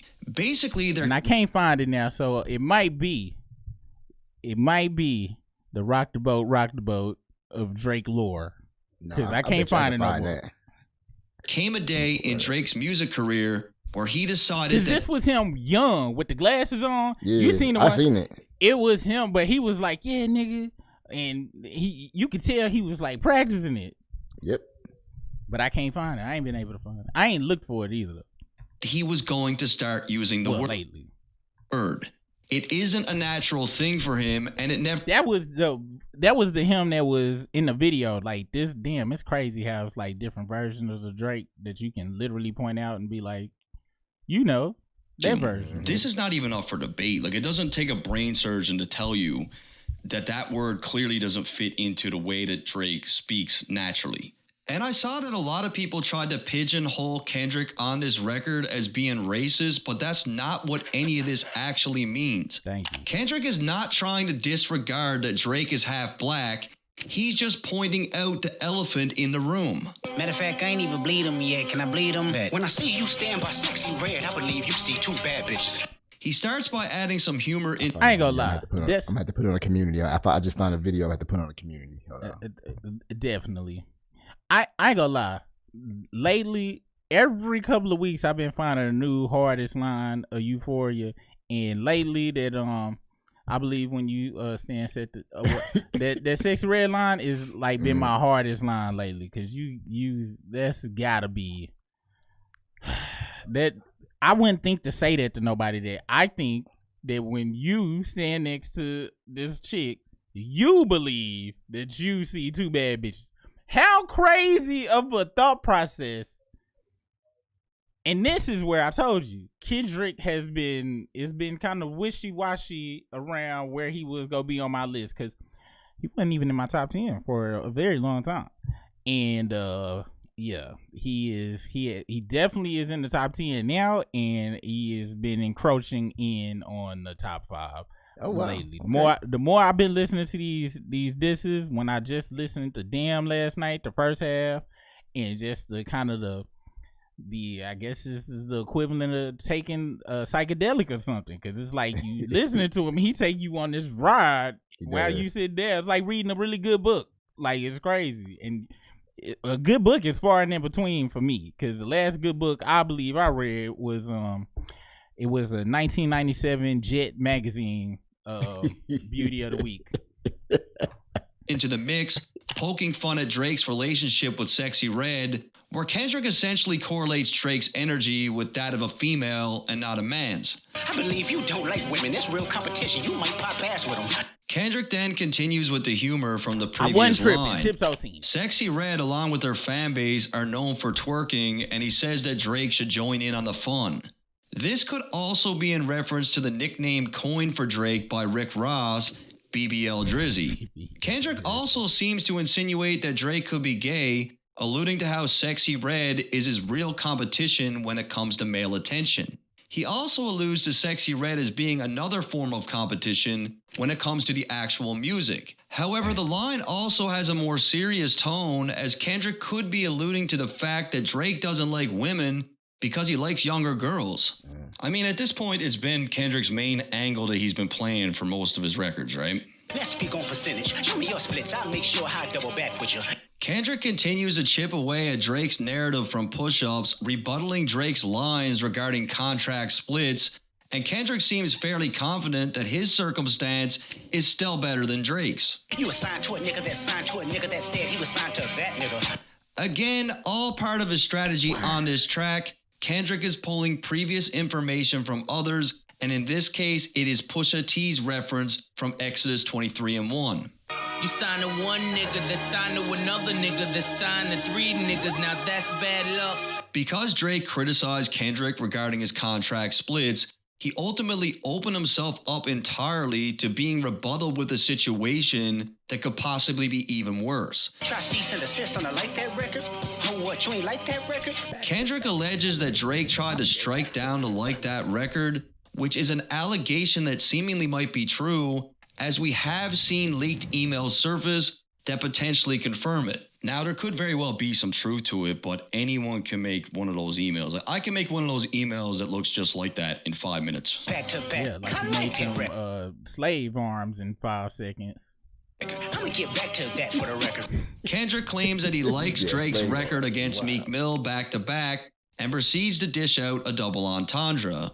Firstly, Kendrick announces on this track that he's going back-to-back on Drake, which proved to be true, as that's exactly what he did on the upcoming diss tracks. Secondly, notice how he uses the words "for the record."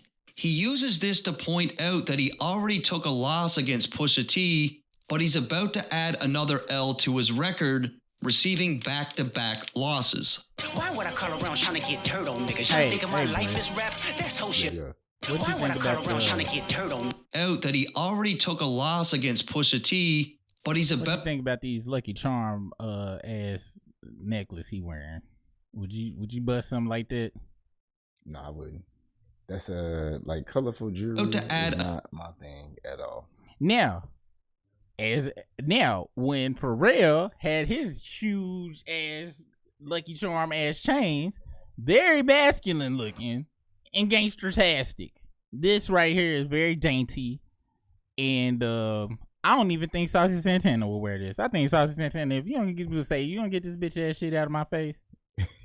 Another L to his record, receiving back-to-back losses. That's why I couldn't be famous and have a stylist. Somebody tell me what the fuck to wear. I'm like, you crazy? I will slap you. Get the hell out of here. What I call around trying to get dirt. Drake said, "Ooh, I like that." On niggas, y'all think my life is rap? That's whole shit. I gotta. That's another line that's been in my. I've been saying this in my mind too. Why would I call around trying to get dirt on niggas? You think my life is rap? That's so shit. I got a son to raise. I can see you don't know nothing about that. on the race, but I can see you don't know nothing about that. Kendrick alleges that Drake and OVO have... Dude, like, when he said that, I envisioned Drake like this. Yeah, Brenda, yeah. Do you have any dirt on Kendrick? Oh, no, I'm just letting my nails dry right now. Well, if you do have any, let me know, okay? I'll be doing my toes in 20 minutes. You got it wrong. He was holding the phone like this. He just did it. Hey.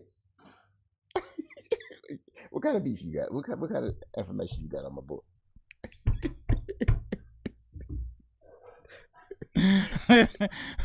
On the pillow, on the Hello Kitty pillow with a fuzzy pink rose on.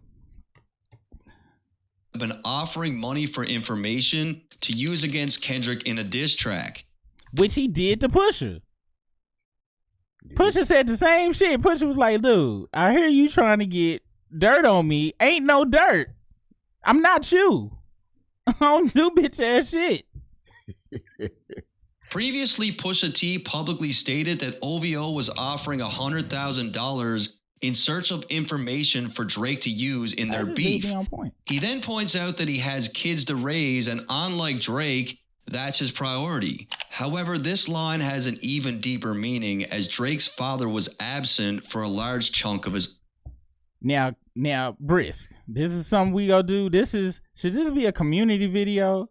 Or should this be on the Patreon? I think this is gonna be like a teaser to the Patreon type video, because me and Briss went down a rabbit hole the other day that kind of showed us that Drake's pops was there more than he wants the world to know, substantially.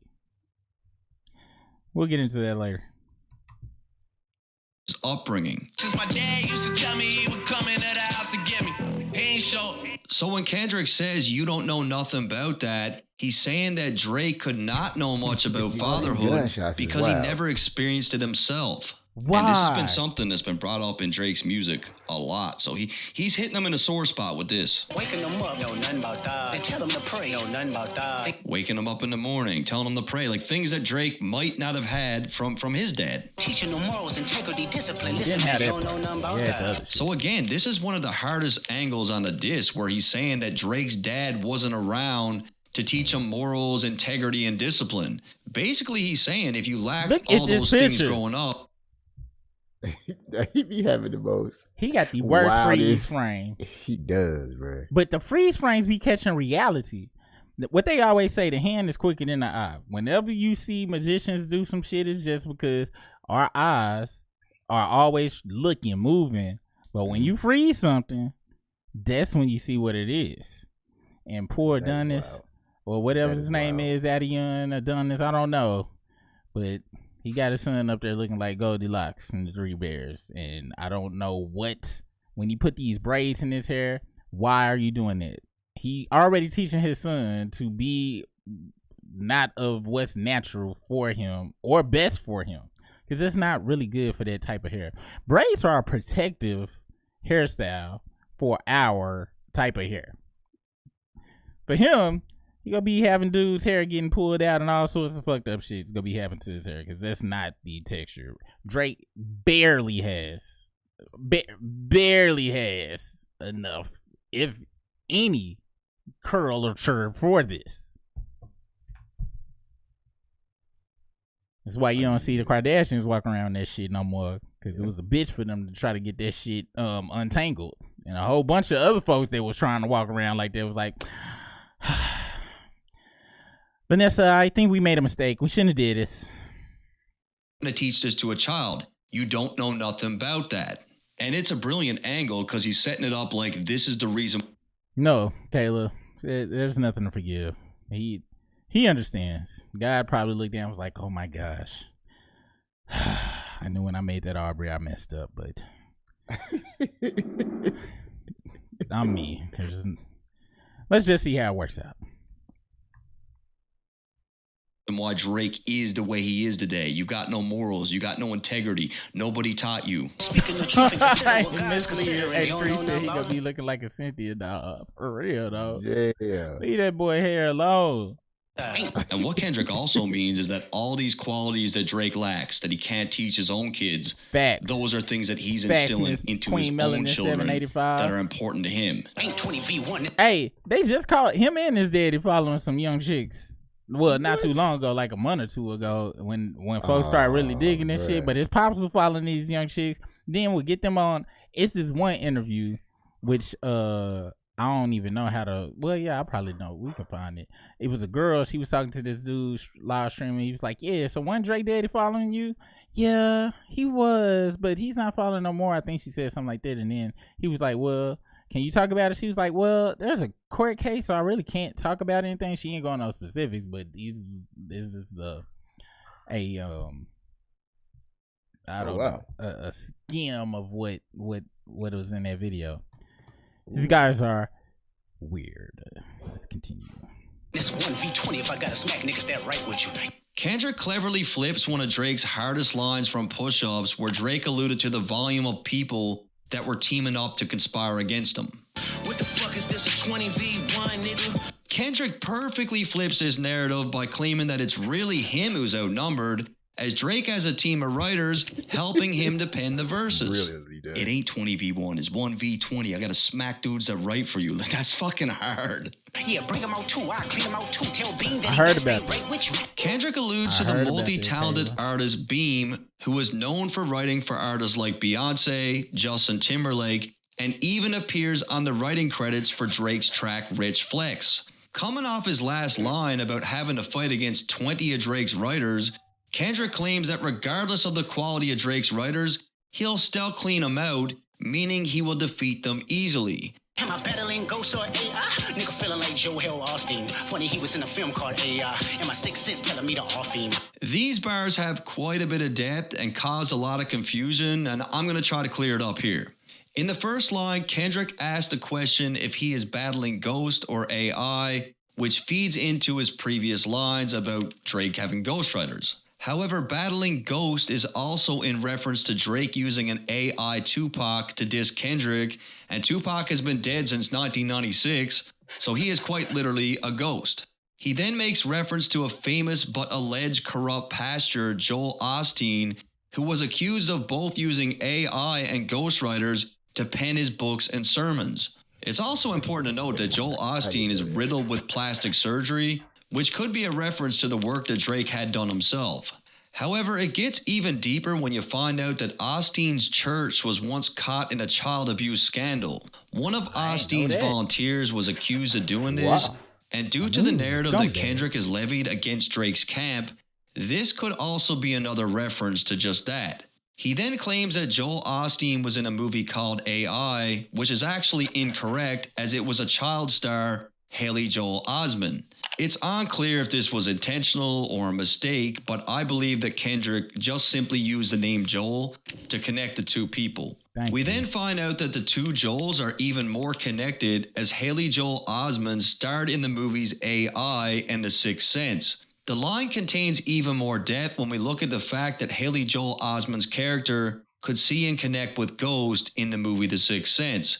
This ties perfectly into Drake's AI Tupac gimmick, because without being able to talk to Ghost, how could he really know if Tupac approved of what he was doing? That line is also crazy. Yeah, OB-ho niggas is dick riders. Tell them run to America to imitate heritage. They can't imitate this violence. So, following with the theme of Drake being an outsider, in this line, he's not just aiming at Drake, but at Toronto as a whole. Run to America, they imitate heritage, is Kendrick basically saying that the people of Toronto attempt to imitate LA gang culture. As you'll see in the upcoming lines, Kendrick is mocking Toronto gangs for being imitators of LA gangs and saying that they aren't a threat. And Drake showed a lot of disrespect to the West Coast with the AI shit, and now Kendrick's flipping that, dishing it back to him, hitting his city. Don't speak on the family, Crody. You can get deep in the family, Crody. Kendrick doesn't appreciate Drake speaking on his family, as he did just that on the Push-Ups track, where he made suggestions regarding Kendrick's wife, Whitney. He then uses the term Crody, which is another major cultural reference.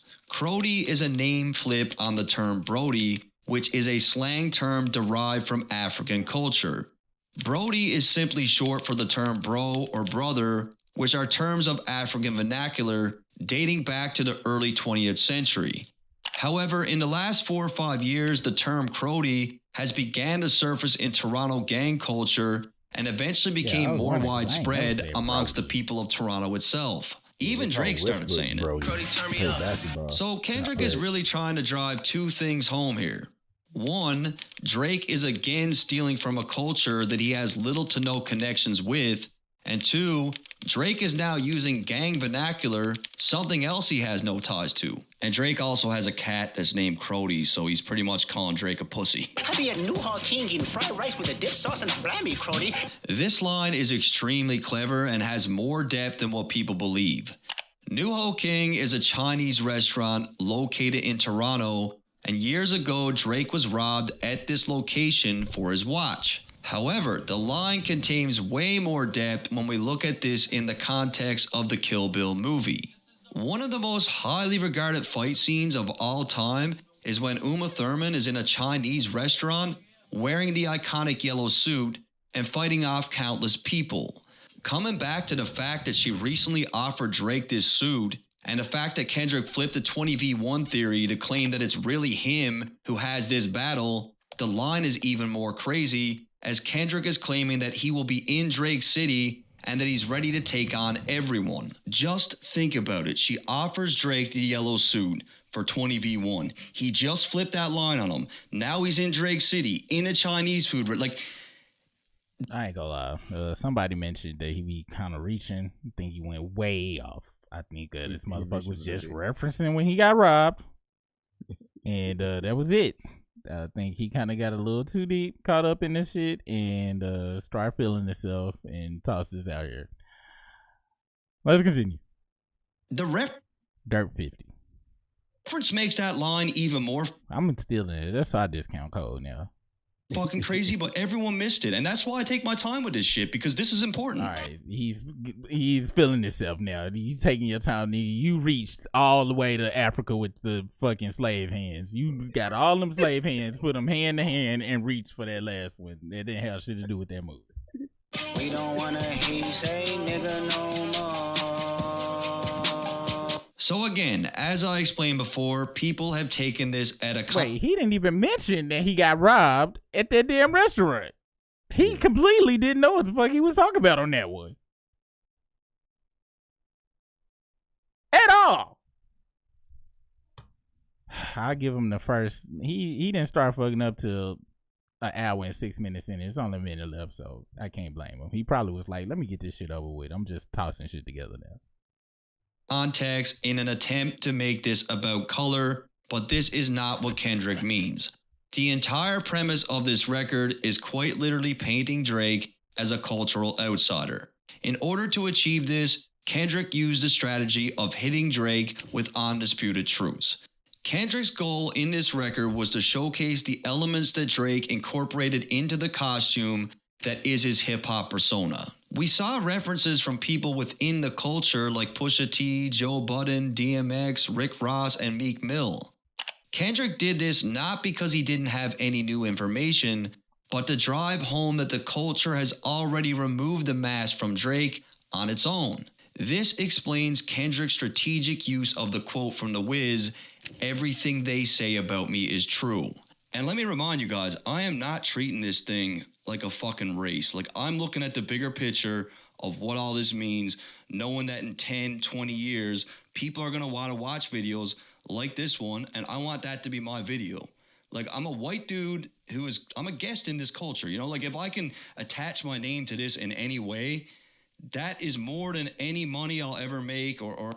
I ain't gonna lie, the way he's describing this is kind of collage-inery. He's like, yo, I just want to be a part. I don't want people of the culture. I don't want their videos to pop up first. I'm a white guy. I want mine to pop up first. I want to be the go-to to talk about somebody else's culture. At least he was honest with it. More credit I can give Drake. Or any plaque or anything. What's the dirt is so dope, bro. He kills it, right? His He Kendrick is so and fire. Drake. He called it, bro. That shit is so hard. back, dog. Run it back. And shout out to my dude, What's the Dirt, because I do like you. I do. Oh, yes, he's dope. What's the Dirt? Shout out to that person. The homie looked like he did. All right. That was a good video. I want to watch his next ones. And he slept at the end, but you know, hey, nobody's perfect. Nobody's perfect at all. Well, thank you guys for joining us for this watching of I forgot about the damn Not Like Us video was the reason we was here. But thanks for joining us for that. Once again, all right, if you want to join a community where it's okay to not like shit, anything, you can voice it here. Yeah. We love you guys there because you must love something to hate something. Hateration Nation, Society of Healthy Haters. Make sure you go join us over there. We don't, as of right now, we don't have content right now, but it's coming in the live stream. I think our first live stream will be this whenever Briss is free next. I don't know. I might be throwing up one. If he's not free, I may be doing one for Saturday, but we are working on some videos and there will be live stream soon. So join us over there. Hope you guys had a good 4th. Don't it feel like a Friday or Saturday? It does, man. Hey, before we head out, you do have to check out. If you go to our page and go to the shorts and look at Drake saying the N-word. Let's see. How do we even get there? Okay, I gotta go here. Oh, I can't use that one. Let's see. Is it this one? Yeah, this is it. All right. Oh, I posted twice. Yeah, use the second one because the first one I posted, I had to change up some of the stuff in the algorithm. Oh well, you need to delete that one. Yeah, that's what I'm doing now. Whatever, somewhere else. That's just whatever, somewhere else. It just sort of, it bugged me, man. It bugged me because it was like somebody I looked up to at one point. It was somebody that I was like, I used to see out and be like, yo, that's that nigga. You know what I'm saying? He's doing his thing. He opened for Jay. You know, he had records. He was killing them. He worked with Pharrell. He worked with the Clips. Whatever, somewhere else. He needed more practice. He needed more practice. It was a younger, the pre-Obama him said it way better than that. The young Obama version of him. Yeah, that was. I seen that one when he was practicing. Wow. Whatever, somewhere else. He should have back that one up then, so they could see the pre-post, and he still sound cringe-worthy saying it. Oh, fuck that! Before we go, y'all gotta see this. Before we go, hold on, big ghost face. We gotta read at least one. Please let me have this Drake review. Please let this still be on the internet. Please let it be still on the internet. Oh my gosh, don't nobody want to sign up for nothing? I think I might even be signed up to OK Player from back in the day. All right, Big Ghost Chronicles. This is the Take Care review. Don't nobody care. All right. Oh my gosh. Don't tell me they done locked it up. All right, we got to go back to the Wayback Machine. We will. Oh, here it is. It's on Prince.org. And I hate that it ain't all right, check this out. Listen to just how this sound, y'all. This is so crazy. All right. Hey, yo, what up, y'all? The hands of Zeus, a.k.a. Thor Mercury Molecules, a.k.a. Phantom Raviolis, a.k.a. Cocaine Biceps, otherwise known as the Blog King and the inventor of the slap, is now officially back in the building. Know what I'm saying? As some of y'all already know, the guy ain't really no big fan of the bitch whose album I'm about to discuss now, but I'm gonna give this shit an unbiased, real ass nigga perspective, yo. I'm gonna go on, I think he said nigga, originally. I'm gonna go ahead and introduce the nigga now, know what I'm saying? Hey, yo, kind of like your boy Big Ghost. Son goes by many names, B, Drizzy, or Aubrey, or just Arbs, or the artist formerly known as the Wheelchair Jimmy, know what I mean? But y'all might know him as the Kitten Whisperer, aka the Harvester of Pauses, aka the Teo Cruz of hip hop, aka the young Gardner Fruitus, the pre-nut baby, aka Jennifer Aniston's favorite MC, and the motherfucker most likely to have a gateway to Narnia in his closet, aka the Michael Bublé of rap, or that nigga with a beaten for a heart. Wait, that nigga with a beaten pussy for a heart that you be hearing on the radio sandwiched between Katy Perry and Lady Gaga joints all day, aka Justin Bieber's beard, and the only nigga on earth capable of turning sandpaper into moist towelettes with the touch of his hands. The nigga nectar gargling nigga who makes lambs look dangerous himself, otherwise known as the human electric slide. Varies on October varies on Drake. Now I promise y'all, I ain't got no expectations or plans to hate on this nigga shit unless the shit just so happens to be whack, nah, I mean, word is bun. Truth is, I ain't really got nothing against son like that, yo. Alright, let's go. This nigga's just called this nigga all these days. Alright. Hey yo, this nigga, hey yo, some first off, this nigga gotta stop with this lonely mobster image he trying to portray these days, yo. This nigga said shit was about him feeling like he a king though. Son said, I used to stare at this world through a glass window, and like 2 or 3 years later I become the king of that world. That's who's sitting on that cover. They gave this nigga a motherfucking goblet on the table for one with a candle and a bronze owl, and now he running rap. Nigga, your respect from your peers is deep as the success you got in the mainstream. Ain't nobody in rap looking at you like that cause you dope. Your success is what's dope to these niggas, son. King though, nigga, get out of here, B. Alright, so the first track, Over My Dead Body.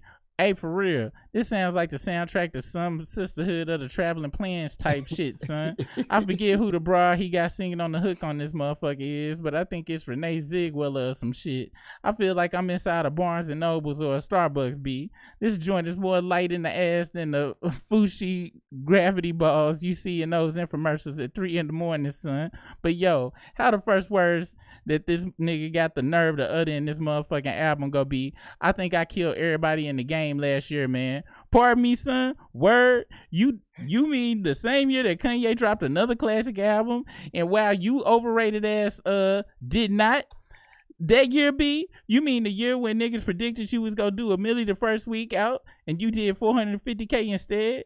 And then a few days later, Eminem dropped and he did like 750K in his first week and kept you from getting back to the top of the charts. The same year that M and Jigga won all the Grammys you was supposed to take home that year, son. Oh, track 2, shot for me. I don't even know what to say, B, like for real. After hearing this shit, I wouldn't be surprised if this nigga could pollinate a flower with his fucking breath, son. I'm pretty sure that son gets up in the morning and plays his harp for his cats and then slides down the motherfucking banister in his satin man tight nighty and has a glass full of breast milk before he goes to the studio and hammers out some pooned out shit like this, B. Son's talking to a broad through the whole song on some bitter shit. And at one point, the nigga even says, the way you walk, that's me. The way that you talk, that's me. The way you got your hair up, did you forget? That's me. Son, that's you? Alright then. But the boy ain't done yet, yo. At the end of the joint, he proposes a toast. This how this shit go. May your neighbors respect you, trouble neglect you, angels protect you, and heaven accept you. Hey yo, got a toast for you, Drake. May you shut the fuck up. Hey, buddy, funny as hell, dog. I ain't never heard of this cat. Nigga, he did all his albums, nigga, and I would sit and cry like real tears, cause that's what I heard. Everything he's saying is what I heard, and it was beautiful. This is the original Hater. Apparently his site is kind of shut down. Y'all see it was locked up, but if y'all got some time, hey, you know what? I might do a video where I just read through all of these, cause we've been on this bitch for a good almost going on 5 hours, and my eyes are kind of starting to hurt right now, and I'm old. But I think I'm gonna read. If y'all would like me to read Ghostface stuff, please leave in the comments that y'all want me to go through and read this, because I ain't go front. I'm getting nostalgia right now. I couldn't wait. And the shorter it is, the better. Let's see, headlines. Let's be real. A lot of y'all motherfuckers don't want to accept that this shit was a crime against heterosexuality, but that's cool. Y'all feel like the human croissant did his thing on this shit. I respect it. But anyways, the guy already had a few thoughts on this shit a month ago. You know what I mean? Y'all peep that shit right here. Anyway, thank y'all for joining us. We will be, I'm gonna do a big ghost read along video, because I used to sit and read this shit. And plus, I need to get in practice, get my ghost face voice on. I'm gonna have to listen to Supreme Clientele, Iron Man, and what's the one with the wallets, Bulletproof Wallets. I'm gonna listen to the trifecta of Ghostface and get into it. I'm gonna do a rereading of these, because these are classic and the most accurate depiction of Drake's music known to man. You can't get more accurate than how he depicted this shit. It was all horrible. All horrible. All right. And I got to say something. And then we go bounce, because I know you got to go too. Crew Love. This is exactly how I felt about Crew Love. And I've been telling you this if you remember me saying this. He says, hey, yo, I've been starting to accept that maybe all these joints is going to be bitch made, son. Truth is, I fuck with The Weeknd, though, B. That's how I felt about Crew Love. Crew Love started off so dope, and then Aubrey comes fuck it up with his whack ass raps. Oh, this dude is so trash, man. I do not like that guy, man. All right. Well, thanks for joining us this evening. We will be chopping up this video for portions. We will be re-uploading the rewatch the video. Yeah, and the reaction to the video, which punk ass, stop our streams. They some broads for that. Pull your skirts down, B. But thanks you guys for joining us once again. We about to be out this thing. See y'all on the flip side. Happy off day. And for everybody that gotta go work tomorrow, man, y'all ain't that whack. It should be after every holiday, it should just be automatic day off the next day. Got folks using PTO on a Friday. I'm about to go to sleep and wake up and go to work. Yeah, I'm about to go and put PTO in for tomorrow. Peace out. See you guys later. Bye.